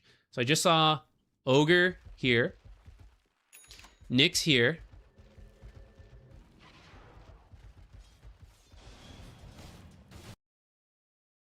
Suspicious. He might have even teleported, guys, because I feel he got there pretty quickly. Are we on ×2? Oh, we are on ×2. Okay, so maybe he walked and blinked. Anti-mage is top. Call it. Have the smoke ready. Get a kill on anti-mage, and the game might be done. This is a literal game-winning opportunity right here. Is it actually? I don't know, but like it could be. Are we prepared for it? We did place this deep ward. So step one, we did that. Have we saved our teleports? We're not like teleports splitting around the map. We have ours, although we happen to be up here. But do we have a smoke? If any are in stock, that'd be a big mistake. But they are out of stock, so Treant can have one. I think Pudge has some, though. Pudge has one. So you call it. You say, like, anti-mage is top. Smoke and kill him. And pray that it happens. And if it doesn't happen, that's okay. We're just going to look for the next opportunity, and we're going to say the same thing until it happens. But this is one game-winning opportunity right there. Treant, on his part, can go scout it, which looks like it is what's happening, right? You place this tree, you walk up, you ping it. It's like, hey, guys, this is it. This is it. You see how he's retreating at this point, though? Sorry, switching back here. You see how he finished farming this camp, and he's in retreating? That's why catching him here, because he'll push it to some degree. He will go farm a couple camps, and then he'll get scared and run away. So if you catch him here, and you guys were back here, and you're like, oh, I see him now, run up. He's already running back. You can't catch him. That's why gotta see him early, and you gotta head to him as he's heading to us before he gets scared and starts running back. Fam, what are you guys doing? What are you doing?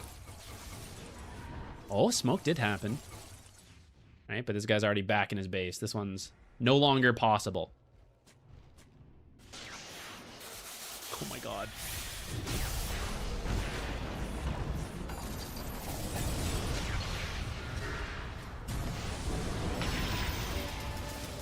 Okay, we chillin', we chillin'.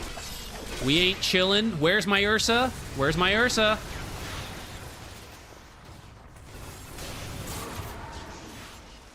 So, we showed before the Ursa went in. We were kind of sticking to the back, but then this is where it's a positioning thing, right?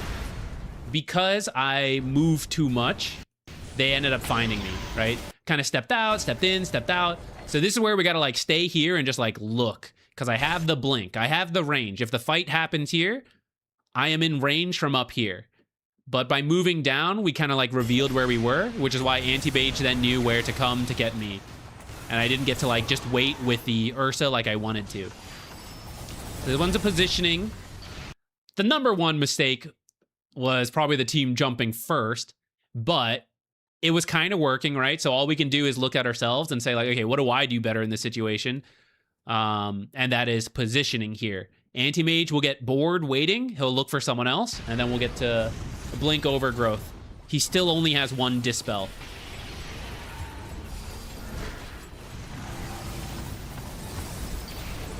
Hey, this is a super close fight.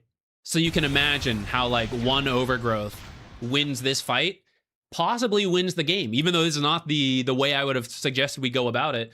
But like, this is pubs, right? Sometimes people dive, it happens. If we win this fight, this creep wave is here. This tower is low from earlier.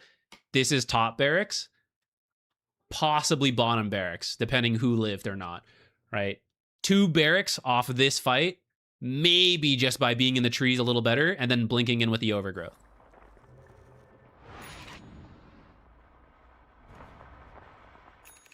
Oh, hey, Hef.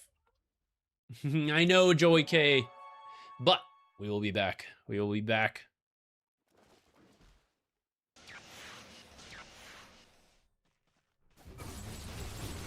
All right, and this kind of fight is really bad. That was part of why, is because Roche can start to spawn.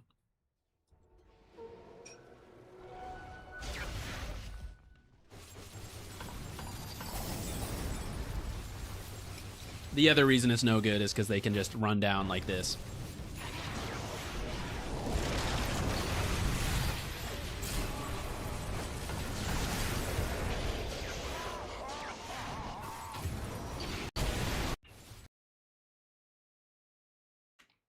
Now, quick reflection. With the power of hindsight, should we have done this?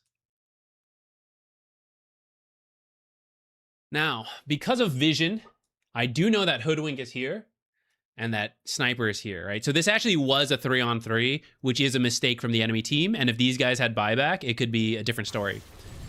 But the reason I've been highlighting Ursa is because I identified him very early as like, he is the damage and the one to kill the enemy heroes. Everyone else contributes some damage and they do like some form of setup and key role in the fights, but Ursa is the killer at the end of the day.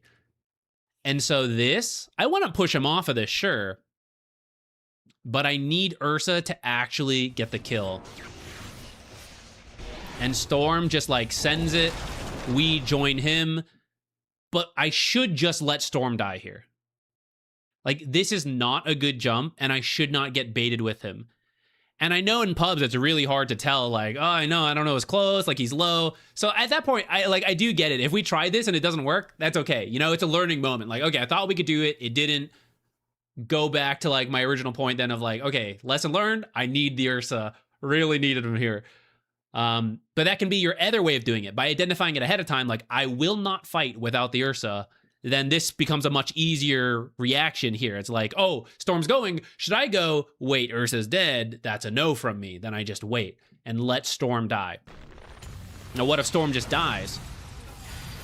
Storm just dies, you know? We have seen many fights where like things should have worked one way or the other, but mistakes happen. So maybe Storm dies, but then when Ursa's back, they overcommit because Storm's dead, and then we get a kill because I still have overgrowth, and this guy used BKB to kill the Storm.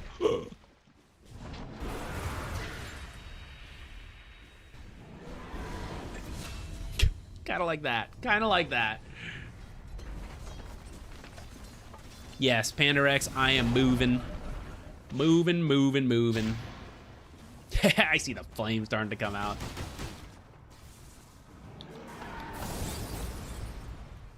In my eyes, though, for the record, his mistake here is no different than this jump here.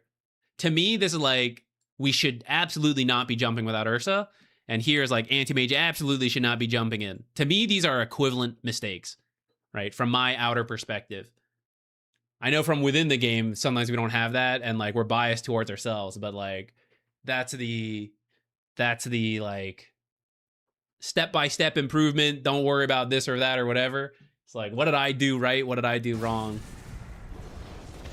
It may not change one given game, but it's just trying to build better habits. All right, here's Ursa in a 2v4. Gotta kill, got out. That's the Ursa. That's my guy.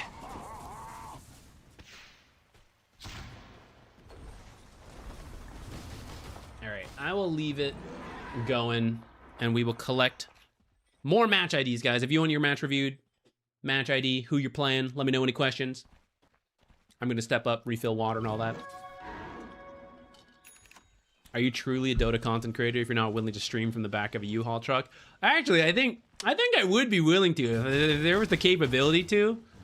I don't think I have it. I don't think I'd have the internet across ass crack nowhere Texas. I don't think the infrastructure is there to have the stream connection in the drive across.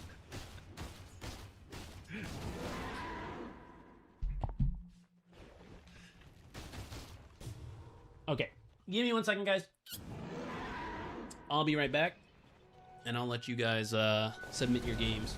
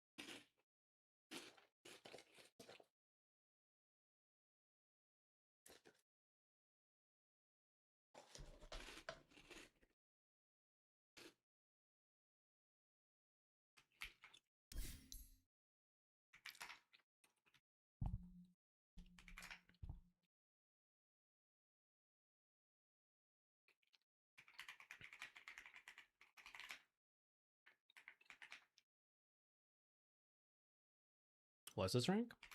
Crusader.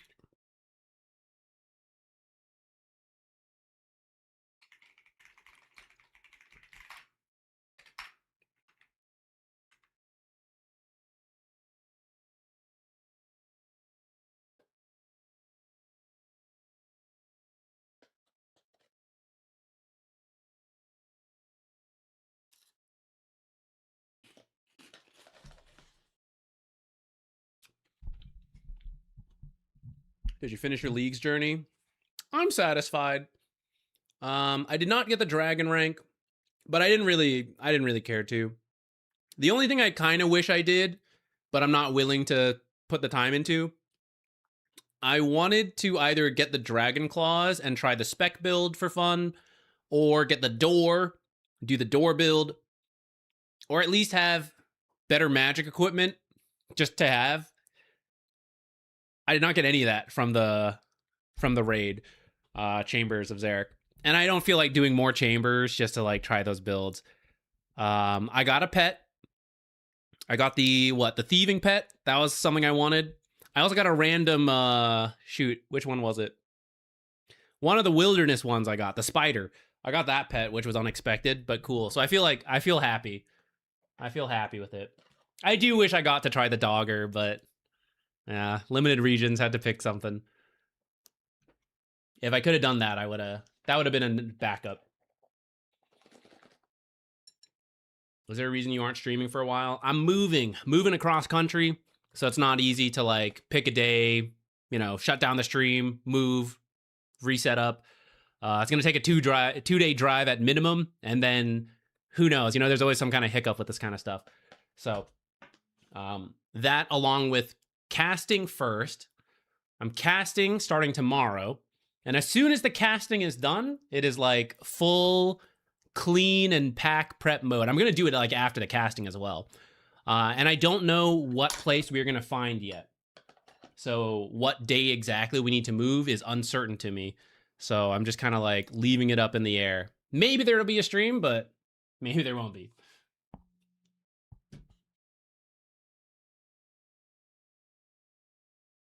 Ooh, the Runecraft pet. Nice. Could you get that from what was the Soul Harvest or something? Is that how you did it? Like the easy way? You just straight did it. Straight runecrafting. Soul Harvest. If it comes back, maybe I'll try that. That'd be kind of a cool one to have. How to counter Dark Willow that has BKB, Moonshard, MKB, Daedalus in endgame. It's pretty tough once you get there. She is very cooldown dependent on that build, so you have to survive somehow and then kill her quickly in that window. If she has that amount of items, she probably doesn't have detection. Shadow Blade could be one way to survive. You could potentially get your own, like, if she doesn't have like a Dispel, Ghost Scepter could be a way to survive. Yules, stuff like that. What Steve is saying is like, yeah, don't let her get there is kind of the thing. It like takes a while to get to that build. She does not have good farming speed. She is mostly like getting money from killing. And it takes a while for the build to ramp up. So actually, yeah, you can just like deal with it early. That's another way to go about it.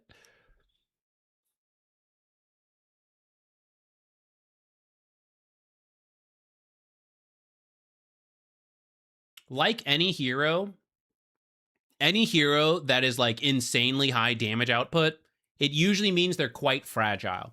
So vision on the map, blinks, hexes, abyssals, whatever, right? Finder, boom, killer. It's probably like 2-second kill, like with your own carry and stuff. I know it's a little harder, but sometimes that's what it takes, because as you've probably experienced, trying to fight directly is very difficult when she's that farmed. So you have to go like in a roundabout way. Dishonorable fights.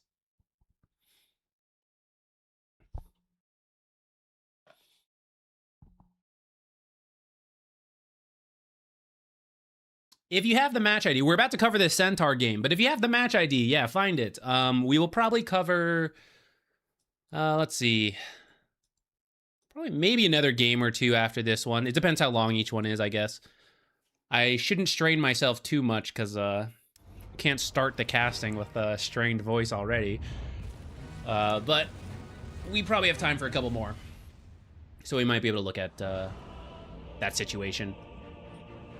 First, let's start with the Centaur game. And your question was, game got very toxic, and I even got reported after the game. I acknowledge that I wasn't on the same page as my team for some of the time, but I felt like I was always making the consolation play. Did I deserve to be reported? I would never report someone for just playing poorly. So in that sense, I do not think it is warranted. But whether, you know, it was poor play or not, I will help judge. Let's see. Is it more mid to late game, do you think? Should I like jump ahead? I think this is it's a pretty long game. Is there a time frame that there were more disagreements?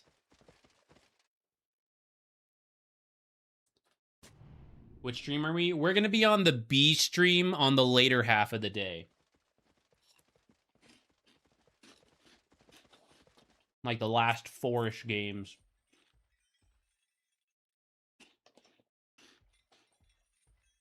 I think I can say that. The talent announcement happened. I'm sure it's fine. That's how every tournament goes. The casters swap halfway. We're covering the middle half. Should I paste it here? Yeah, you can. You can just put the match ID there. Let me know who you're playing and all that stuff. 5 to 15 minutes for laning, and then I can double check real quick for some of the disagreements. Sure. Very nice. Got a kill to start us off. Let's go jump a couple minutes into the lane.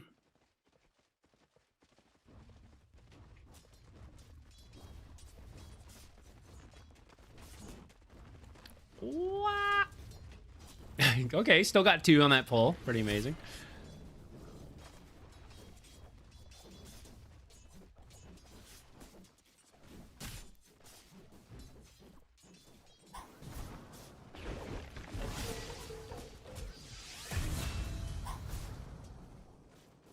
One for one, not too bad. We are hoarding a lot of money here.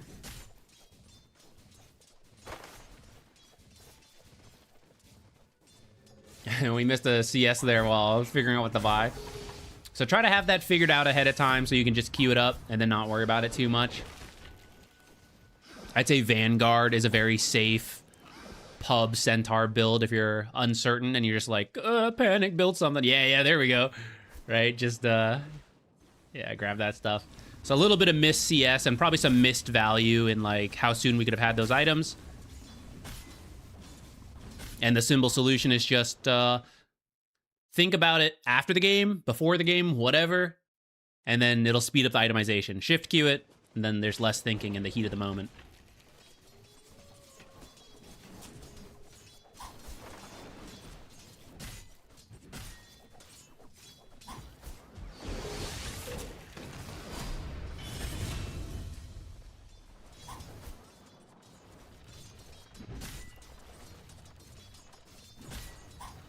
Yeah. Okay, where you stood was a much better after this. Okay, so 1 for 1. It's a solo lane now, mid lane up here. Me versus PA. Me, Centaur Warrunner, 1,000 health with more on the way. PA with 400 health. And a random windlace, okay. Right, so there's like no way she can possibly fight us, right? We will for sure kill her. Maybe we won't kill her, but like we'll win the trade. We have no problem trading inefficiently even. If I trade 600 health for her remaining 400, sure, let's do it, right? So there's no reason to let her walk anywhere near the creeps. So to start, this was like a little passive, right? I'm letting her get close enough. I know she has dagger. Most other melee heroes won't be able to do that, right? So here was like, I am respecting you, PA. I am scared of you, right? So you stand there, I'll stand here. Let's fight over creeps. But I don't feel that way. So then when you start standing up here, right? This started to be a lot better. As you start to get here and even further up, you just zone her away. If she didn't have the dagger, there's no way she walks up. She doesn't have she has to come closer to creep aggro, right? You're zoning her out of that. But when you stand here, she gets to get closer and creep aggro and go for last hits and stuff. And that's what I don't want her to have. So getting up front like this is great. And if you do want to mess with a PA who's got like dagger or a ranged hero that you can't like completely zone, just stand on the creep, you know, just like literally be on the creep and they're trying to like click past you. You have the health to spare, you know, you can do that. Mess with their last hits that way while you go for the denies and they're accidentally throwing daggers at you and stuff. Now, as he respawns, you do want to be careful.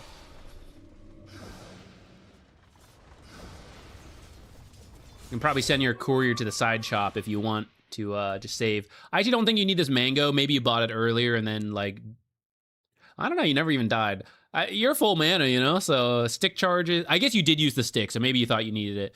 But yeah, if you have enough stick charges of the wand, Centaur's pretty low mana cost, so usually you don't need to buy the mango. Okay, and then here, so we actually, I know I said we had some health to burn, but like I didn't, not like really like burn for free, you know? So let's come back to this. So we've pushed in a big wave. I know Witch Doctor is back. This is where it's like, okay, this is a little ham, right? Because on my own vision, I know Hoodwink is not here. And maybe they don't know, depending on what their vision is, and I kind of missed what Hoodwink was doing, but we know she's not with us. So at this point, we don't need to go this hard. This is where you chill, because your job right now is to live. If your support has left to go do something else, your number one job is to just live and do as much as you can, but you don't have to go like crazy. This is like going a little crazy. You can just stand here and pull the next wave, for example. You'll deny her some stuff, you'll get farm, and it's a very safe position. And then we lose a ton of health, right? If he had Maledict, we're dead for sure. I guess it was on cooldown from earlier. Oh, we do end up dying, actually. Sniper rotated up here.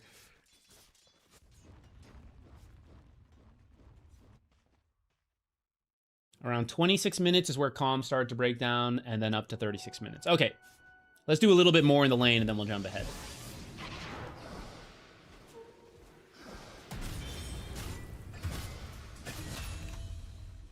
Okay.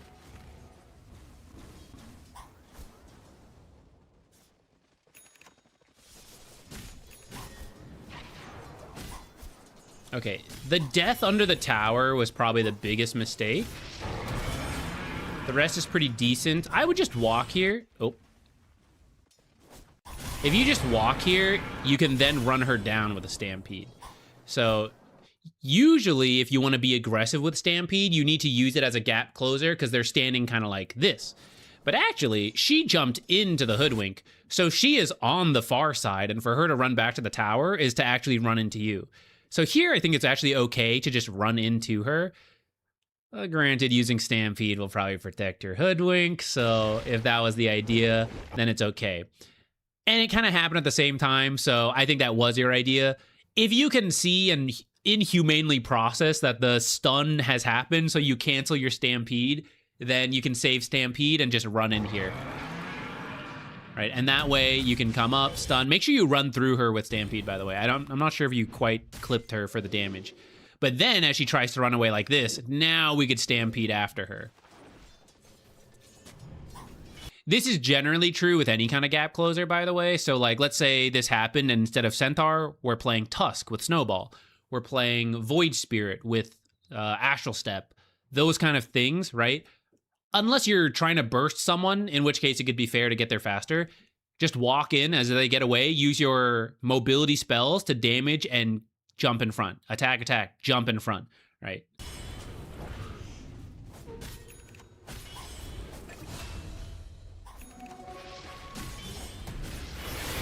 Nice. Okay, in general, there were some last hitting, like some misses, but relatively good for our rank. Take out that one big mistake, you're probably already at like 4,000, and she's down at 3,000. So that's pretty good. Let's jump ahead to see some of the like disagreements that happened.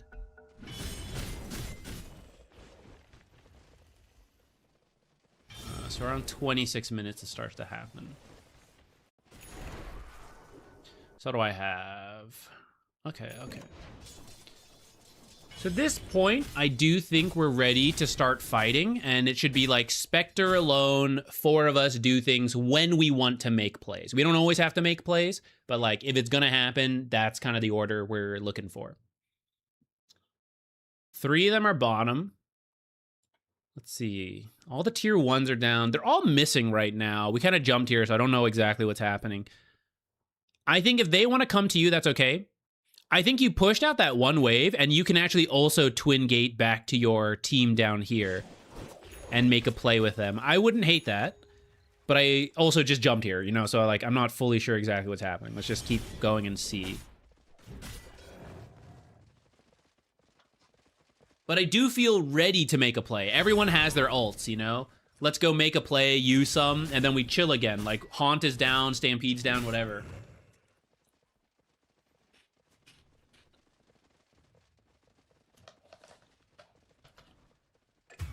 I will say, I also think it's a fairly viable play to, like, Spectre farms one area, you farm another area. The other 3 make plays, you contribute globally with Stampede, and Spectre can haunt in. And while you're alone, you're just split pushing a lot. I think that's possible. I do think now that you have finished an aura, I don't know what order it was here, but we have Blade Mail, we have Crimson Guard. Usually you want to like get together to get the value of Crimson. So I feel like up to the point you finish an aura or whatever key item you think you need, it's okay to play that way. I would start looking for more group plays. This could be one such moment. Again, would not report you off like that one single thing, but I'd say either way it could work. If they go to you or you go to them. I do think we should be in this fight, and I just kind of processed that you didn't have a teleport and your courier is dead. So in that case, I will say you should probably default to being with your team. Because part of the reason of split pushing is like, oh, don't worry, I've got Stampede, and I'm going to teleport in this kind of fight. You know what happens bottom? But if I don't have it for whatever reason, then I should probably be with the team.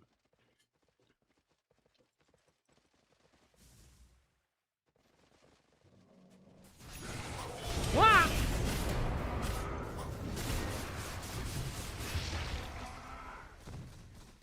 And now we tried to come to the team to that area, but it turns out they're still here.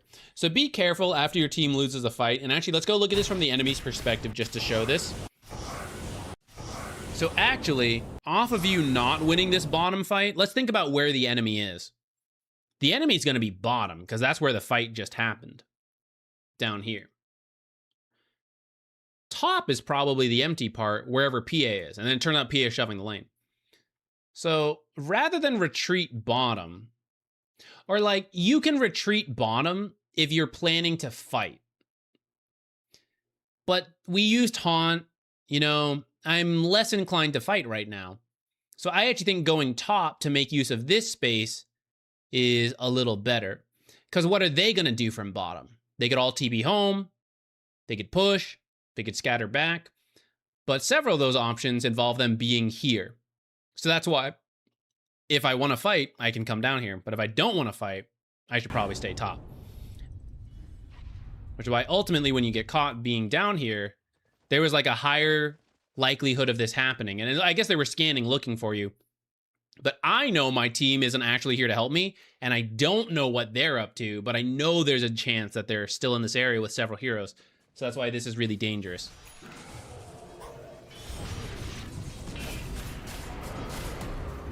Um, 4 points retaliate, speeds up farm, but does the region on Vanguard allow you to sustain double edge early? I think it depends how many times you use double edge. I'm not sure what the math is. If you're using it off cooldown, I don't think there's any early item that, like, you know, can sustain it. Though magic resistance helps a lot. If you are, if you're trying to farm with double edge, you probably want an early magic resistance item such as consecrated wraps, because the damage you take is magic. So a mix of magic resistance and HP regen helps you sustain double edge farming. That's why the old like Hood of Defiance was really good.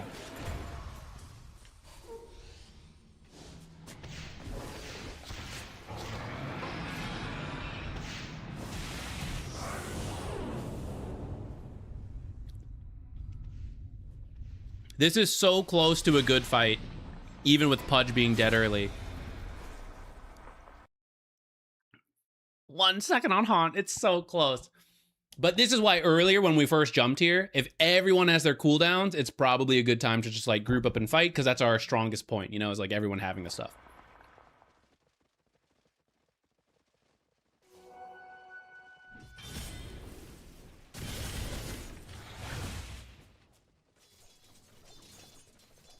So I'm down to chill for like 20 more seconds.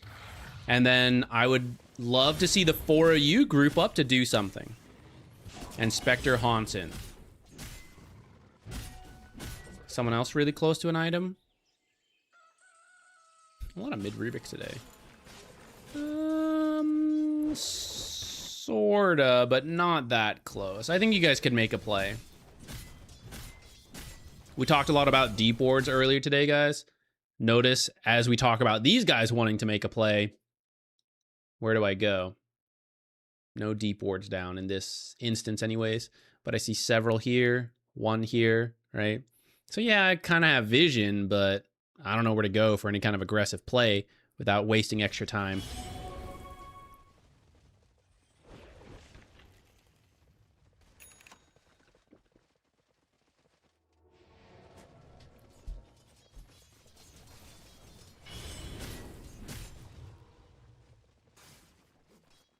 Okay, so what Sniper's doing there is extremely suspicious to me.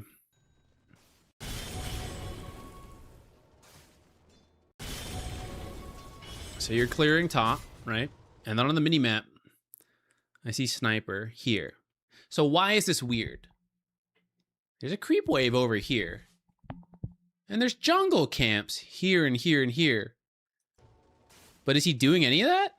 Oh, he seems he's on a mission. He's running forward, and then boom, smoke breaks in front, right? So on the minimap, that's a little bit of a telltale sign. This ain't some support running through here, right? A support, okay, yeah, maybe they're deep warding or something, you know, but a core walking past a creep wave, walking past jungle camps. You're telling me a core in my pub game resisted the farm? I don't think so, right? There's something compelling him forward. And it is often a smoke in these kind of pub games. So if you see that kind of thing, that's kind of your giveaway to be like, everybody get out. Like, there are people in front of Sniper. Sniper's not leading the charge. He's behind, and he just didn't get smoked. So, yeah, be very careful. And potentially start teleporting early, you know? It is their smoke, so maybe you just want to completely avoid it. I think that'd be fine. But sometimes you can also say, if we're ready... This is our half of the map. We have good vision, and I think we can take the fight, right? Because we are prepared. We're not surprised by the smoke. I'm guessing this is a smoke, so I'm going there early. Spectre Haunt, I'll jump the back, right? I could TP here, jump the Sniper. I think this could be a really good fight for you guys. You don't want to, like, fight here. Well, maybe you can, but, like, fighting here and then Sniper is just free firing from the back. That's kind of iffy. So for you, I think you would TP here, ping the Sniper, like, okay, let's go. Like, me and Spectre, take him out. And then we'll close out the rest of the fight.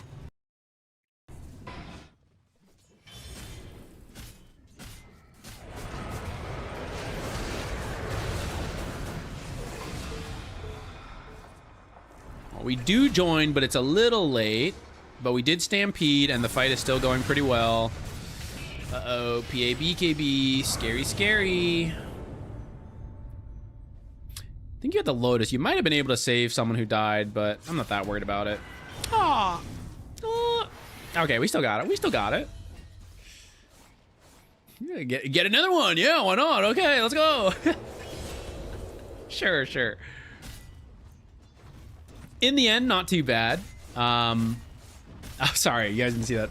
Well, it's not important, guys. In the end, worked out, and I guess we're getting one more for the road. I think you're gonna die though. I think you gotta TP out. Oh, we TP down there, right? Goodbye. Just kidding. Heart next. I think Lotus is pretty good for the reflect and the dispel and the armor. I am kind of open to the heart. Because you have a okay amount of armor, and then the heart's a lot of health, but also not that much armor if we look at it, right? It's like 18 math. And then I guess she didn't do Deso this game.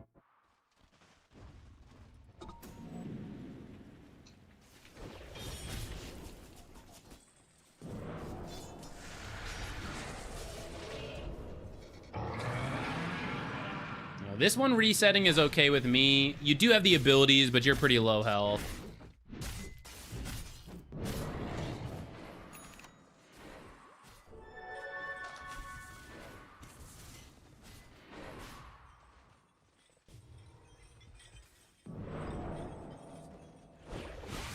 Cooldowns and positioning, you guys are mostly good to go. Sniper's over here. He can't join the fight besides global. But you were just missing a good amount of health. Excuse me. And now Stampede. I was eating these like, they're not spicy Cheetos, not sponsored. It's a private label HEB brand. It's a local grocery chain here. They're very tasty. They're like Carolina Reaper, spicy, whatever. They're not actually that hot. It's a marketing scam, but they are very tasty. But then I don't know, it went to my throat. And it is getting me right now.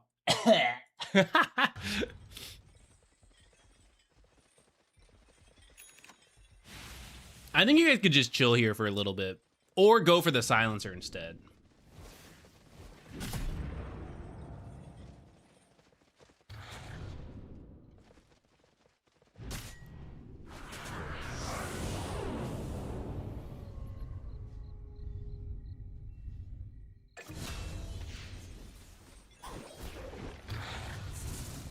Look one more time, because I was kind of reading chat when that happened.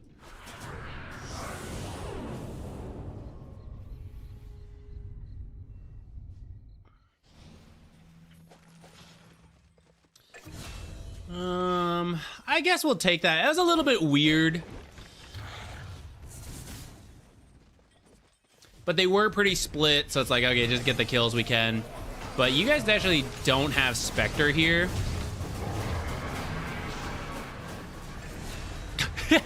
One more for the road, okay. Not bad. But Spectre is a lot of your damage, as you guys can see. So I think in this moment, up to here was fine. Like, sure, Spectre Haunt, not the best for just a support kill, but it is global. It's also not, like, you don't have to win right now, you know? So, okay, we just back off, and it's okay. We got a silencer kill, recontrol the map, push in the lanes, wait for Spectre to get back over to us. I think that's why you gotta, like, relax here rather than go for this sniper.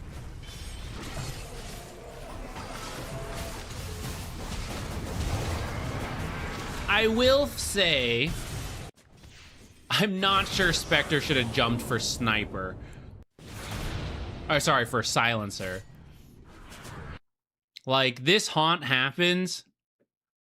So there's a PA here, because one appeared and there's nothing there, so it's probably PA. I don't know. It's like, where you guys are at, I kind of get why you go for the Witch Doctor, but that's why this is kind of a weird haunt, because ideally you would want to have been closer to sniper, PA, or like silencer or something. Instead, she ends up jumping all the way over here and then can't rejoin you guys.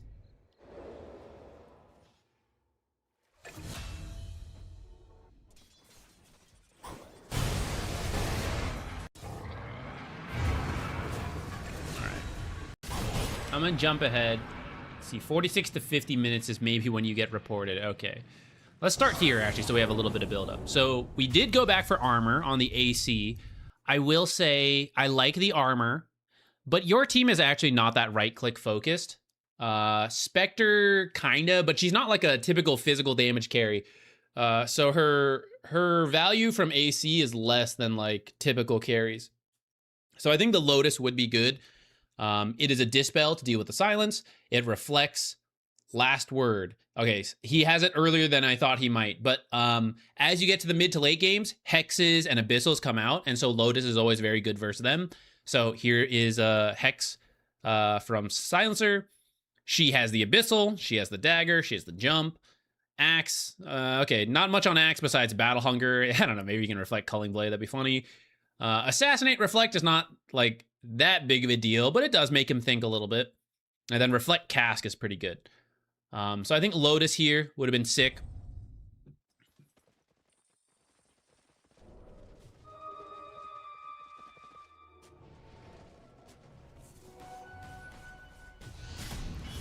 It can be tough to know what armor item to get, and I struggle too. I will say Lotus is an extremely safe. Lotus is kind of your default, you know? It's like, I need an armor item and I'm not sure. Lotus. It's got so many good uses. There's very rarely a time where it's like, you really didn't need a Lotus. At some point, Abyssal's Hexes come out and reflecting it can be game winning, so it's very safe. I would say AC is like the least common armor item right now. But it's best when you have a lot of right-clicking cores. And then Shiva's is more focused on living and scouting. AC is like armor damage with right-click. Shiva's is armor survival scouting.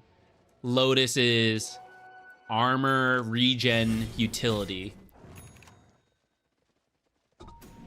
I feel like it's those three that are like competing with each other a lot of times. Crimson is an armor item, but it's like different from other. It's like an aura item more than like the late game. Vlad's is uncommon right now, but fits similar to AC. If it's a good AC game, it's probably a decent Vlad's game. Just Vlad's is not in that strong of a spot, so probably someone else should be getting the Vlad's. I like this idea, though it's scaring the shit out of me. I think you should be a little further back. You want to be... Okay, so like, I don't know if you're scouted, right? But if you are, this is the teleport range, and then this is kind of like the blink range. So you can wait further out for the creeps to come here. And then if they haven't seen you and they're seeing you for the first time cut the wave, they can start TPing, but then you're at a blink range. So you can finish, blink, and then TP yourself out of here, which I noticed you don't have one, which seems to have caught you a couple times. If you're going to go for this type of really aggressive creep cut, you should probably have a teleport. Otherwise, you should feel pretty desperate, like someone on my team doesn't have buyback.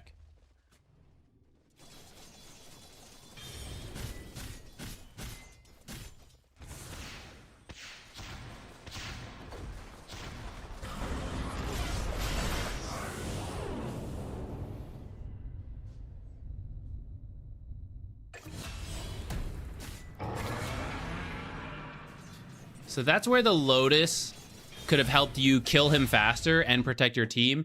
In the end, this is actually a pretty good fight. But what I will say, to give you some critique, again, I don't really think, from what I'm seeing, I don't think you deserve to be reported, even if we can critique stuff. But you did build a Crimson Guard, you did build an Assault Cuirass, and you took Retaliate Aura. So that's 3 different items that benefit your team. If we're next to the team, you know? If we're on our own, then they don't really do anything for anybody else. So for that reason, kind of like being with them a little sooner is good. However, if you had been able to find Silencer and kill him without Global coming out, I would have said that was amazing and pretty good contribution to the fight. I would at least have a teleport so you can teleport back after that.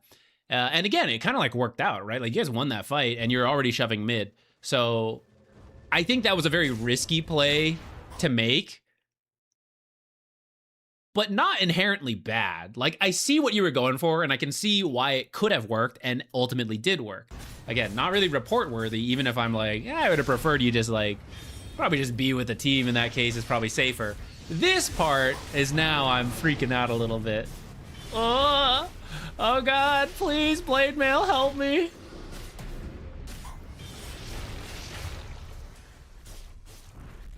I still would not report you for that, but I can see where a team might be a little annoyed. Okay, you were really good up to that point. Once PA shows and Witch Doctor shows, you can just back out. You can just go chill. Because at that point, let me show you what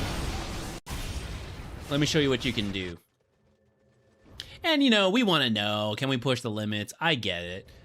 But now, let's step back. This was sick blink out, and we're just good to go. So, why is this fine, right? I would like to maybe kill her, I'd like to take tower, but if I can't, why is this still okay? Because so many of them are dead, and if PA is here, Witch Doctor's not threatening anyone on his own. So if I have forced PA to be here, okay, I didn't know where PA was before. She's off the map. How do you think you feel as a hoodwink? Oh, I'm supposed to go deep ward, right? 3 heroes are dead, but oh, PA is one of the living ones. Squeak, squeak, going through the forest, and then killed by PA instantly. Just one shot, right? You're supposed to be safe, but PA is there. So even though I want to play the map and I want to deep ward and D-ward and all this stuff, right? Anyone who can be killed by PA can't. They have to stay together. So just PA being off the map limits your team. You forcing PA here, suddenly everything that was scary is now safe. It's like, hey guys, you are good to go because PA is here. So she cannot kill you, hoodwink, as you run out here and it turns out the enemy has a ward here and PA jumps at you and kills you. No, you are fine. So you, at this point, have done your job by shoving this in, forcing the response of the scary hero, and you can now just get out. And I will now show you their vision, right? She is here. Witch Doctor is back here. He could be somewhere on the map, but he's just a Witch Doctor, right? So you have kind of blocked them out of that whole chunk of the map. And so you can just, that's good enough for me, right? Backing out here, no risk of death. Going for the play, baller move. If I kill her, godly. Reported and forgiven. Or sorry, commended and forgiven. But there is risk. And if I die, that's the reported. Reported and the flame builds up. So it's a big risk.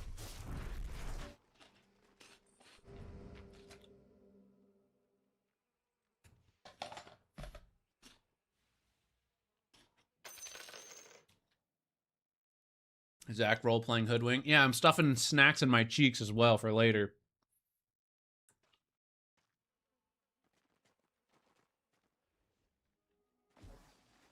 Oh, Krellas could be kind of cool. Even though it's been nerfed and Spectre's a little bit of a weird hero for it, I think Workhorse is not bad. You would need a BKB or at least some kind of dispel. But like, let's say a teammate gets called or they're being cask bounced, right? You can just jump in and save them. Abyssal comes out, you can just jump in, Workhorse, save them. I actually think that's a really cool item here. And you could, let's say AC is the Lotus, or maybe it's the BKB instead. One of those, but let's say it's Lotus. Then you could do Ags, and then you could eat the Ags, and then eventually get like BKB or something.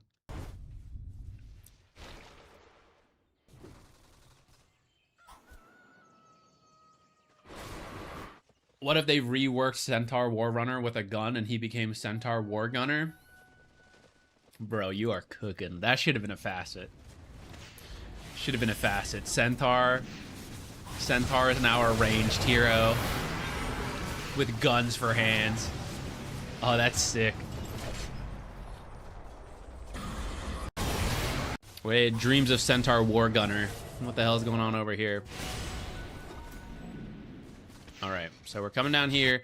I would really try to wait for Pudge. All right, Spectre really needs a nullifier. She's pretty poor. I don't think she needed this full con, though. She double dipped in killing PA. She's like, first I'll break her, and then I'll MKB to hit the broken passive. She just left it at Phylactery, get the MKB, and then get the nullifier. So now the nullifier is kind of late. It should already be done. That would have been faster kill on Silencer, and then showed up over here. Which your jump on the sniper was pretty good, but again, got to keep an eye on like what Spectre's doing. But also, if Pudge was alive and dealing with this, then it works, right? You guys are dealing with the backline, they're dealing with this, but we're kind of jumping just moments too soon.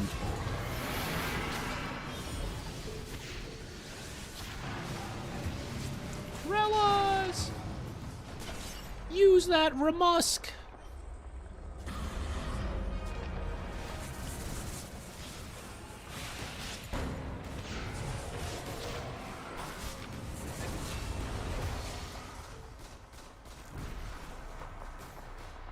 Ho ho, haha, ho ho, haha. Was she affected by Maledict? What was that? Oh my god, Enchanter's Bauble on alert is cracked. I hadn't even thought about that. What killed Spectre? What was that last proc?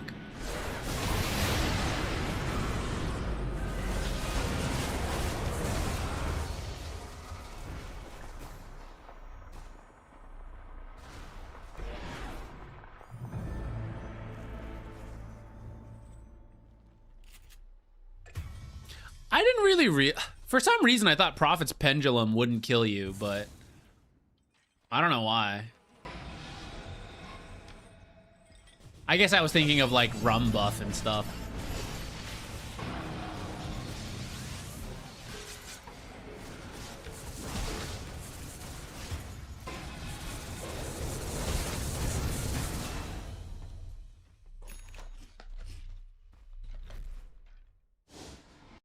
Guys, place your bets.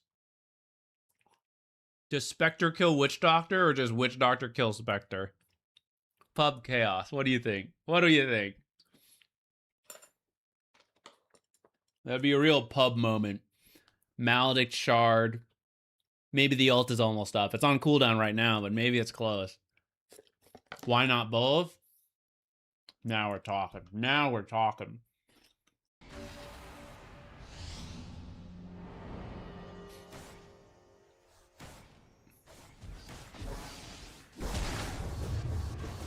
Ah, it's not enough.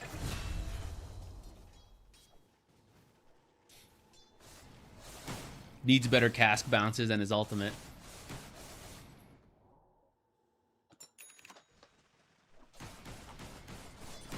I mean, at this point, the game plan still doesn't change.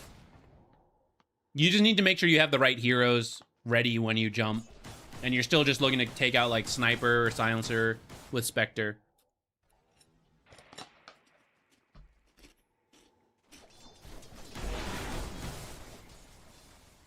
Relax till Nullifier. Get pick off, go Roche.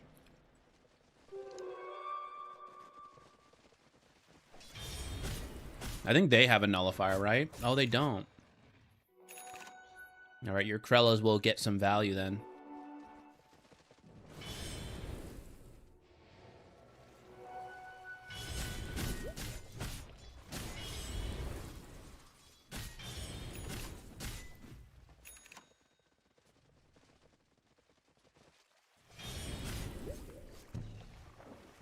So they are all going mid. So here's where we need to decide, right? We're either, everyone should just go in the base right now and you push top a little further and then you TP out. You do have a teleport this time. If you see them moving out like this, I think that's the wrong choice, but I would probably teleport to be ready for this fight. Because it could work. But one of them getting killed while none of us are there, that's a death sentence. So I might have teleported back. And you did push in top, right? Like, even though it's not at the tower yet, it's been pushing. So even if you teleport back early, give it like 20, 30 seconds, whatever, it will make it to their tower. And one of them is potentially going to TP back. And you can immediately, like, smoke and run forward. You don't actually have to, like, kill the creep wave you're killing right now. Because maybe they're TPing back to kill you. Okay, this is it. This is the fight. Teleport back and just take any target you can get. There is no PA.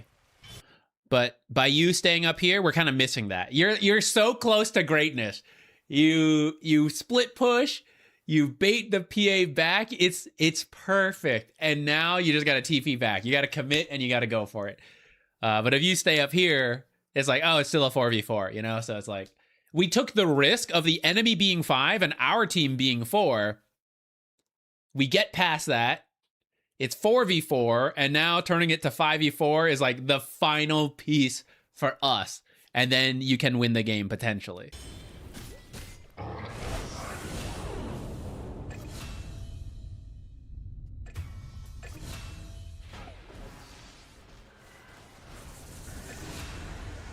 Barely needed in the end. Did we lose this? Sad.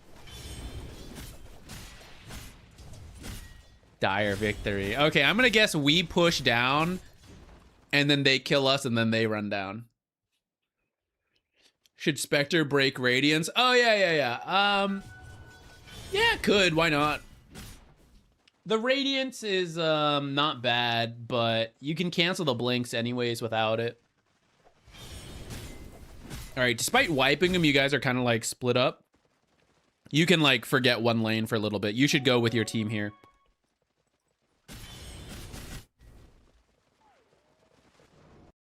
Because they could buy back. I know you don't know in the game, but like you should just assume they're ready to buy back. And if they kill anybody here, you could lose the game. Because at this point, any death is enough time to get all the way to the enemy's base if you actually go. Right? So push out bottom a little bit, sure. But you don't actually need to get here. Because you can actually just go mid, tank the tower, and then tank this tower. You know? So you don't even need the creep wave. You just need one wave there. And you need to not be losing stuff while you're gone. But actually, you've already lost bottom, so you don't need to push bottom that far. You can already be with the team now. Maybe killing Spectre with them.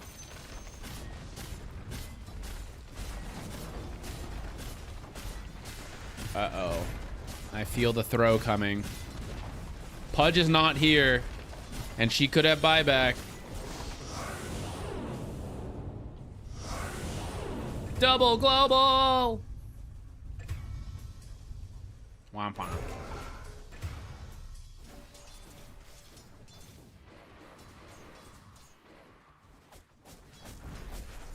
Gotta respect the buybacks.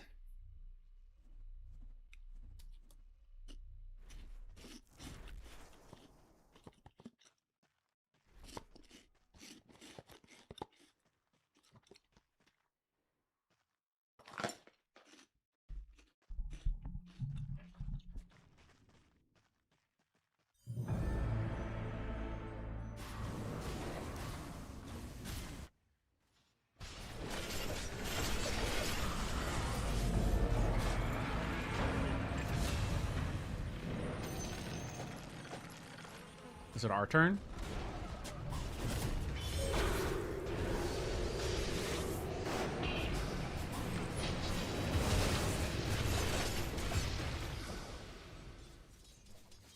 So I would actually say here you're fine. That will end up sealing the deal, I think, this fight here. But actually you were good up to here. Sorry, up to here.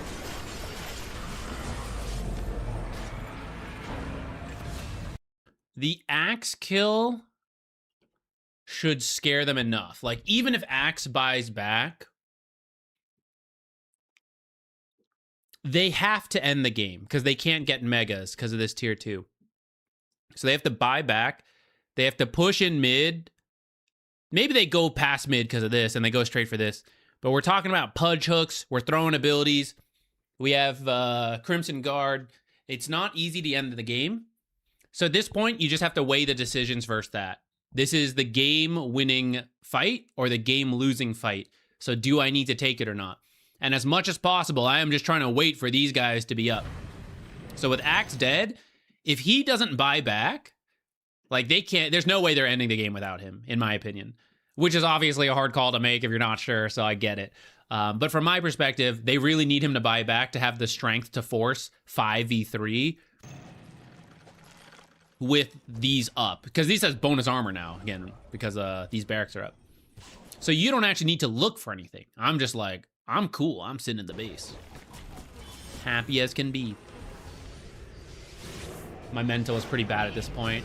I get it. I mean, if your team is flaming, right or wrong, you know, like, even if they're correct and you should have been doing something different, flaming will lead to this, where you're, like, just not in the right headspace anymore. That's why flaming is just negative effect and not worth it. Even if you're gonna silently report someone, I would just silently report. Not that I wouldn't report you for just playing badly, but I don't think you were even, like, completely wrong. I get the ideas you were going for. We've now mentioned, like, how to finish up those ideas to make sure they're actually paying off when the risk reward is worth it.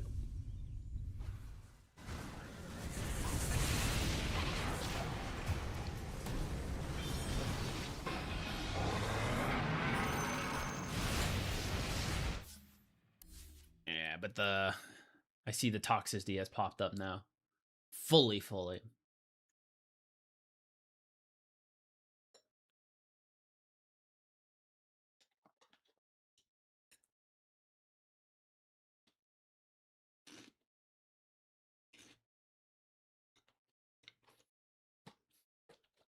Is it flaming if I trash talk the enemy into misplays? I would understand it. I think it's still flaming. And potentially still report worthy. But I would understand it. And it's a little comedic. Even if I think probably still a little wrong.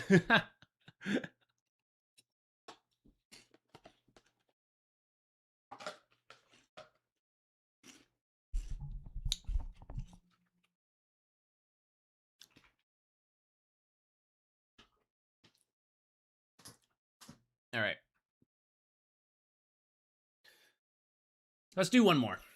Since this is, I said I wouldn't push too much, but let's push a little bit because this is, I don't know, the next stream. Maybe it'll be like after the casting, you know, maybe the move date will actually be a bit later, but just in case, let's do one more. I give a chance for everybody to submit one. We'll try to pick one out. Let me just know the match ID, who you're playing, and any specific questions, you know, tell a story. Why should we pick you? Let me know.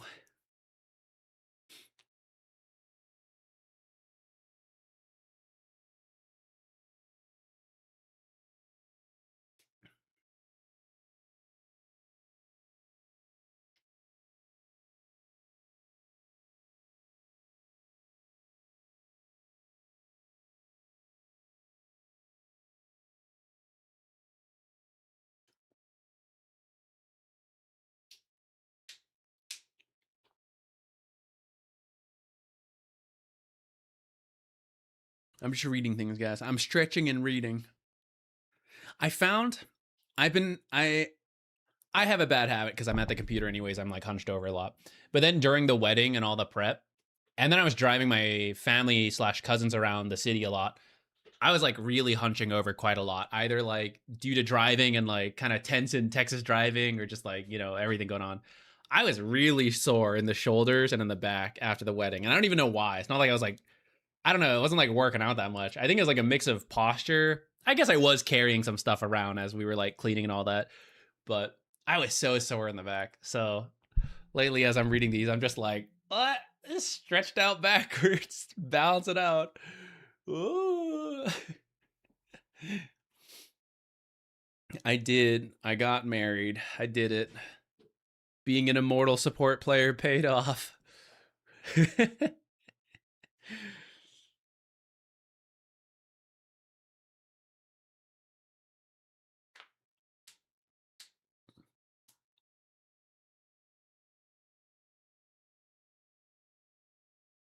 Yeah, that's kind of a spicy submission. Maybe we'll do that. Let me see what everyone's reading or sending in. Welcome to the club. Thank you. I'll tell you one of the biggest differences. I'm really nervous about losing this ring. I think I need to go send it in to get shrunk down a little bit because it's just a little loose. It's mostly good, but just a little loose. But like every time I wash my hand, there's a new sense of dread. I'm like looking at the drain like I'm really worried. Don't take the ring into the ocean. I don't even know the next time I'm going to go into the ocean, but that's a good shout out. I don't know if I would have thought that hard on it. I'm taking it off when I like shower, when I'm like cooking, cleaning. I'm trying to remember to do it. The problem with cats is I can't just put it somewhere like, you know, table or something. I have to go put it in the ring box in a drawer is like what I've been doing.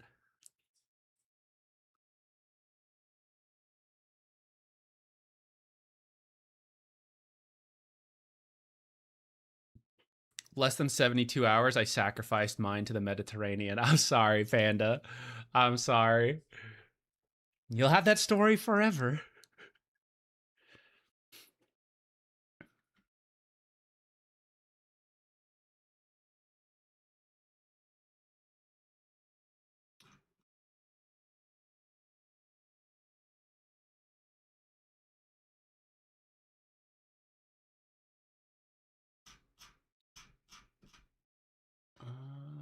Before we ramble too hard, let me pick one to do.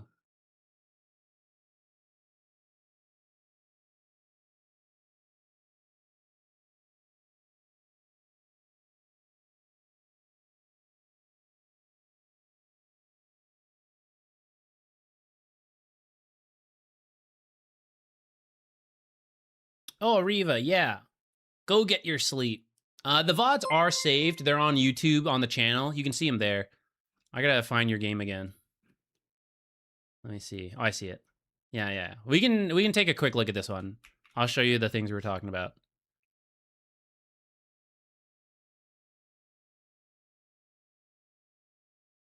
I think this one will be quick, so actually maybe we'll end up doing 2 more. Let me do this one real quick to talk about the little bit of a meme build, but something very real you can deal with in pubs and turbo especially.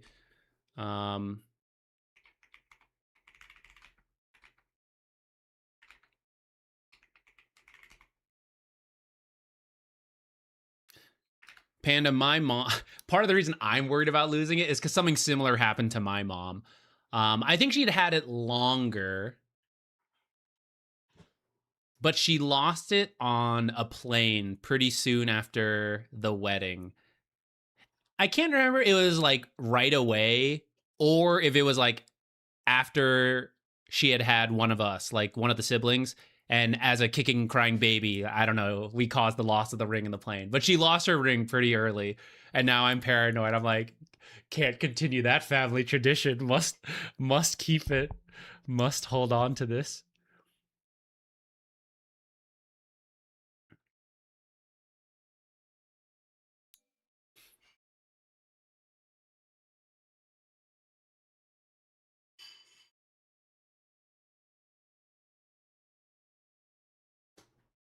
No, she doesn't play Dota. She likes much more casual, cozy games. I think and maybe I'll do this anyways. I think one of the ideas, if I were to move away from Dota content creation, if it died or something, would be finding games for us to play is such a challenge between our complete difference in game preference. There's only a small overlap. So I'm sure there's a million out there, but the co-op games between some sweaty tryhard and then like chill casual gamer, I don't know, make TikToks about that or something. Catch me over there. I was thinking forever to download. Okay, there we go. All right, let's do this one real quick. If you missed it earlier, this was a question about dealing with really late game Dark Willow with like the meme. It's not like fully a meme, okay? I get it. It's like, it's kind of real for pubs of the ags and like attack speed, crit, all that stuff. And it gets really ridiculous to deal with. So earlier we mentioned first dealing with it sooner before it's a problem. Because like this build takes forever to build up. Like up to here, 10 minutes in, still not a problem, right? Mid Dark Willow, very unintimidating. Power treads, still whatever, you know? Ags, done at 24 minutes. Like this is when the hero can start attacking more with W. Bedlam could kill people, sure. No way to get close to people with Bedlam, right? Because she's building this. So these first 25 minutes, this is really not a strong mid hero. So like that's your big window to punish this type of play, which is hard in pubs, which is why this build works in pubs. Now as she gets the moon shard and it gets further and further, this is where the hero gets scary. Notice in her build, she had no crowd control. She didn't build nullifier, anything like that. So she is depending on just popping W and then blinking close and attacking a bunch. Possibly with teammates providing some control, which is then like good team play. And actually this is like party game. So maybe, yeah, Spirit Breaker's like, hey, you go in, then I follow up. Then that's a little harder. But for just her, what is the defensive item in this build? It is just the BKB. So if someone on our team has like a Hex, for example, or Lich builds a Blink, which came in pretty late, right? But like one single Blink instant stun and Dark Willow, for as many kills and as much farm as she has, we jump in here, jump a little further. All right, this is where she's like getting really scary. 2,700 health.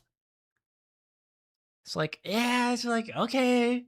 It's kind of some health, but also not that much health, right? And there's not that much defensive utility. So our heroes can certainly kill her in time if we jump her in time. I'm going to jump backwards again. So where does this get out of control? Actually, it looks like we were pretty close to winning before she... Okay, I think we have stumbled onto one of the problems here. Actually, let's just go back a little bit here. All right, it looks like you guys are doing it. Like, open bottom, top's gone, mid's here, and you guys are doing Roche. So we were really close to closing this out. Let's see what happened.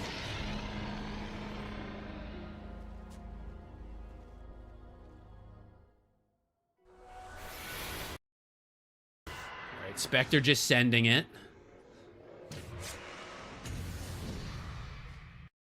All right, so we got 5 minutes of Aegis, and we got to relax for 2.5 minutes now. So, not really the best haunt.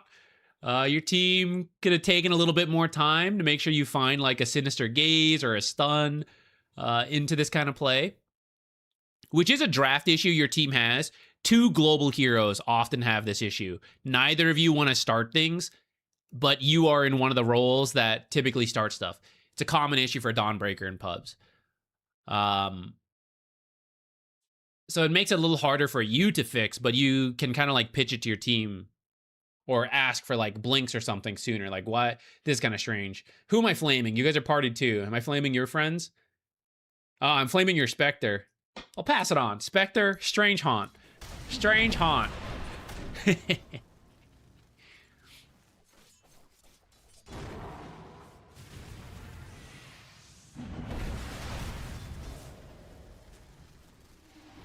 So, if you've seen, this isn't even related to Dark Willow, but this is probably the bigger issue for you, because this is a mistake versus all sorts of drafts, not just this Dark Willow stuff.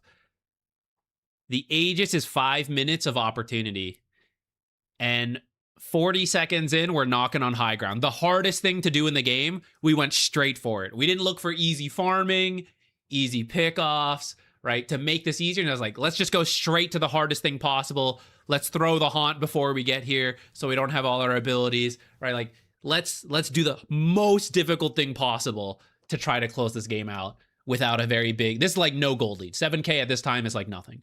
So there's a bunch of videos, a bunch of streams. If you like dig through the channel, one of the VODs on the free coaching, right? You can find it. It's in the title and the stuff. It's like high ground is whatever. You can scroll through, you'll find it.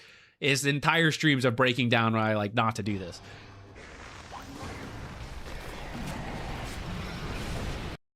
So I'm seeing you get hit and nobody has a save. Like Dark Willow has shown she's been working on this build since like 12 minutes, literally since the draft. Like when you see Dark Willow mid, what build is it? It's Ags, right? There's no other Dark Willow mid build. You know it is.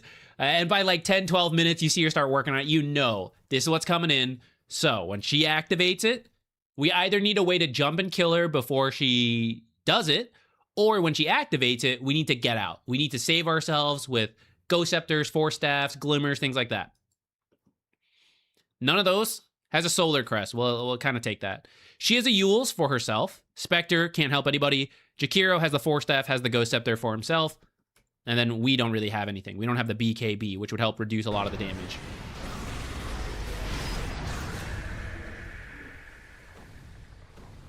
Still kind of works. You guys managed to kill Faceless before the Chrono comes out. He could have buyback. Okay, everybody clumps up. Who needs to hit this tower? Only really your best tower hitter, which actually your draft does not really have a good tower hitter. But you guys are all clumped up for any number of AoE abilities to all hit you at once. So it's really unnecessary. Just one person does it. Spectre with Aegis and Heart is a pretty good contender. Jakiro maybe throws out Liquid Fire on occasion, but it's not really necessary. Lena, if she has a really long attack range, she can maybe do it. You are the global response. So actually, you don't even need to be here. You can be doing other stuff, but if you do want to be here, which is fine, you should not be here. You should be like in the back to make sure you can ult in. You don't all need to be here to get all caught by the same stun, into the same terrorize, into the same telekinesis lift, into the same cookie, and all 4 of you are chain stunned. All right, one guy got out, right? She pops W, tries to kill Jakiro. He uses Ghost Scepter. Oh no, I've wasted my W. There's 3 other targets all standing right here, so I'll just try to go for one of them instead, right? Make her use it, and then you go in. I couldn't kill Jakiro, so I'll just kill the Lina instead, because Lina was also up here. But after this, if it's just the one hero here, you deal with it, you Force Staff the Spectre out. W is over now. For 6 more seconds, she's quite weak. We actually jumped here a little late, right? So it's 6.5 second duration and then 15-second cooldown. So you have about 9 seconds to find something after that. And I know that doesn't seem like a huge window, but essentially, Spectre walks up, whack, whack, whack, whack, whack, whack, hit the tower a little bit, back off. You just do that every 15 seconds. Walk in, bait Shadow Realm, back out. Shadow Realm ends, walk in, whack, whack, whack, whack, whack, back out. Repeat. You only need to do it like 3 times. The tower, the barracks, they'll die. Spectre is very farmed at this point, right? Even though she's not really a building hitter, she's got a lot of items. So she will do this. You don't need to do it all in one go. Instead, she gets to kill like 1 hero every time if we're all up here. Right, here it is again. Whack, whack, whack, whack. We also went a little too soon because Jakiro used his survivability items last time, didn't wait for Ghost Scepter to be back up. We sent him in again, so he died this time. But we could just wait longer. I said 15 seconds last time, but make it 20, make it 30, whatever. Right, whatever we need to make sure the hero goes in and gets out. I thought he was using Sinister Gaze, guys. I thought that was a Sinister Gaze move in, but that was just a Meteor Hammer on the Dark Willow attacking me. So, that was Aegis.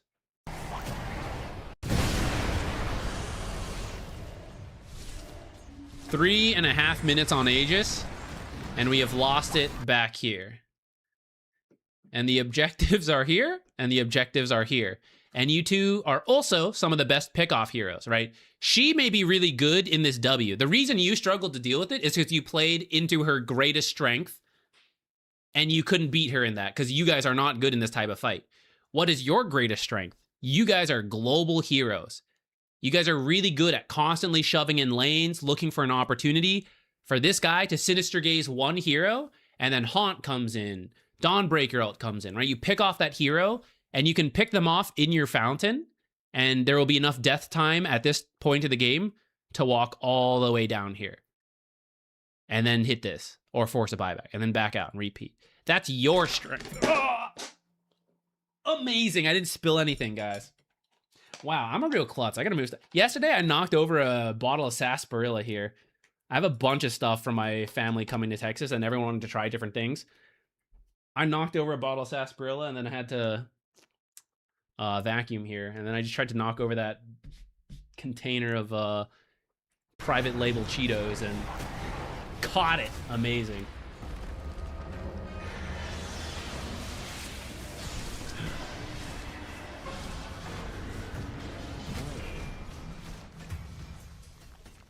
Hold on. I don't have you. That can't be right. It is illegal on my behalf.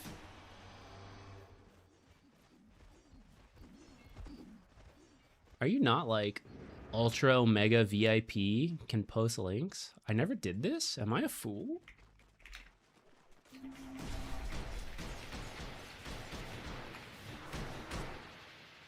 All right, I think you can post links now. We go hard. Cat has spread intrusive thoughts to you. Could be. Could be. Sorry, I don't post much. No, I actually think you do. I guess you're usually on YouTube more than Twitch, I would say, when you're chatting nowadays. That is true. But I swear I had given that to you ages ago. You should be able to post links with that now.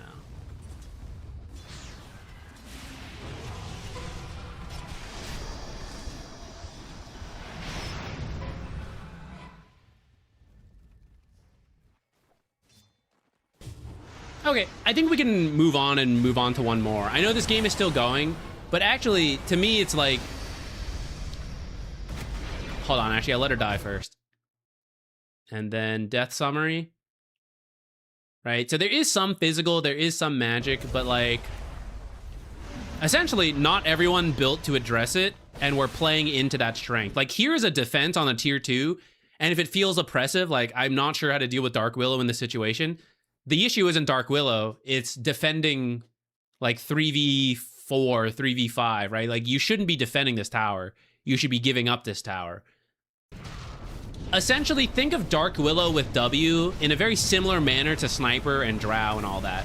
Like, would you push directly into high ground against them? Maybe you would, but you shouldn't. And that's kind of what's happening here. I see you guys just like bashing your head straight forward into Dark Willow.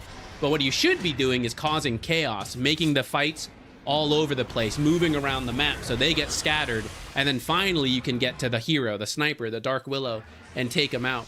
And they won't have Faceless to protect them, the Spearbreaker to protect them, the Rubik to protect them. And if they just sit in the base, you just farm everything. You just farm the map. And you build a huge gold lead.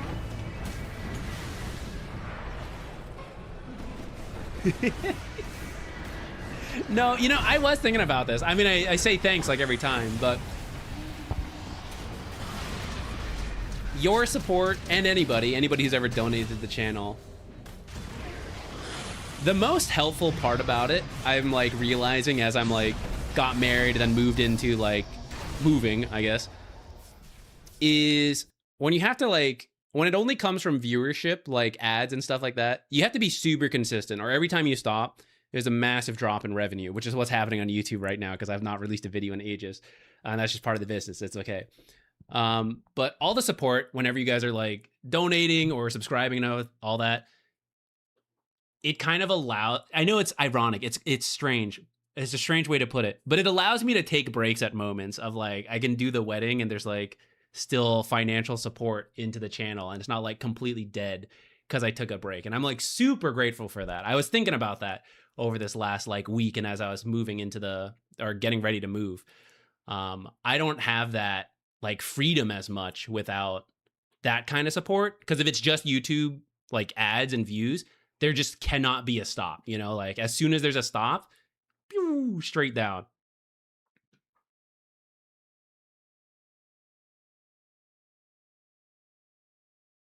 Which I know, the funny part is like you guys support and it's like, wait, he's gone. Where is he? I'm sorry. The golden age of streaming is coming, guys. As soon as the move is done, I'm so ready.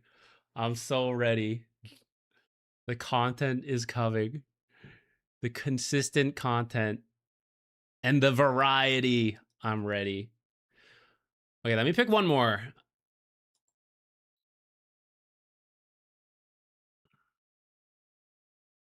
I think there was one I wanted to do. Let me find it again.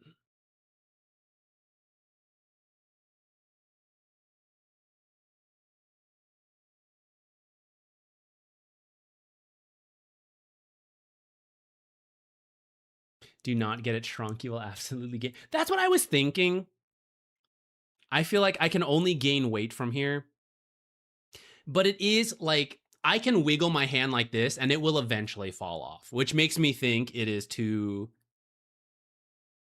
like, I don't think that should be the case, you know? And even if I was going to gain weight, which I'm going to try not to, you know, to some degree, I feel like I will need a significant amount to lose that ability for the size the ring is. So I think I should shrink it a little bit. And when I ultimately get, like, ultimately gain weight in as I get older and older, then, like, I don't know, I'll expand it again or something.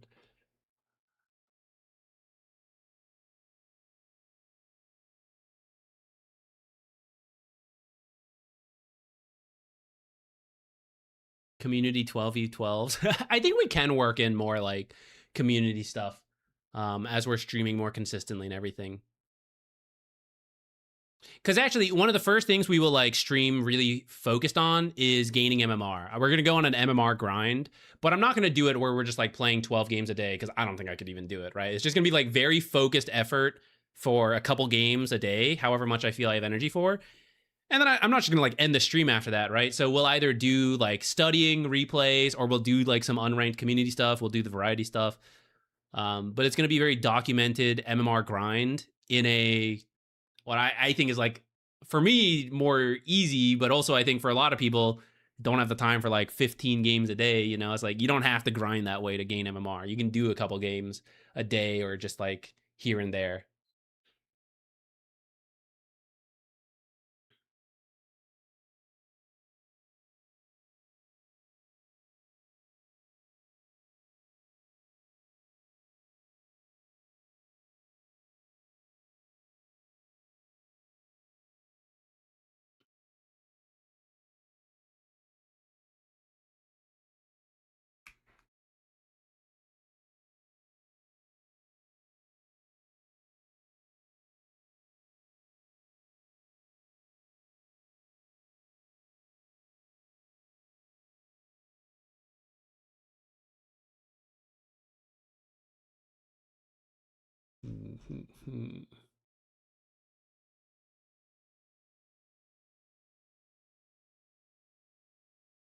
Yeah, usually in the past when I was tryharding, I would like play a game and then take a break. You know, like almost never chain queued. I would reflect on the game. I'd go like walk around, relax. Sometimes it's like kind of back to back a little, but like there's always at least a few minutes. I never like exit a game and immediately press play. I don't even really do it now all that often, but like especially when tryharding. And I feel like that's why if you look at the amount of games I've played, part of that is as a content creator, but I actually have surprisingly few games relative to the amount of hours you would expect. I have like 7,000 plus games with like 15,000 hours in Dota. A lot of that is from content creation. I can play a lot less now, but a lot of it is also like I would play, but then a lot of the improvement process was just like pause, thinking, replay, stuff like that. We Go Hard on Earth gifted a tier 1 sub to Arvinov Ranjit. They have given 796 gift subs in the channel. That's the support. That's what I mean. Like, I would not be able to take breaks without that. Let's go with it. You chose. And it shall be done. The gifted sub determines. Let's do it.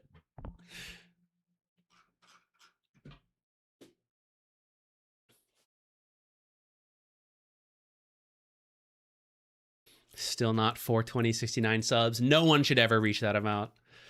I am immensely grateful for the support, but no one should ever reach that amount. It is far too much. I am undeserving.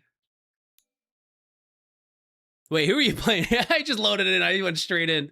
I did not even...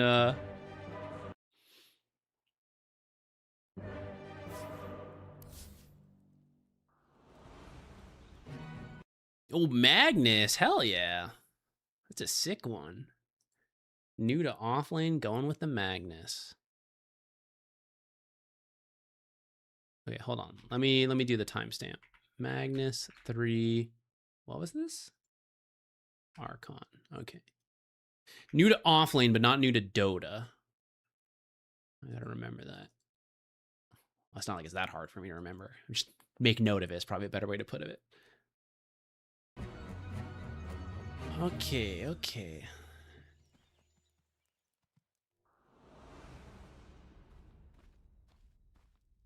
Skywalker. Age of Empires 2. Okay, actually, the Wololo sound actually is from Age of Empires 1, I think. But if you want the nostalgia kick, Age of Empires 2 is actually still going strong. People still play it competitively. It's like, it's better than ever, honestly. If you want that nostalgia kickback. That's one of my, like... I go back to that game every now and then. I learn, like, the competitive strat against bots. I play, like, a couple ranked games, and then I fall out of it again. But it is alive and kicking if you want that nostalgia to become very real current entertainment. When are we celebrating We Go Hard Day again? We should. When we start up Satisfactory, how about that? We'll dedicate a company holiday. Okay. We doing a sneaky tree cut here with the sentry. Okay. I'm up for it. I don't think you have to go that far, to be honest. You can just do like a regular one without the Quelling Blade. But if you want to do it because you have it, it's fine with me. I am seeing it become a lot more popular since the I think when I made the guide, they hadn't changed this, right? I made the offlane guide and then they changed where the creeps met. Now the creeps meet a little further back naturally. And before I talked about a whole bunch of tricks to do to get it to come back quickly. And you can still do a lot of those. The main one that is gone is this early body blocking. And a lot of people are now just opting to like body block a lot sooner because it brings the lane to like here, unless the enemy safe lane is like blocking a bunch. If you want to go for that, you can. I'll just mention that real quick here.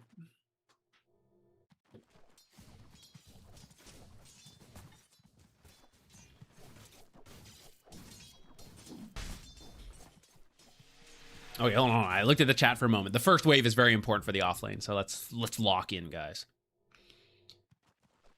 Okay. So you send your Oracle over there, and then I saw the Witch Doctor here. So I'm not too scared of Witch Doctor right now. At some point, I will need to respect the Maledict. We're getting into the day. The brain's going a little bit. Now, real quick, I just want to check, because I see you've already started with Empower, but I don't think you should do this, and I'm just going to check Dota 2 Pro Tracker if people are doing this more. Okay, on occasion, some people are doing it. My personal recommendation, I would hold the skill point in case you get like a free skewer kill in the First Bloods, but then if you do not have a 4 support who will secure range creeps, I think you should start Shockwave. And actually, even with a support who could do it, possibly like Oracle could maybe do it, you may still want to start Shockwave to secure it yourself, because they may not do it. But also, Empower means you will shove the lane. Like, it is unavoidable to shove the lane. And although I think there are times to do that, I do think in a lot of pubs, getting it to come back and sit here is like a pretty foolproof strat for offlane. Especially because you mentioned like being new to offlane, right? I think that's a safe default. As you get further into the role, you could like get more nuance of like, I'm gonna shove it and farm and jungle, whatever. But like, I think just pulling it back and chilling is a pretty good plan. And that's really difficult with Empower level 1, because you kind of like always shove it because of the cleave. Okay, I see some creep aggro. Okay, we tried. I see that. See, like that, you know? And now here's where we just lost the range creep, because this guy used his Fortune Zen on something else, and I don't have Shockwave, so by the time I walk here, this creep will be denied to me. You do have Equilibrium, and we're about to do a skill check. If Medusa holds the creep wave out, you're both on even footing. If she walks into the tower, you've kind of won your laning stage for the first couple minutes. As long as you don't attack too much. But if I had Shockwave, it would be nice to get this. And also, as you notice, you like ran around here for quite a while. So actually, you probably had time to like hang around here for the XP and then Shockwave it and then come back and still have pretty good equilibrium. Still do the skill check we're talking about, right? Which is she is doing extra attacks. She does not need to. You have not done that. So yours are going to live longer than her. So you, besides giving up this range creep kind of for free, you've navigated this part correctly better than she has. Unless we start attacking. Nah, you're good, you're good. But yeah, you can see where the cleave is like shoving it a little bit more. Okay. Creep aggro back. But why do we creep aggro back? Right? Part of it is to get into a safer position. Part of it is to like kind of manipulate the creep wave to be in my favor. But actually, right before you did this, it is in your favor. This creep is below 50%. And actually, very minor tip, if you like walked forward while you waited for that last hit, and then you go for the last hit, then instead of being here, which is out of range to hit this creep, you'd actually be a little further forward, so you could hit this creep and start trying to deny it. But once it gets here, this creep is in the front, and she attacked it. Actually, this deny is yours. You have a little bit of damage. She just used her auto attack. By the time her next auto attack is like ready to go, because there's a cooldown, right, of how fast she can go. I'm pretty sure these creeps will do enough damage to this melee creep that you will then be able to deny it before she can launch another attack. And actually, going back to one of the earlier replays, we talked about very try-hard stuff of like fighting over every creep. Oracle and Magnus, like at a high-level game, Oracle and Witch Doctor would have been in the lane more than this, but right now, Magnus and Oracle would both work together to kill that melee creep together, because there's no chance Medusa can get it if they both attack it at the same time. And then, even without you guys doing that, right, from our, let's step away from like the pro level coordination, 4 versus 4 creeps, but this one's about to die. So you actually don't need to do creep aggro in terms of getting good equilibrium. You have good equilibrium. I just need to not throw it. So the downside of doing this creep aggro is then I actually miss my chance to go for this deny. Maybe we dodge the W for it, but you also have enough health to like tank one shot, you know? So I think it's actually not that bad. Slight mistiming there. I'm not going to worry too much on timings, but it's something you should practice as you get more comfortable with the role. I guess it's something to practice no matter what. Like, even support should do it. This is a bad pull. If you interrupt this pull, it's actually fine. If you hold it out here, you're going to enter a very strange spot that I think will backfire on you. This creep wave is supposed to fight this creep wave. If you hard pull and they small pull, it works out because we have a hard camp. They have a small camp. Ours will do more than theirs. They actually don't have a camp because you did that sneaky block. So they have no camp. So the next creep wave's coming. And there's no stopping it. So if you pull this wave over here, you will have 8 creeps following you. And that's a lot. That's a lot of creeps to tank. So you're going to have to bring it under the tower. This is not going to get denied from Medusa, because I am running around with these creeps. Medusa's just going to come over here and farm it. And then she's also going to farm the hard camp. So you actually don't want this pull to happen. You can just bring this straight down. So now we're going to see it happen. Okay, he actually stopped the pull. It's actually kind of helping you now. If you imagine the pull did not get interrupted by Witch Doctor, right? So the pull is fighting right now. Our creep wave versus camp. So Medusa and Witch Doctor walk over.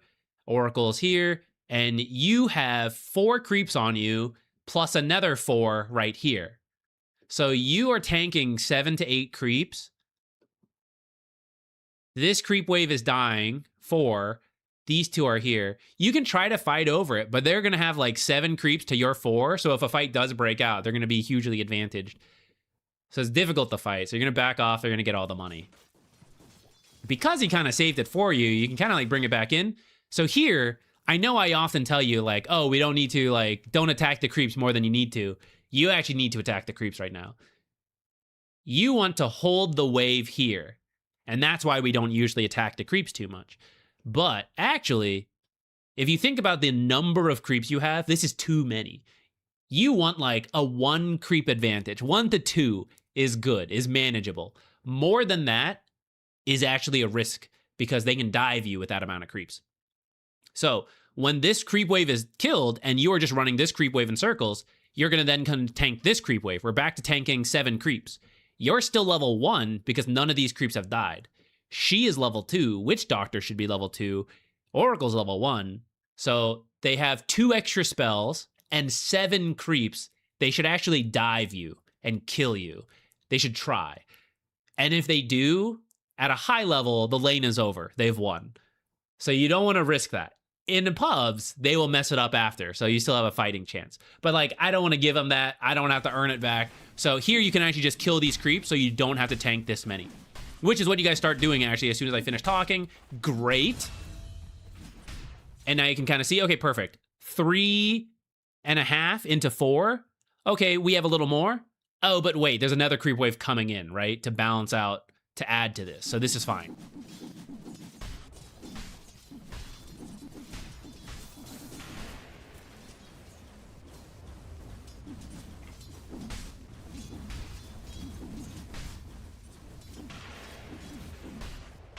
Okay, we're missing some last hits. Like I said, I'm not going to stress too much about it. It's a matter of practice.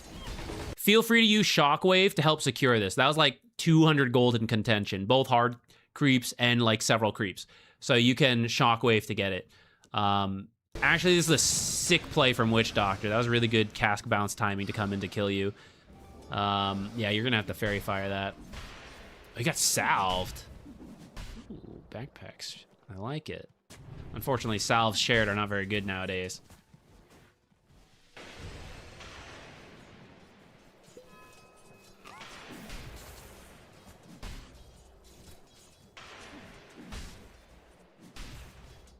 Notice you're just sitting at full mana. Because you don't use Empower, and Skewer is only used sometimes. So, in my opinion, that's where, like, 1 point Shockwave. Just use it to secure range creeps. You see the supports trading on the side? Just throw in the Shockwave to help out. Right, just use a little bit of mana, because otherwise you're just sitting at full.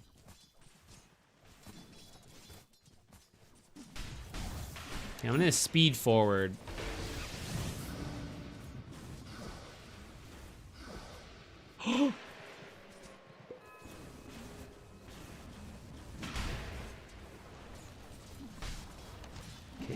Balancing the wave can still use... unlucky.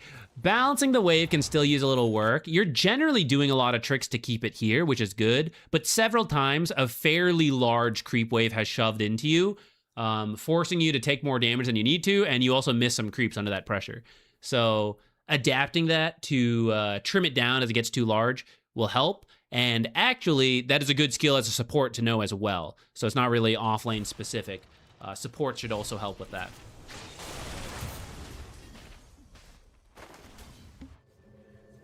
I was focused a lot on Equilibrium. I'm now looking at the build. You should definitely buy some smaller items. First item, Blink, is fine on Magnus as your like first major item, but it doesn't need to literally be your first item. You actually just don't need it that early, really. Because you will like Blink, Skewer, RP someone and all that, but what damage will you do? None. So you kind of want the laning items first, like Power Treads, for example, or a Bracer.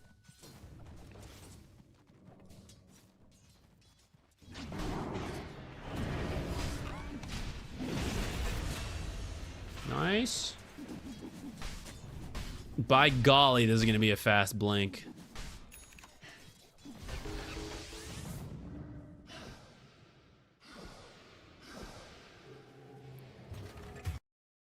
Part of the reason you want to get stat items along the way to the Blink, and in general, Empower gives you bonus percentage damage. But you're currently working off of your base strength and like your very starting gold items. So you're actually getting very little from Empower. Can we see it actually? It only shows the percentage. Thought we could see like the number so we don't have to do the math. But you can imagine like when you buy Power Treads and you buy a Bracer, you get more value out of Empower. Currently, this is like bare minimum value from Empower with starting items straight into Blink. So the question is now is like, can I get kills with a 7.5 minute Blink? I have a 75 damage nuke and then an 80 damage nuke, and the rest has to come from my right clicks, which I do have like over 100 damage, but I have no form of attack speed. So I will do the repositioning and a little damage, and then the rest of the damage has to come from a teammate. Oracle actually is kind of a decently damaged support, though this is not the build for it. Silencer has like some, right? That's why it's kind of funny. You just don't really have the damage for it. Even if you had better damaging supports, you still would get the smaller items first. It'll also help you miss less last hits because you have more damage to work with.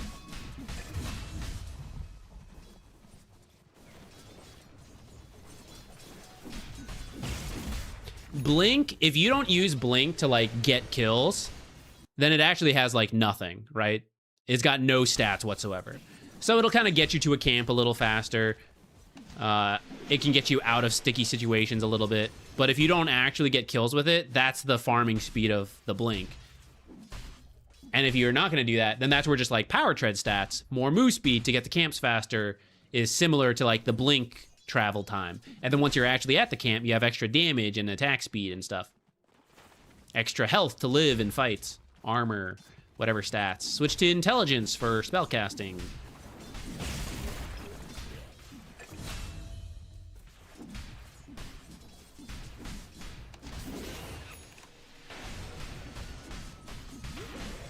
I'm actually amazed you managed to go straight blink and like get through the lane. But I think the higher up you go, you'll be punished for that. Witch Doctor left the camp blocked for like 3 minutes. The lane stayed here. Oracle dumped a bunch of healing into you. You won't be able to get away with that. But you won't need to, because going forward, you will now know I don't need to go blink first. Which, for example, this is the first case of the blink at 11 minutes in, which I think we're missing, and we're not going to worry about that. But when was it? 7.5 minutes? So 4 minutes where I didn't use this blink. So it was essentially a dead item in that time. And I think you blinked out of trouble like once or twice. But that is 3 uses of blink. But power treads would have been like non-stop usage. The laning would have been non-stop better for 11 minutes up to this point. Okay, I'll stop rambling on that. I think the point has been made.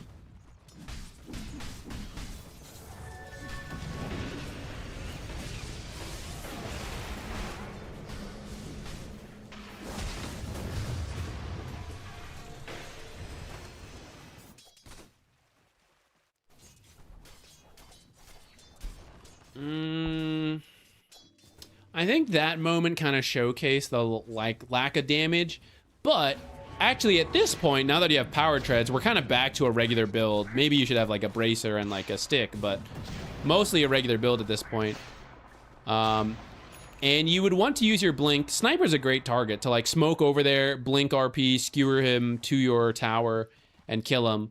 But Magnus is not someone who can easily get kills on his own, unless you harass them down with Empower Cleave because they're like a melee hero.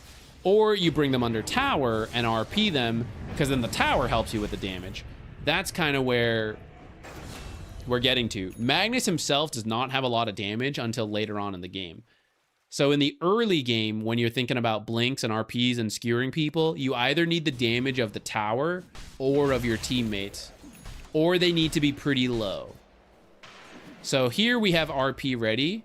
We're ready to like look for something.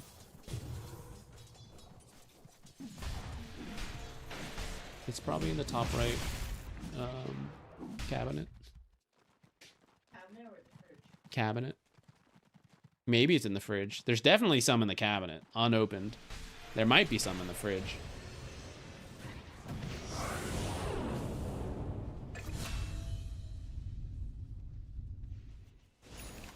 That was a Witch Doctor who was a little low, had help from supports.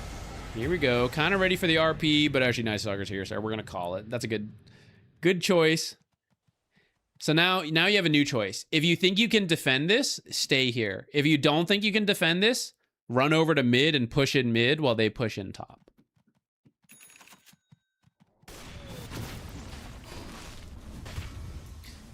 But yeah, you should, because we haven't seen the other heroes, so this isn't really off lane specific, this is just any role, but they came here, they got kills. They will either push or they will disperse, farm, go back to other lanes. And you don't know what they're doing yet. So right here, right? If we're gonna defend, where do I need to stand? Medusa will hit the tower from here, Sniper a little further back, creeps will be here. The main thing to deal with when defending early towers is the creep wave. To get the creep wave from here, I can be back here with Shockwave. And back here will be really far from like Medusa Sniper, Night Stalker, the heroes that are up here. If you try to deal with the creep wave up here, Medusa Sniper can attack you, the heroes can dive you easier, right? All the heroes are involved when you're up here. So defending, you got to do it from far back, even as an offlaner with a bit more survivability. Now, maybe you thought you could blink out, but sometimes they'll get you, kind of like this. So it's not something you need to risk. And this is where you can also imagine as they're hitting your mid tower, or sorry, bottom tower, top tower. I mentioned earlier, if you don't think you can defend, you go mid, you shove it in, and you're doing the same thing. You shoved in mid, you hit this, they're hitting top. So it's equal, but you're doing it by yourself while they're using multiple heroes.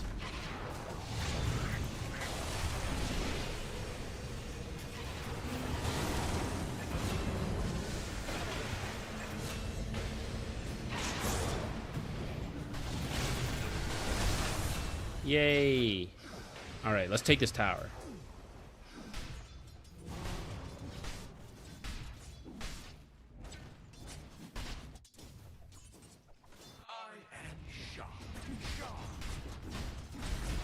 you get the next creep wave if you need to. I guess in that case it wasn't necessary.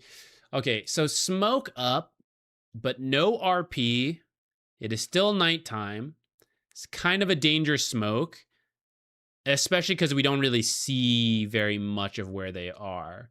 And the only play we can really make is to like force mid against a Zeus and Sniper and a Medusa and a Witch Doctor. These are heroes that are like kind of tough to dive. But with Night Stalker showing bottom, it's like kind of doable. It's very scary though. It will be you skewering the enemy out of the tower. Or they will not be here, and we shall do nothing.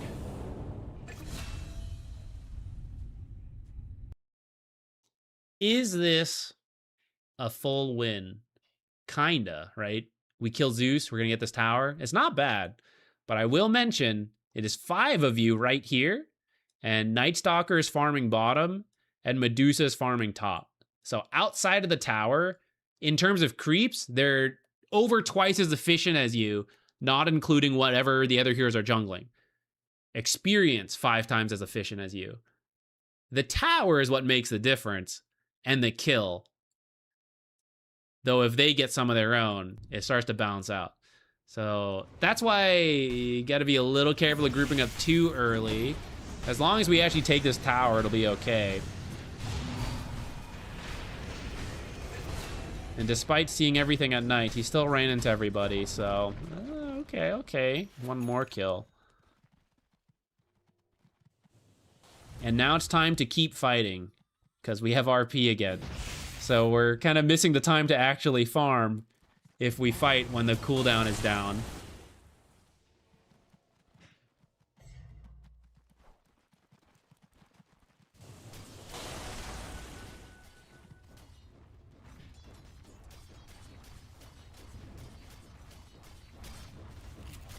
I will mention, you're probably fidgeting too much. I see you. You can just pick a spot to stand and wait. It's very high skill to like stop clicking as much. It's a bell curve. Do more and then do less.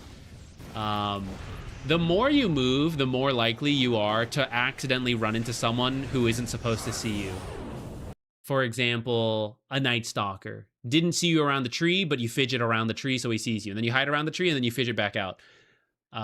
They're smoked, right? And behind a tree you would have been safe. But then you step outside, then you step behind the tree, then you step back outside, then you step back in the tree, right? It's better just pick your spot and then mostly stand still in a lot of cases as the initiator. You can shift a little bit, but it's because it's like intentional. Like I'm gonna move over to this spot. We're moving up. Okay, move to this spot. I'm switching sides. It's not like up, down, up, down, up, down. You see me here? In case you miss it, I'll do it again. You know, like it's just gonna backfire. And that applies to supports as well. Oracle, Silencer, they should all just pick a spot and stand behind it. I think you can actually stay there longer because you have RP, but I don't mind you leaving.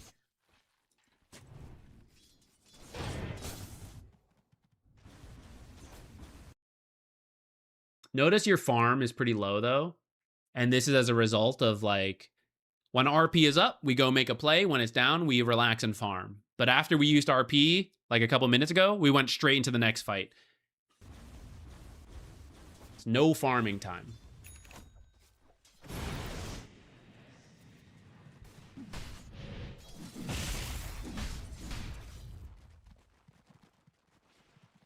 And what that means is eventually you'll start farming when the ultimate is up. Because you're like, I really need to farm.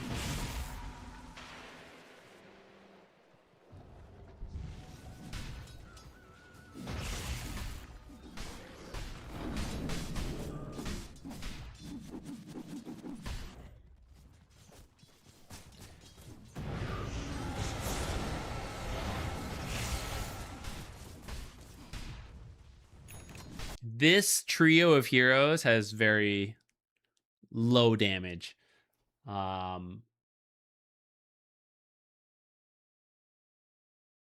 Which is actually like... Actually, all your heroes are kind of low damage to start. I think before this BKB, you could actually do Echo Saber, possibly into Harpoon, because your team kind of needs more damage.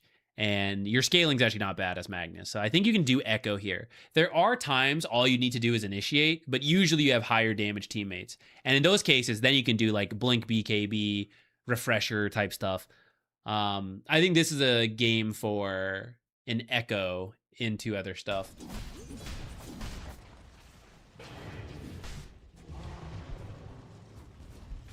So here we're pushing into the tier 2, but we already used RP. So if they defend properly, they could maybe take that fight.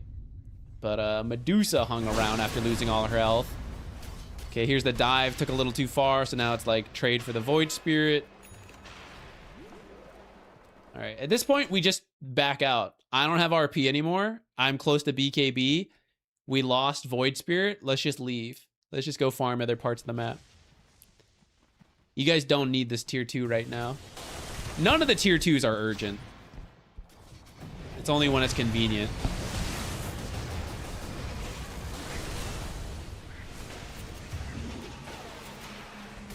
Right? It's like, that's not too bad of a fight if we had killed Sniper. But if we have the ult, then that's an easy kill. Instead, here's another ult where it's like, okay, I don't have the teammates ready. Because Slark and Void Spirit are your higher damage heroes right now. And both RPs have happened with only one or none of them nearby.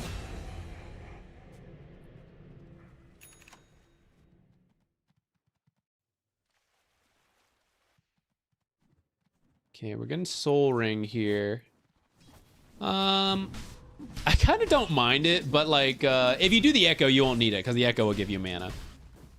And actually, this game, you also don't really need it. If you got a magic stick, there's a lot of fighting that's been going on, and a lot of low cooldown abilities on their side, like the Zeus. So you'll actually pick up a lot of stick charges, and you won't need the Soul Ring. The Magic Wand is a cheaper investment than a Soul Ring, because you can get the Soul Ring, or sorry, you can get the Wand a lot earlier in the laning stage instead of rushing the Blink, and build charges early.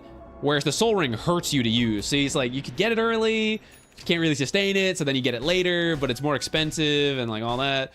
So Wand is usually a safer build-up if you can do that. Okay, some thoughts on Blink BKB. These are very tricky items to time. Blink is fine of like, okay, Power Treads, I'm gonna go Blink next because I want to initiate. That's okay. The BKB is like, it's really a fighting item of like, I want to win the game now. And if I'm not at that point yet, will I lose the game now without the BKB, right? It's like, I have to fight over the fate of the game at this moment. I don't think you're quite there yet, so this BKB can come later. The other reason to get a really early BKB is they have so much control, you can't do anything on the map without the BKB. And they do have some magic damage and things that can be fixed with BKB, but I don't think it's so much that you like have to get it. That's why I feel you can do the Echo Saber first to increase your farm speed, to then get your BKB and future items faster. The BKB will be delayed a little bit, but that's okay, because like, it's like right now, you know, it's like 25 minutes. And it's like, I declare I must, like, we have some game-winning fights right now that I need BKB for. There are games like that, and that's why this is a very tough choice. But this is a game where I don't feel that way.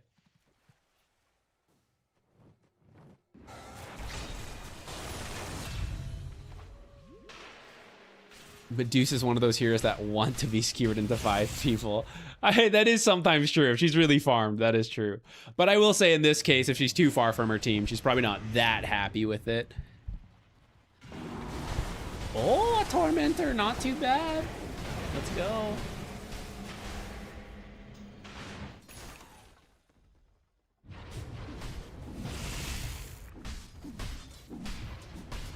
Okay, little bonus. I take that back. It's not a little bonus tip. This is a major bonus tip. It's not a bonus. Major core piece of advice. If initiators show, you can't surprise people. So, your team went through top. You're now like thinking about making a play bottom. Against a Night Stalker, it's really hard because he sees at night. So he's kind of a special exception, but versus every other hero.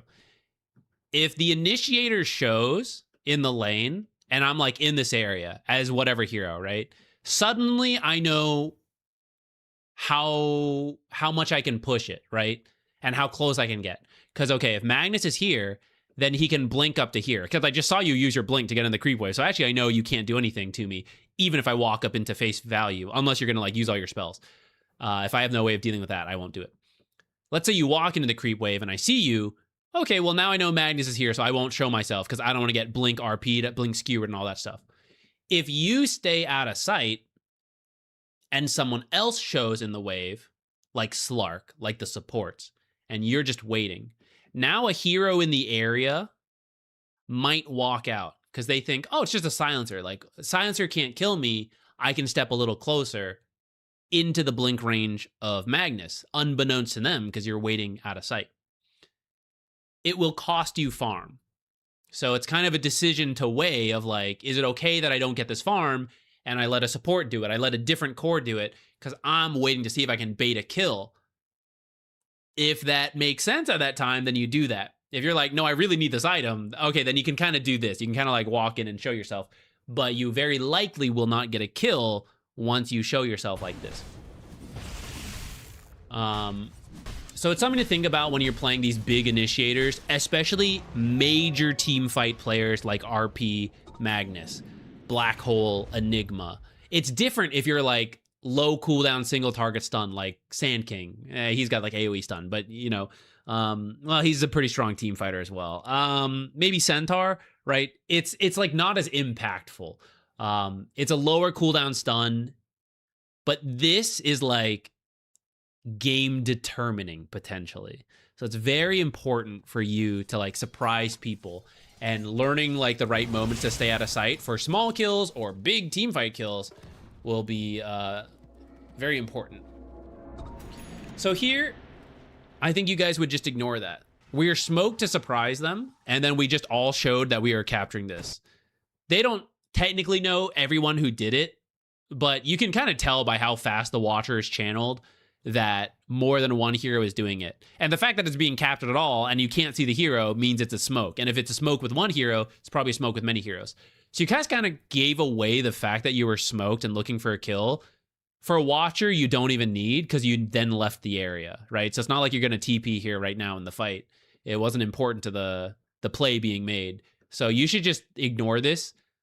I guess once a teammate does it, I would just stop the smoke. It's like the jig is up, you know? That's why this guy is already ulting and I assume ready to go. Like, there should be a team behind this guy. There's not. Sniper's kind of here. Oh, there goes the Slark, right? Let's go back in time and look at this. They were sorted together already. Oh, wait. This is too soon.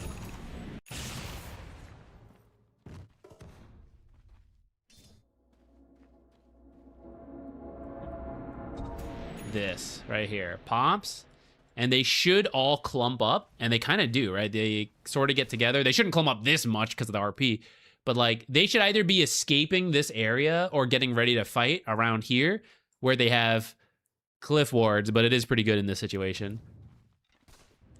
Instead, they're also, see, these guys are fidgeters too, right? They should just sit behind a tree expecting the smoke to come in. People should be sitting in like defensive positions, but they're fidgeting around.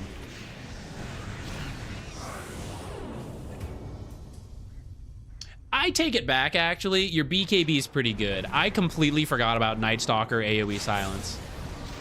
I take it back. You're so much better than me.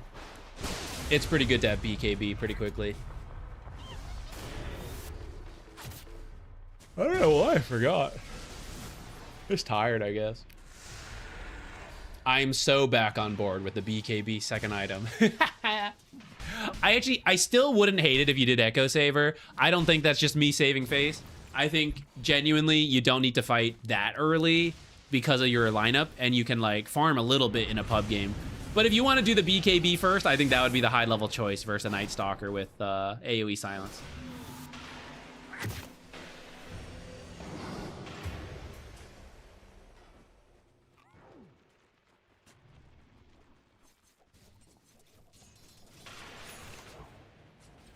Also because you can harpoon out of the silence if you'd go that route.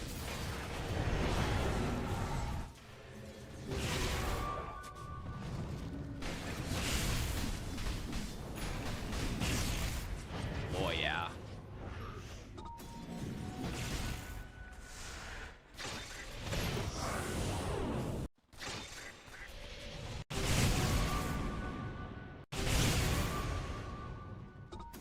Okay, walk into farm and then blink out. Because you blinked into farm, so now when Night Stalker runs at you here, you have no option. Maybe you can skewer, but you know, if they have a way to reach you, the instant blink is the best escape. So you should walk into dangerous areas and then blink out. If you blink in, it better be you know it is safe, so you're just trying to do it quickly and then get out. Otherwise, eventually it'll bite you in the butt.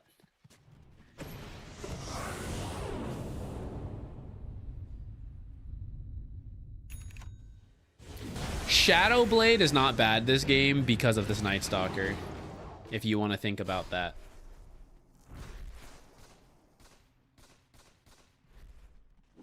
All right, so I see you're looking at Sniper. Anytime you're thinking about making a play, always look at your minimap. Right before you blink, if you can, even better. You would have gotten a sick-ass skewer RP, and everyone would have been bottom. And I would have had no help on that Sniper. It's very important as the initiator. Like, where is my team? Don't just go for something because it's like, oh, there's a big RP, there's 3 heroes. Who is acting on it? What is happening?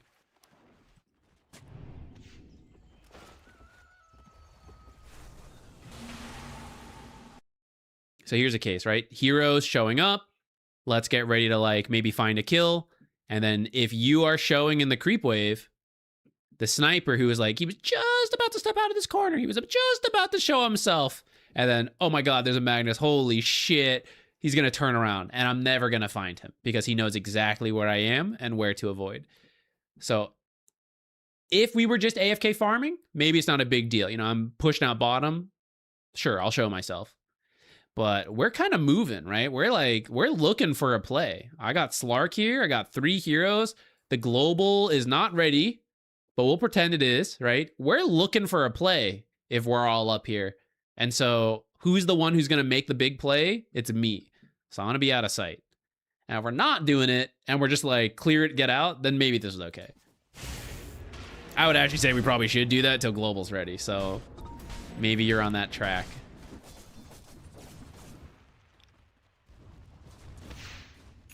Okay, this right here, right?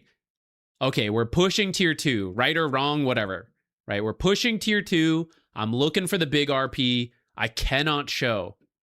I must think very much about where the trees break, where creeps can see me, where towers go through, where heroes can peek through. I need to stay out of sight. Out of sight, out of mind. They don't have object permanence. Magnus has never existed. There is only 4 heroes on the enemy team. If you show, we lose our opportunity, right? So just back here is fine. That's where your teammates may be messing up. He is moving away from where you are hiding, right? He should be baiting people towards you. Shockwave will reveal where you are because I know where that ability is coming from.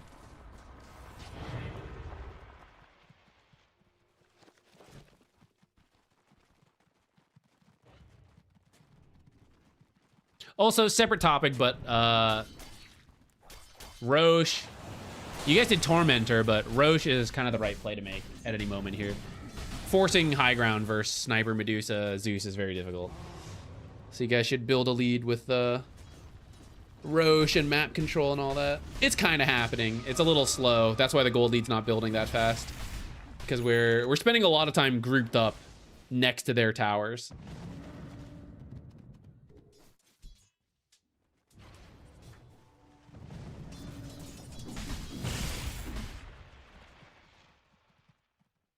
The normal script is to go in, do a great RP, skewer, die, then type, "Where is my team?" You're actually typing like as the skewer is going, you know? I look at chat, we lost our supports. What happened?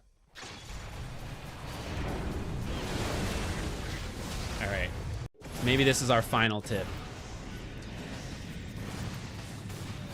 We want to think about how the fight is going to happen and what is the target you want to look for. This is true for really any hero, right? Like every hero wants to think about this kind of stuff so you understand your place in a team fight. Okay, we lost our supports and it kind of looks like the team is still fighting, which is maybe okay, right? Like maybe we think we can turn this. And you ultimately go on Night Stalker. So my question to you as we are like paused here, how does this fight break out? And we have sneak peeks of it already. Are they all here? And I'm going to RP 5 of them around Night Stalker? No. Because the other heroes are all ranged heroes. Now, if we had like blink heroes, like blink melee heroes, like Ursa and Anti-Mage and stuff like that, then yes, they're going to come to the Night Stalker because they want to hit the Slark and they want to fight him. But with ranged heroes, they are waddling in from somewhere. And that is up to you to kind of figure out in the fight, like what those angles can be. And in this case, because we're at our secret shop, I'm pretty sure the angle Sniper is about to show is not like down here. It's not this way, right? It is from their half of the map. And because I am top and these creeps are here, I actually know it's not from this angle. So it could be like from here, maybe. I don't see that. But based on the kill earlier, I actually know they're over here. So the angle they're coming in from is around here. Here and here. And this is where you can then factor in choke points, right? Like, oh, sure, they could be here and here and here. And that's like too much ground for me to cover. But actually, for them to participate, I got to come through here. I got to come through here. Or like here. These are the choke points that they'll come through. And if they all want to help, that's where the RP is going to connect. They're all going to funnel in. So when you go on Night Stalker and you blink and you skewer to him, I say this a lot. If you initiate on the initiator, it's like the initiator initiated onto you, right? This is all of you jumping Night Stalker, or is it Night Stalker finding all 3 of you and telling his team, like, here they are, kill these 3 guys, right? It's not always wrong to initiate on the initiator. There are times it's actually very good, but just for consideration, right? It's like, that is kind of what's happening here. We are both initiating on each other, even if we are the ones jumping him, because this is his job, is to find the targets for the backline who are now about to reveal themselves to start doing damage. And this is where you, as the Magnus, looking for the big plays, you want to be really patient about this stuff, because they will reveal themselves helping the Night Stalker. And then this is where you, behind a tree, smoked, Shadowblade, whatever, you've been patient, you've been waiting for them to reveal the back line. And then you jump, you skewer Sniper Zeus into Witch Doctor, into the Night Stalker, who's maybe still here. You RP all 4 of them. Or maybe you RP back here, and then you skewer whichever way you need to. I don't know, you know, whatever. There's a bunch of options at that point. But I get to do that because I can... With practice, you envision the fight, so you know like where the people you want, how they're going to enter the fight, and that's where you then find them.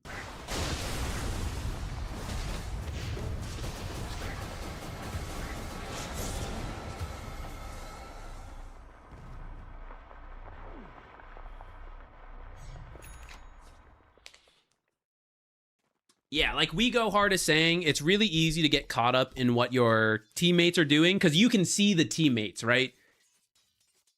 It's very important to fight the human bias, which is like, you know what you know, and you don't know what you don't know.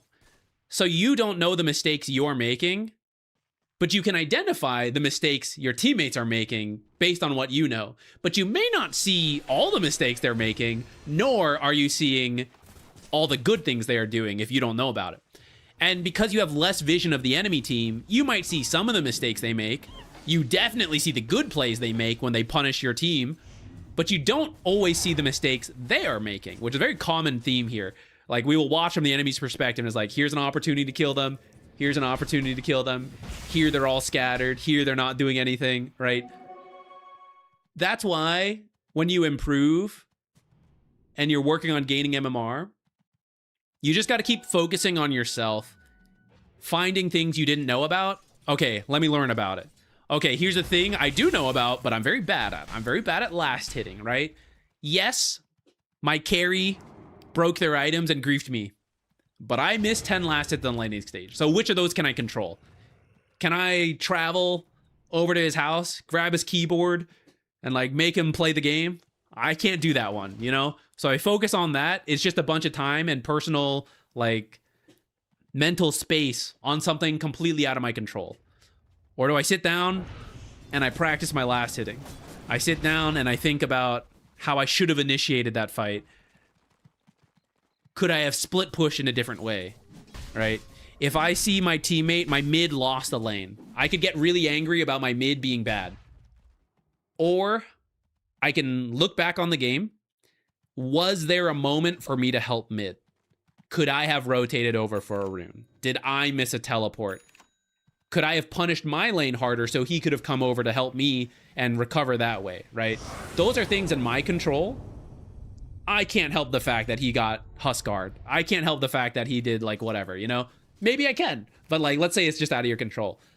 It sucks, but I cannot change it. So if I spend too much time thinking on it, it won't really do anything for me.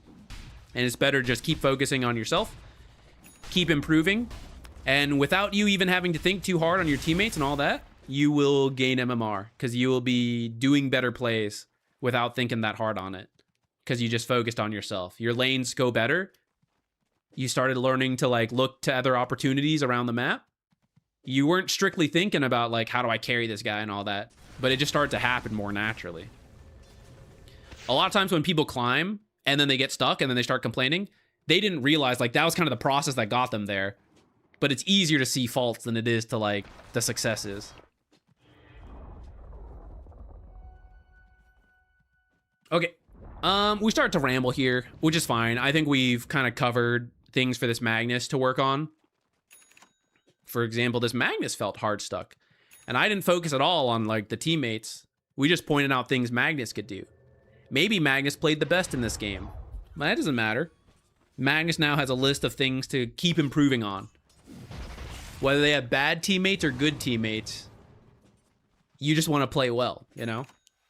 And that will gain you MMR. Improving in Dota is a very long-term process. Oh yeah, I'm glad we stuck around for this. Wait, where's the skewer? Oh god, I think I was on cooldown. No! No, wait, you had it. What happened? Did you get bashed by Roche or what?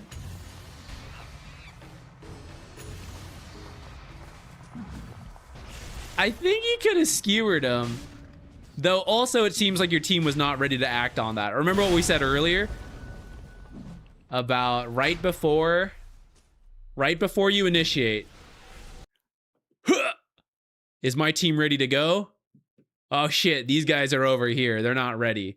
But maybe because I'm Magnus, that's fine, right? That's where you RP and you skewer them this way towards the damage of your team and away from the backline sitting over here looking to help.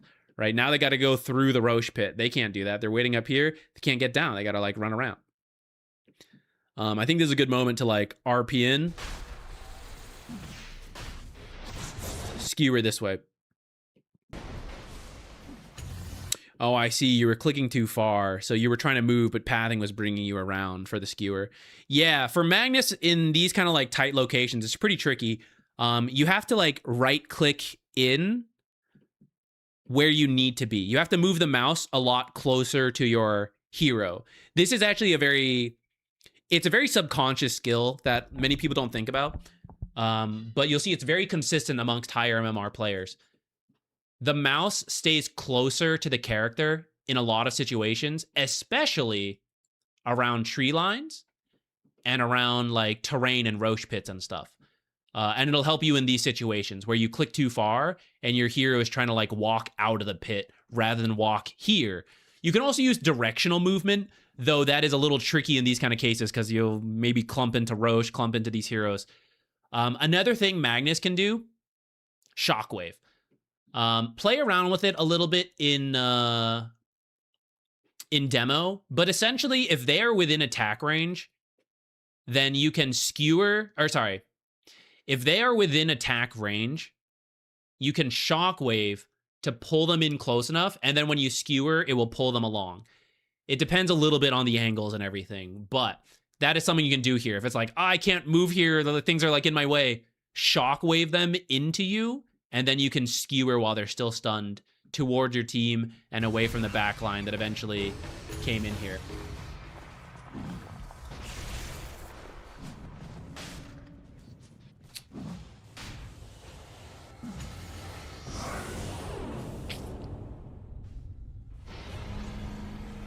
Okay, we're gonna do it. Leithurst. I probably butchered your name. I'm sorry, but I was actually gonna stop after this, but I don't know the next time I'm gonna stream, so we're gonna do yours. No one else donate for one because I will not. I can't do it. We're not gonna have time. But I will do this one. I will do this one. We scammed someone else last week by accident, or whatever week ago it was. I was like, oh, the patch came out. I gotta stop, and we never got around to theirs. Because of the new patch and everything.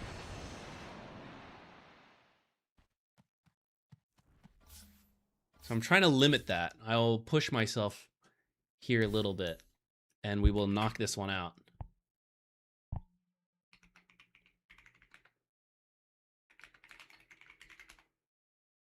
Where are we? Guardian? Okay. I'm sure we can get you several things to improve on fairly quickly.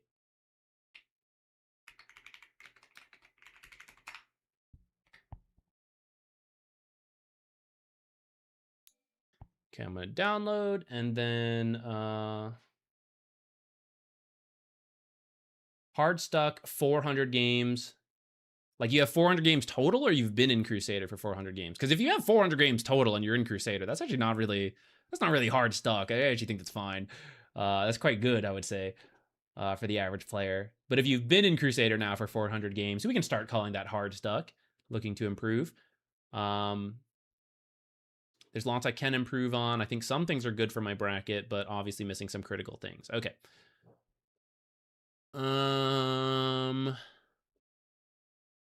Let me take a look at some graphs and stuff.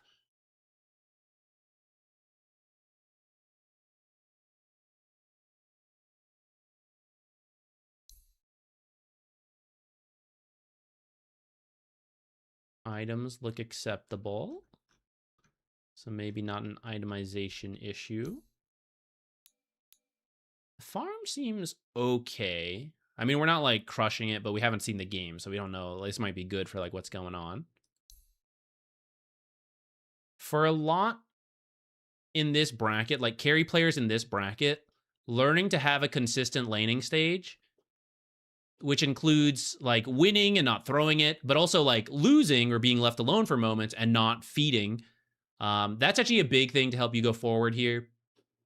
And then the reality is, whether you're ahead or behind, for a lot of pub games in this bracket, there will be some major team fight at the end of the game that kind of determines everything. This is actually a really long one, so maybe this one's a little different. But there's a lot of like randomness towards the end of the game that sometimes you just win or lose. And obviously being in a good position, like winning your lane, means it's easier to close it out. But even if you're losing, you should still look to identify like, how can I help affect this like final fight in a good way?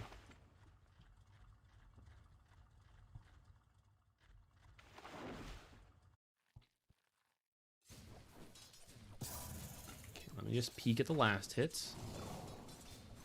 Did I grief myself level 1? A little.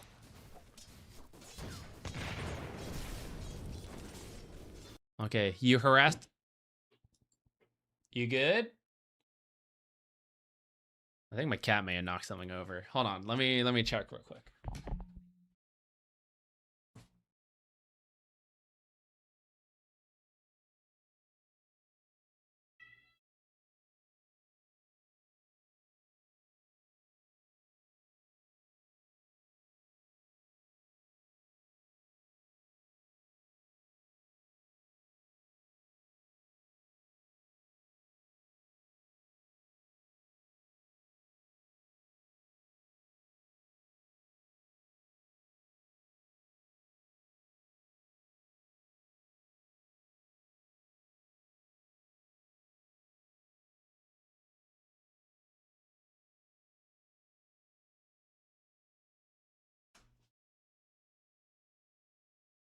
Okay, we're good. I stuffed some food in my face while I was gone too. Now I gotta chew it. Avanov. Hopefully not butchering your name either. I'm glad it helped.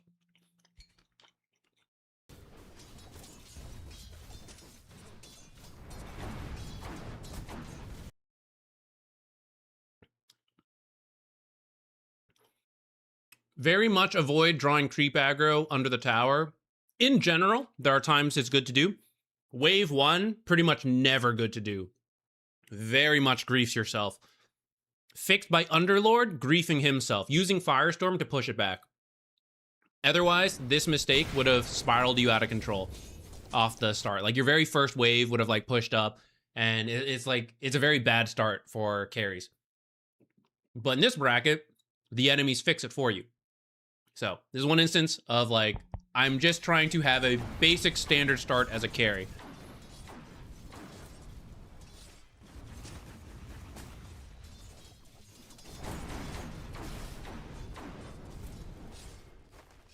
I won't worry about the exact timing of last hits. Maybe my senpai will notice me. Please notice me, Always senpai. noticed. Alex, thank you, thank you.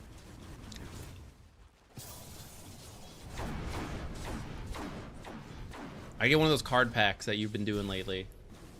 Nah, I'm not gonna play the game. It's a waste of money. Unless they want to sponsor me. I'm hyped for you, dude. What was I just saying? Oh, I'm not gonna worry about last hit timings right now. It's obviously something to like improve on and work on. I'll point out some like small tricks as I see it. But I won't worry about like missed timing specifically. Okay. I know the pull has happened because only one creep showed into wave. So for example here, I want this last hit, but then I want to go to Lee's last hit. So why wait here when I can wait over here? That's going to save me 1 second to get to here. And it's going to put me in XP range. I'm like right at the edge of XP range where you were. And now as you walk up, you're getting into XP range of this stuff. So even as some stuff is denied, you're still at least getting XP.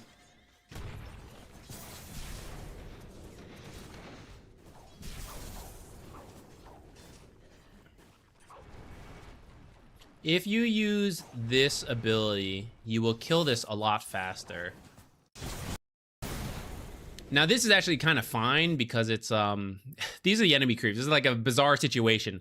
The enemy creeps are at your small camp and your creep wave is going through. If you want to just like nuke this entire wave, I guess it's fine. But if you want to just kill the enemy creeps to try to keep this camp as healthy as possible so that Lich can do a pull to try to fix your equilibrium because we're laning up here, then that's something for you to consider. If you nuke the wave like you did, or nuke the camp, this is weaker, so when Lich tries to do the same pull, it just has less of an effect. It's not a big deal if you plan to stack it, and it's also not a big deal if you're just going to kill this whole wave and then try to shove this in and go like a different route.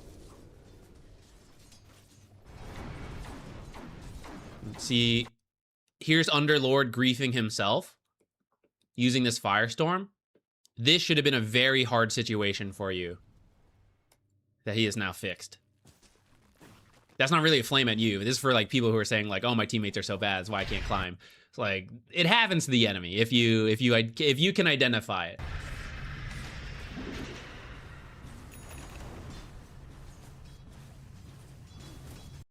Everything here must be dealt with so that this wave, there's a wave around here and they're supposed to meet here. So I got to make sure everything here is dealt with. If I have more creeps alive after this, I will shove the wave again. If they have more creeps alive, I can actually fix that by just attacking more, as long as my next wave does not come under the tower. This is where your Lich could help. Just attack these creeps. You can't do it all, right? You can't attack your own creeps and get last hits. You can see we ended up with more creeps. So next wave is shoving.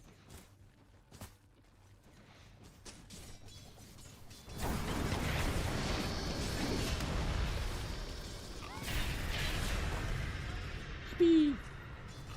Got some kills.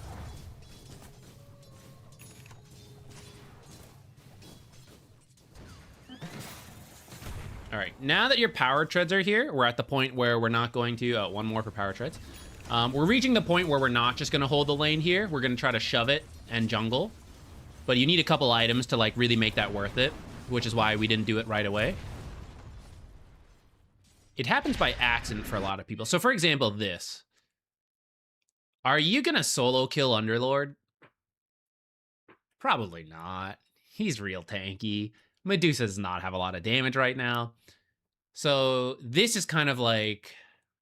It's essentially a waste of your time, right? Because I can choose to do something else that has value, but I'm trying to kill an Underlord that I can't kill. So these are the things you want to like start cutting away from your game and just go deal with the next creep wave faster so I can go jungle. Or if there is no creep wave for whatever reason, just go to the jungle camp and don't spend time hitting an Underlord who's not a pinata. He doesn't like pop out money every time I hit him until I get the final kill. I guess that actually does make him a pinata. Only the final hit gets the money. All the early suckers, the kids hitting the pinata at the beginning, get nothing. I don't want to be that guy, right? I don't want to be hitting that pinata too soon. So if he's too healthy, then just go hit other things.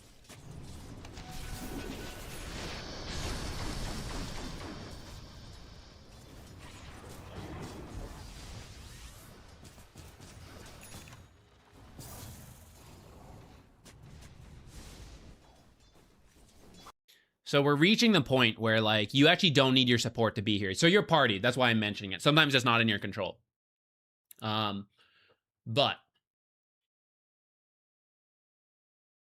you're at the point you can shove the wave and then jungle. So Lich doing these pulls to like, oh, I'm going to get some money. Yeah, he gets some money. That's actually your money, right? This is not bonus money that Medusa couldn't get access to, like in the first minute of the game. This is now Medusa's money when she shoves the wave and then she jungles this stuff. So this is actually kind of slowing you down because you're splitting XP with Lich, and sometimes you're not even getting the money because Lich is getting the money. So this is where Lich, if there's other things to do, may want to go do that. Of course, it depends on the exact game in the exact moment, but let's say you see this. You're seeing these heroes, so you're like, oh, I need to be here. I need my Lich with me. He can TP in when they dive you. And if they don't dive you, you can just go jungle this stuff, wait for the waves to get here, walk up, clear it, go back. Go back here, wherever it is safe for you to do. And Lich can be causing chaos over here, baiting them to TP home and leave you alone. If they're here, he's just splitting XP with you. Their Ursa's getting solo XP if he's, like, fine. I guess Witch Doctor is still up there. So here, just nuke it. Just attack, attack, attack. You can turn Split Shot on. And then I go jungle.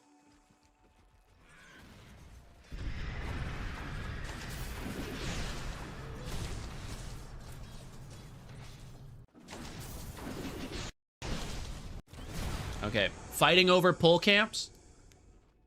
Fighting over any amount of neutrals or lane stuff, whatever. Send the nuke at the end. Your attack is 76 damage. So you're competing with his auto attack damage and their spells with 76 damage for last hits. And that'll be tough. Or you can use your nukes at the end. And this one is 190 base and then it goes up, right? So you kind of throw this early. It does get you some mana. It got you some small creeps. But the big creeps are worth the most. And you see my nuke just got them low. And then he's going to use his ability to, like, secure this. And now I got to, like, go for this with last hits. Which, actually, I think you get this one. Okay, Techie steals one, you get one, right? But actually, you want to reverse it. You just want to attack, get them low. And then as they get low, you send the big nuke to, like, try to secure as many as possible for yourself.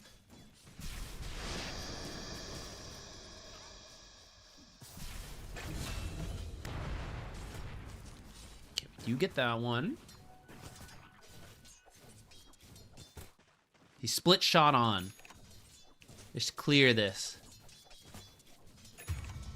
I'm gonna save you 5 seconds here. Ready? All right, 8:53. So stacking and respawning is happening right now. Techies is dead. So Lich can actually stack this for you. Underlord won't kill you on his own because you start to win the lane, right? You're level 7. He's level 5. I'm feeling pretty good as long as rotations aren't coming over. Split shot on. Kill this wave faster. Auto attack nonstop. I can be on agility treads for a bit more damage. attack, attack. Make sure you get the last hit, so if you're fighting over a creep, you know, make sure you time it right. But here, attack, attack. 2 more auto attacks come in. If he's coming in, maybe I throw the nuke. Otherwise, I'm just attacking. I deny my creep. You can do that. It's also not gold at this point, and I don't care as much about giving him XP, but like, sure, we can do it. And then just attack him again. Because when this wave is done, we're going to cheat, free cam. When this wave is dead, where's the next creep wave? It just spawned. 9 minutes, it just spawned. So when this camp is dead, this creep wave is dead, I am now free. It'll take 30 seconds. 30 seconds is how long this creep wave takes to get here. If they don't fight things along the way, it will then take longer. So at minimum 9:30, possibly later, is when I need to be here. The sooner I can get out, if this wave is already dead, which if split shot was on and as I was auto attacking, this wave is dead, I have 30 seconds to go jungle to get extra gold. The longer I take to deal with the creep wave now is less time to jungle. I can get not as far, right? Because in 10 seconds, I can probably only do this stuff and then make it back. 30 seconds, I could probably have made it to like over here and then come back. Now here's the last one dead, 9:10. So actually a 10-second time difference. So truly, I can maybe do this, and then I already have to start thinking about being back here. But with those 10 extra seconds, one of these is already dead, and I'm already like finishing the next one, making my way over here, and I still have 20 seconds before I have to be back here. I'm going for denies. What do I care about denies at this point? I'm Medusa. Medusa really cares about accelerating her own game. You deny like in the laning stage, but we're done with that now. We're at the point where we can jungle, so I don't care really about the laning as much. You can do some denies as you have time. But this is just stopping you from jungling. You're like chasing. This is the early hits on the pinata. I'm not getting any money on the early hits on the pinata. Here's the next creep wave. So the route we were talking about, earlier creep wave, 100 gold, 60 gold. So 160 extra. We chase the Underlord, no money. Now I'm going to try to last hit this under tower. Let's just assume we get it. So I'm still getting the same creep waves I would have gotten before, but I didn't get this extra 100 gold. And after I finish this, I'm not going to get the 60 gold because the Lich is doing it, doing this pull. So that's kind of what I was saying earlier about like, when you are good to go, it's time for the support to leave and go do other stuff. Stop this Ursa, play with the mid, and you just shove the lane and jungle. And if it's too scary to shove the lane, you like hold the lane like under the trees, you like clear the creeps, and you jungle back here. And people will teleport to you as needed. And if they don't have the teleports, then you don't take the risk.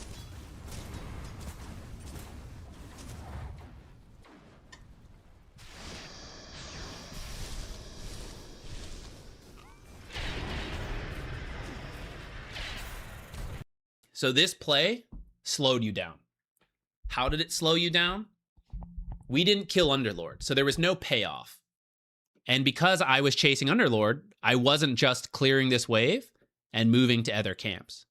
And I'll tell you what else is going to slow you down. How, you think Void Spirit walked here and he's just going to walk away? I don't think so. I think this guy is going to farm your jungle camp. I think this guy might take some jungle creeps from you, from lane creeps. Lich is just in the area existing. He's doing his best, right? But he's absorbing XP. So even as you switch to farm mode, okay, Underlord, okay, we didn't kill him. Let me just start farming, right? Lich is nearby. You are splitting a third of this XP with Lich and a third with Void Spirit. Okay, he actually TP'd out. He TP'd out. He didn't take any air farm. That part's not as bad then.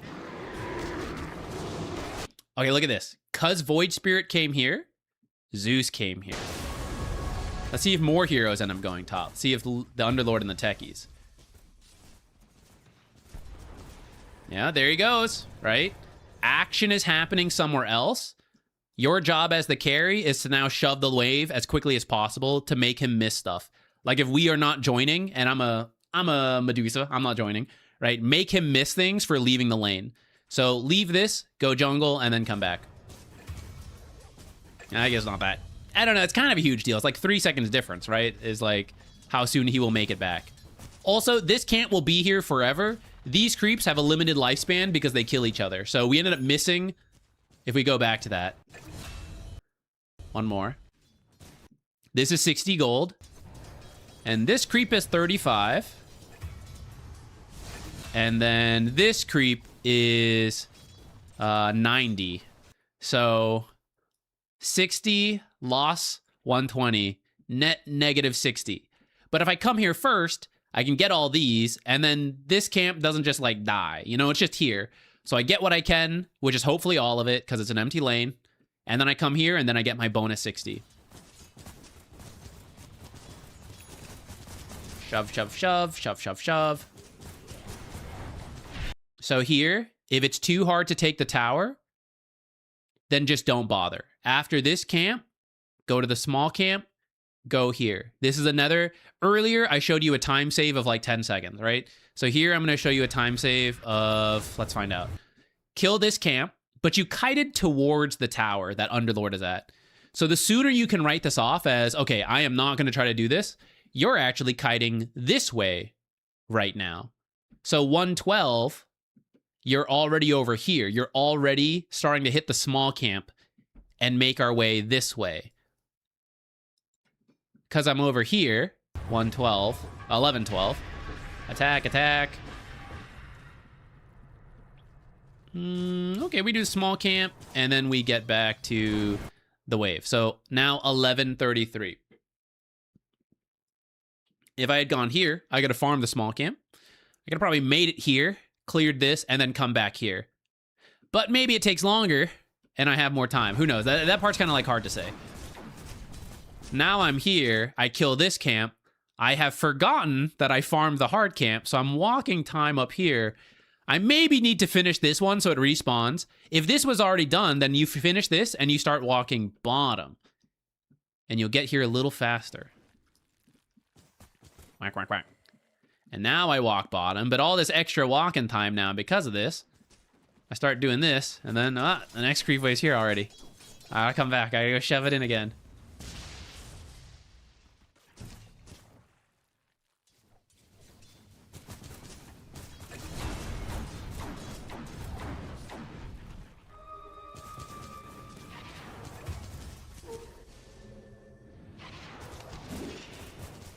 Oh, we did a little switcheroo. Looks like just in time, because I guess they were coming to steal it. Alas, I've died for this.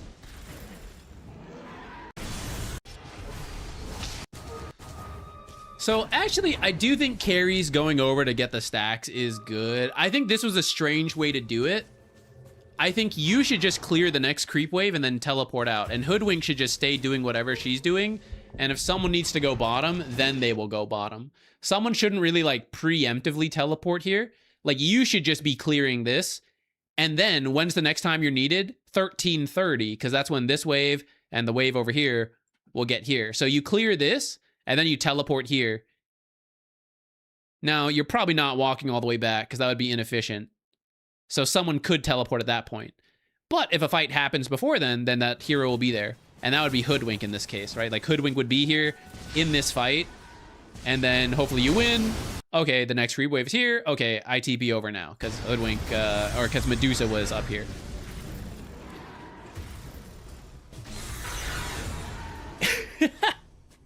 What a strange comment. How much time was I given to answer? Not very much.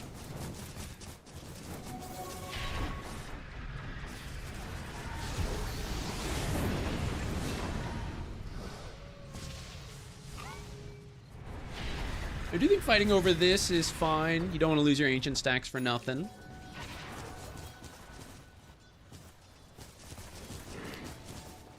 Okay, let's jump ahead a little bit. I think we did a lot about early farming, which is pretty important.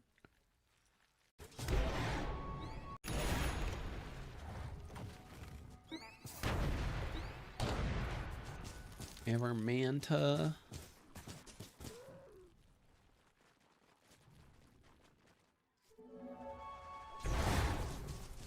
You should clear this with the hero and then send the Manta forward. So your hero clears this creep wave and your Manta gets an extra creep wave. If you Manta and walk away or Manta and help, you might still get the extra creep wave, but there's just like less time for it to happen. And the main hero is clearly capable of doing this yourself. So like actually the main hero could have done this one as well.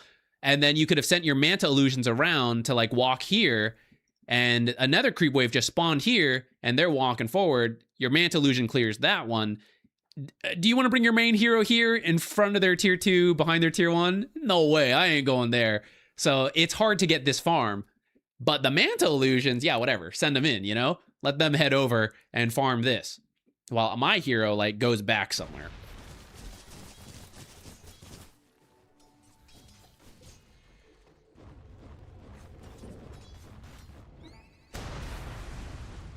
Okay, trying to dodge this smoke so you come bottom. Okay, this is fine. We should... Hold on, I gotta see. I was overriding the perspective. Do you look? You don't have to go, but you should look. Because I don't know if I should go or not if I don't look. Like, that was behind my tier 2 tower. So, Medusa doesn't usually rotate to a lot of fights, but that's a pretty, potentially, good one. The location is very good for you. But I don't know if it was worth it or not, because I never looked. Right? Now, you are playing with some friends, so maybe they're giving you that information, like, yeah, you should, you shouldn't. But it's a good habit to build yourself for when you play some solo queue. Your friends are busy doing other things, right? They can't communicate it. They're not seeing it themselves, right? We want to build that habit. The creeps don't really fight back at this point. I mean, they do, but, like, what are they going to do? That's the most annoying one, the Ogre Smasher. Everything else, you can just A-click and barely lose any health and mana at this point.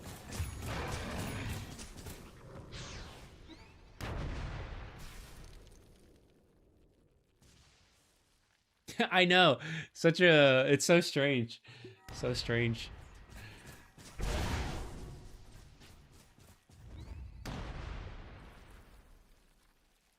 We've smoked the Medusa. Medusa's like a 2-item hero. Usually you want one more. I don't mind the butterfly this game, but actually I do think Dragonlance into Hurricane Pike will also be pretty good for you, because the pit is super annoying. And Hurricane Pike is also very good versus Ursa. It is good to avoid some of this stuff, like get you out of the bolt. Oh, there it is. You gotta be careful with Techie's Mines, I'll admit that. It's good versus Cask and the ward. And then you can go back for Butterfly.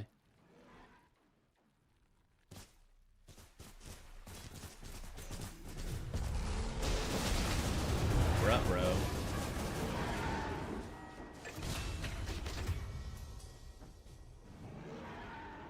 All right, so probably a ward back there if they found me like that. It happens. Not too stressed. But we'll make a mental note of it to be careful of that area.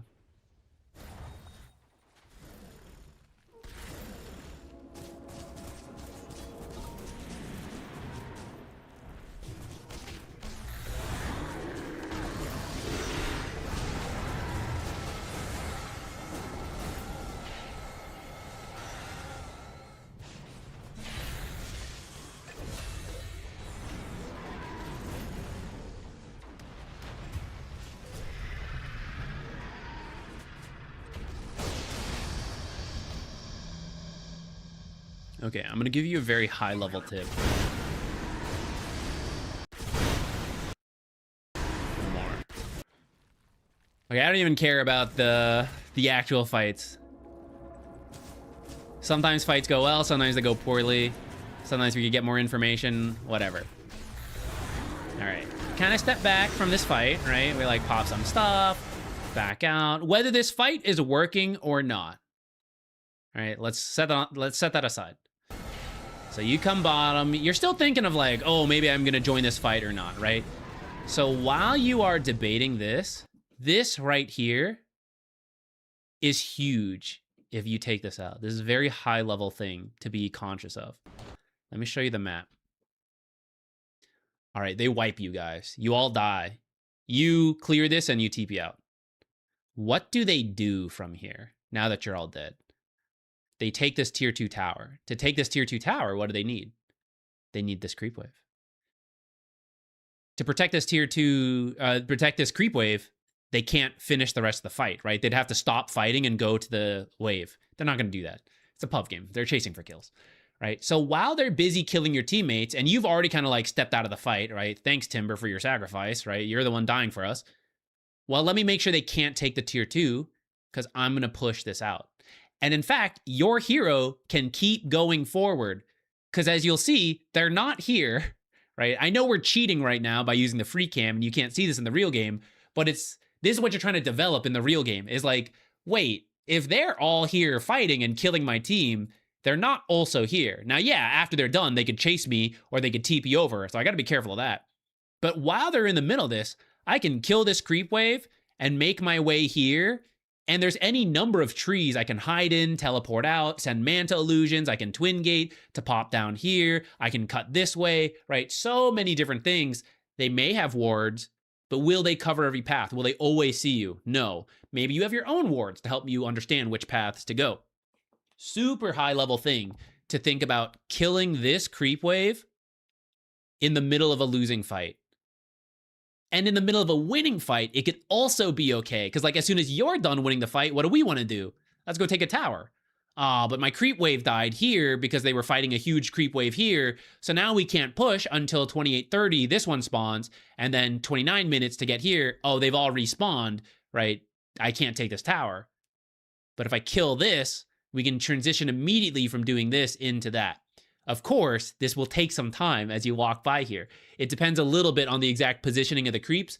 In this case, you would have to step up, kill this, and then come back. So a few seconds time commitment. So that's where you have to decide in the fight. Can you afford that? Can you not? You know, in a winning fight, it's a lot harder to decide that. In a losing fight, yeah, I'm not going. It doesn't matter if it takes me some time to do it because I'm not joining the fight. So let me go do this. What a lot of people do is just lose the fight, panic, TP out. In your case, like you ran down here, I go home, right? I go here, I decide not to fight, I TP home. But then that means they turn this winning fight into a tier 2 tower. So they're getting even more money out of winning the fight. But if you take those few seconds to cut this wave, you limit it to just what you lose in the fight, which is honestly not as much as you might think. A lot of people think the gold lead comes from just winning or losing fights, and to some degree it does. But actually, most gold leads come from the follow-up, whether it's the tower, the farming of the map, and all of that. So Void Spirit pushing this out is actually really good. We might see this now here, right?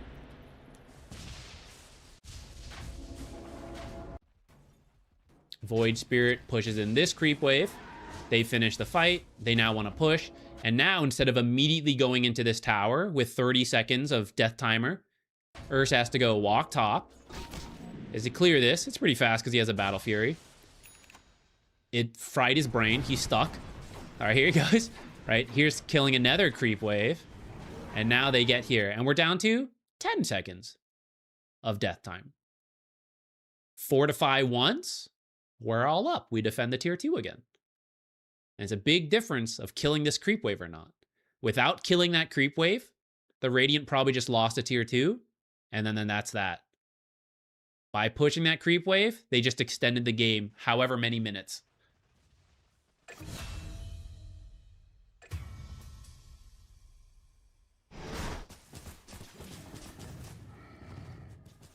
No magic wand. Honestly, I was not paying attention. If there was no magic wand, there should be a magic wand. I concur. Maybe they sold it to finish an item. I'd probably still hold on to it. The magic is, the mana is really good. Oops, back to this. I don't know. I don't mean to like plug my own videos. A lot of what we've been talking about is covered more in 2 separate videos. One, the gold movie. It's very long, but if you've been hard stuck for 400 games, rather than 2 more games, maybe one movie.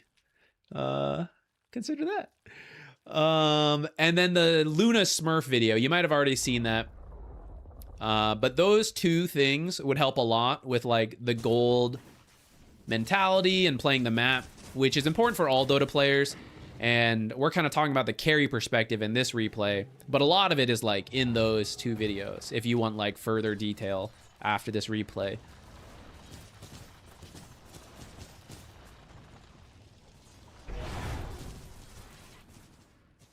So this one, for example, this Manta, but why didn't you do it, right? Why didn't you kill this creep wave? Now, maybe you're scared. You're like, oh, I think they're coming here, so I want to back out, right? This is the map awareness, though. I actually know a lot of the scariest heroes are down here. So I have time to finish this creep wave with my hero, and then I can Manta and have it hit the tower, or Manta and then send him back here to go kill that creep wave while my main hero hides out of sight, whether that's in the jungle or going back here. But all these little decisions are like 10 extra seconds here, 10 extra seconds there, 1 extra creep wave, 1 extra camp. And that's all improving at Dota is. So finding this little extra bit here and there. I don't even play Dota and I still love the Luna vid. Thank you, Angry Healer. I think I want to try to make another one at some point, maybe from a different role. I think it'll have to be like mid lane Smurf. Like it's so hard to find the legendary support Smurf. Legendary support Smurf, off lane Smurf. Off lane probably exists if we dig. It's usually the carries and the mids. That's one of the things we might create ourselves. I've always said this like for years now. Never did it, but coming up, maybe we'll organize it ourselves. Create a Herald lobby. Actually, guys, one idea I had is well, I guess this isn't really different from like a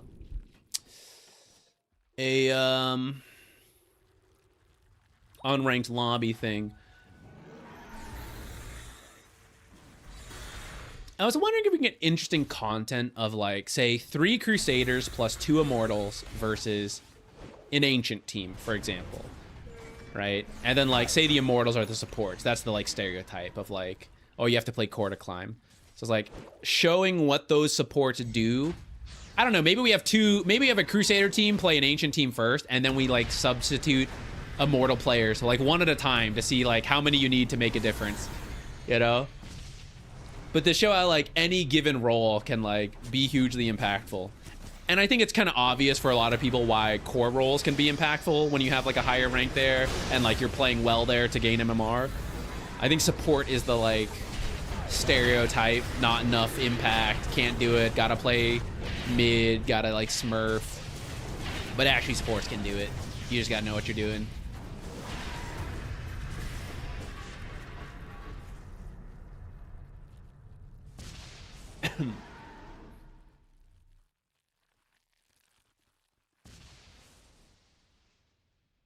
Okay, we're kind of getting directionless here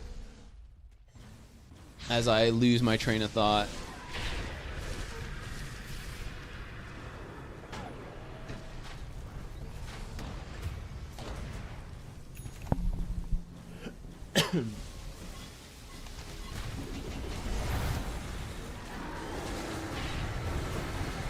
Out of water again.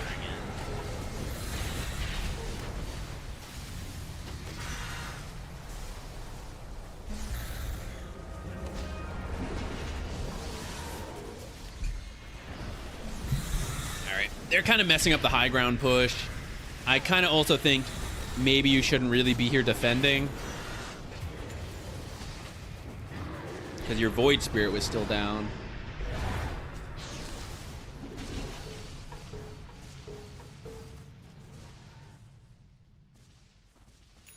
This situation's kind of covered in the Gold movie and high ground defense stuff.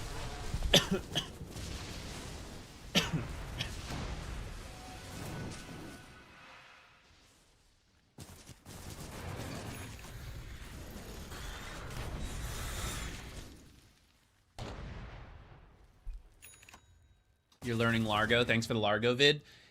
I love Largo. Largo's so cool.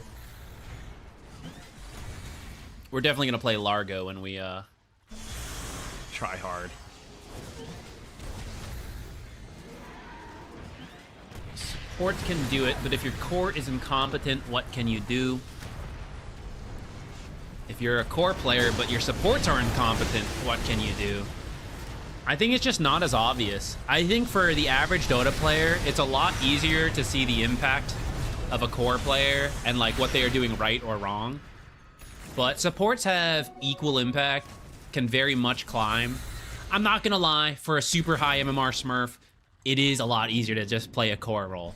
But the average Dota player does not need to worry about that. The average Dota player, core or support,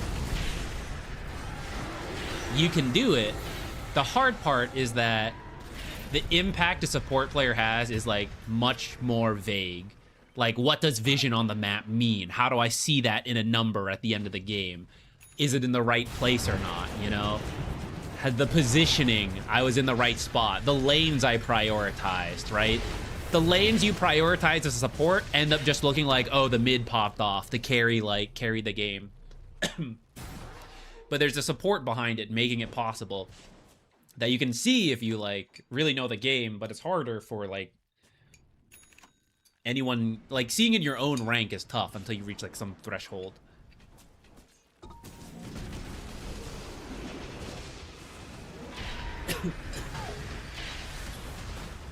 Like, for example, in the example I gave of, like, a Crusader team versus an Ancient team, and then you swap out Immortal supports, what'll look very different is you'll go from, like, 3 losing lanes. Truly, it's time to stop. I don't know. I can't stop coughing here. I don't even know why. You'll go from 3 losing lanes to 2 winning side lanes and a recovered mid lane. I'm pretty confident in that. I don't know. We maybe have to fiddle with the ranks. But, like, you'll have most power runes. You'll probably have a majority of early wisdom shrines. The map, the vision will be a lot better and in the correct places. Even without the communication. Like, you take away the ability to communicate. There will be a lot more active plays. And that's all just support impact. Not that a core can't do it, but, like, that's the kind of stuff that's, like, harder to see the metric in. Because you see the lanes winning, you're like, oh, the cores did it.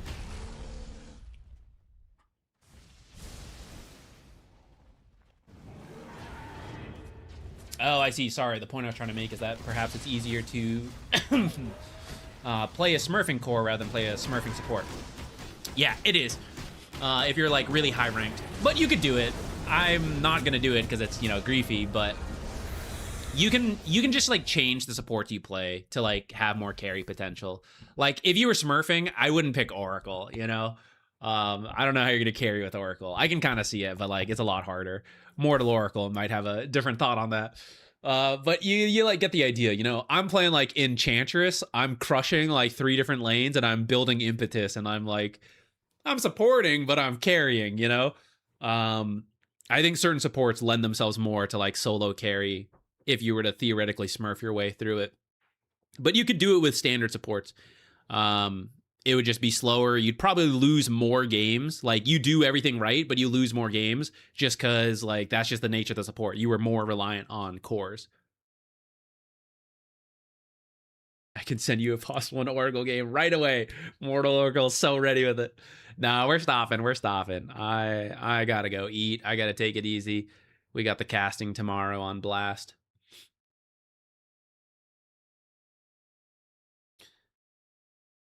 Why does Largo feel underwhelming as a support in lower brackets? Largo is he's like a support. The ones we were just talking about, the ones that can solo carry a little bit, like Enchantress, Marcy, those types of heroes, they have a lot of solo power. Well, Io's kind of getting that way as well, but old school Io, right? He's an amplifier. If your core is good, he can look good, but when they're bad, he can't do as much because he was very much built around helping teammates. That's a little different now, but let's not worry about that. You know, Dazzle and a lot of other save heroes, they only have so much carry potential because they are truly meant to be, like, saving, healing supports. Largo, despite having an offlane role, the build is different for offlane Largo, the items especially. So Largo support is about, like, helping teammates, and especially the tempo. Like, that is Largo's greatest strength as a high rank support. The tempo Largo support can bring is much higher than other pubs, other supports. But that is often very underwhelming in lower rank games where, like, please leave the jungle. And it's like, no, you can't make me leave the jungle. I will not use my ultimate on their carry. I refuse. You know, it's like, well, what am I doing? You know, I actually think you can make it work. You would essentially just kind of, like, play the offlane Largo from support in those lower ranked games where things end up that passive, but That's kind of why. Because, like, what you want to do is one of the most lacking things in low-rank pubs.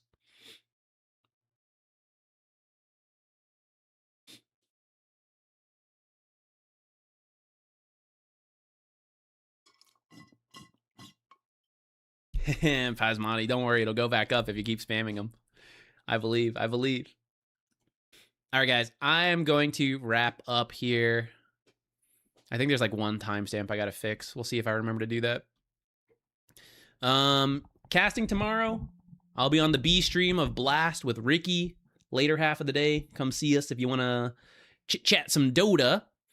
My own stream, we will see. I plan to be moving across the country, but the dates are still in the works, so I'm not exactly sure when I will be set up or not to stream. So I may just go missing a little bit. I'm fine. Just gotta do the move and everything. I'll be back.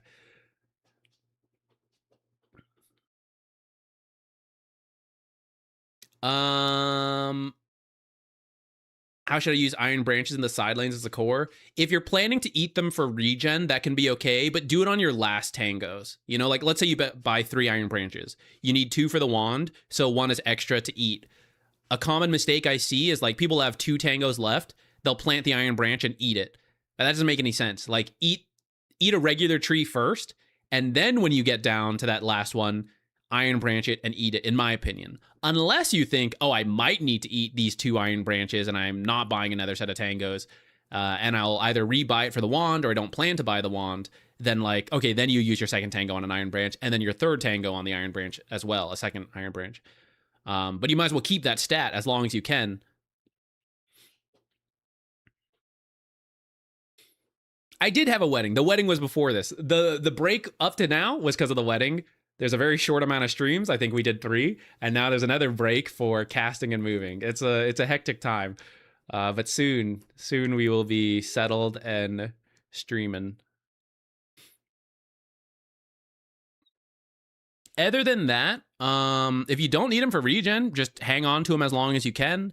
When you need the slots, backpack them and then sell them. Mark for sell, very useful. The courier will just take it from you. You don't have to do extra micro. Just right-click it to mark to sell. If you think your items will combine and you'll have slots for the branches again later, you can just keep them in your backpack until that point.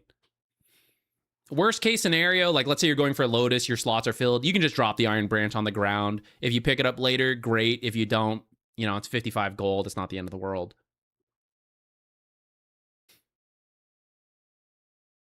I know, it's just, you gotta settle down in the life. Nah, it's just a lot of everything came up all at once, but it's all good stuff. No real complaints. Thank you. Starting a farm next, should we? That could be the new content. When Dota dies, we'll go buy a farmhouse. Hello, welcome to Wacky Zacky's Farming Emporium. Observe how we... Maybe we could like make a farm that looks like some of the jungle camps. They're gonna be kind of funny. Grow a grass patch and then grow some trees and like draw on the floor the like symbols.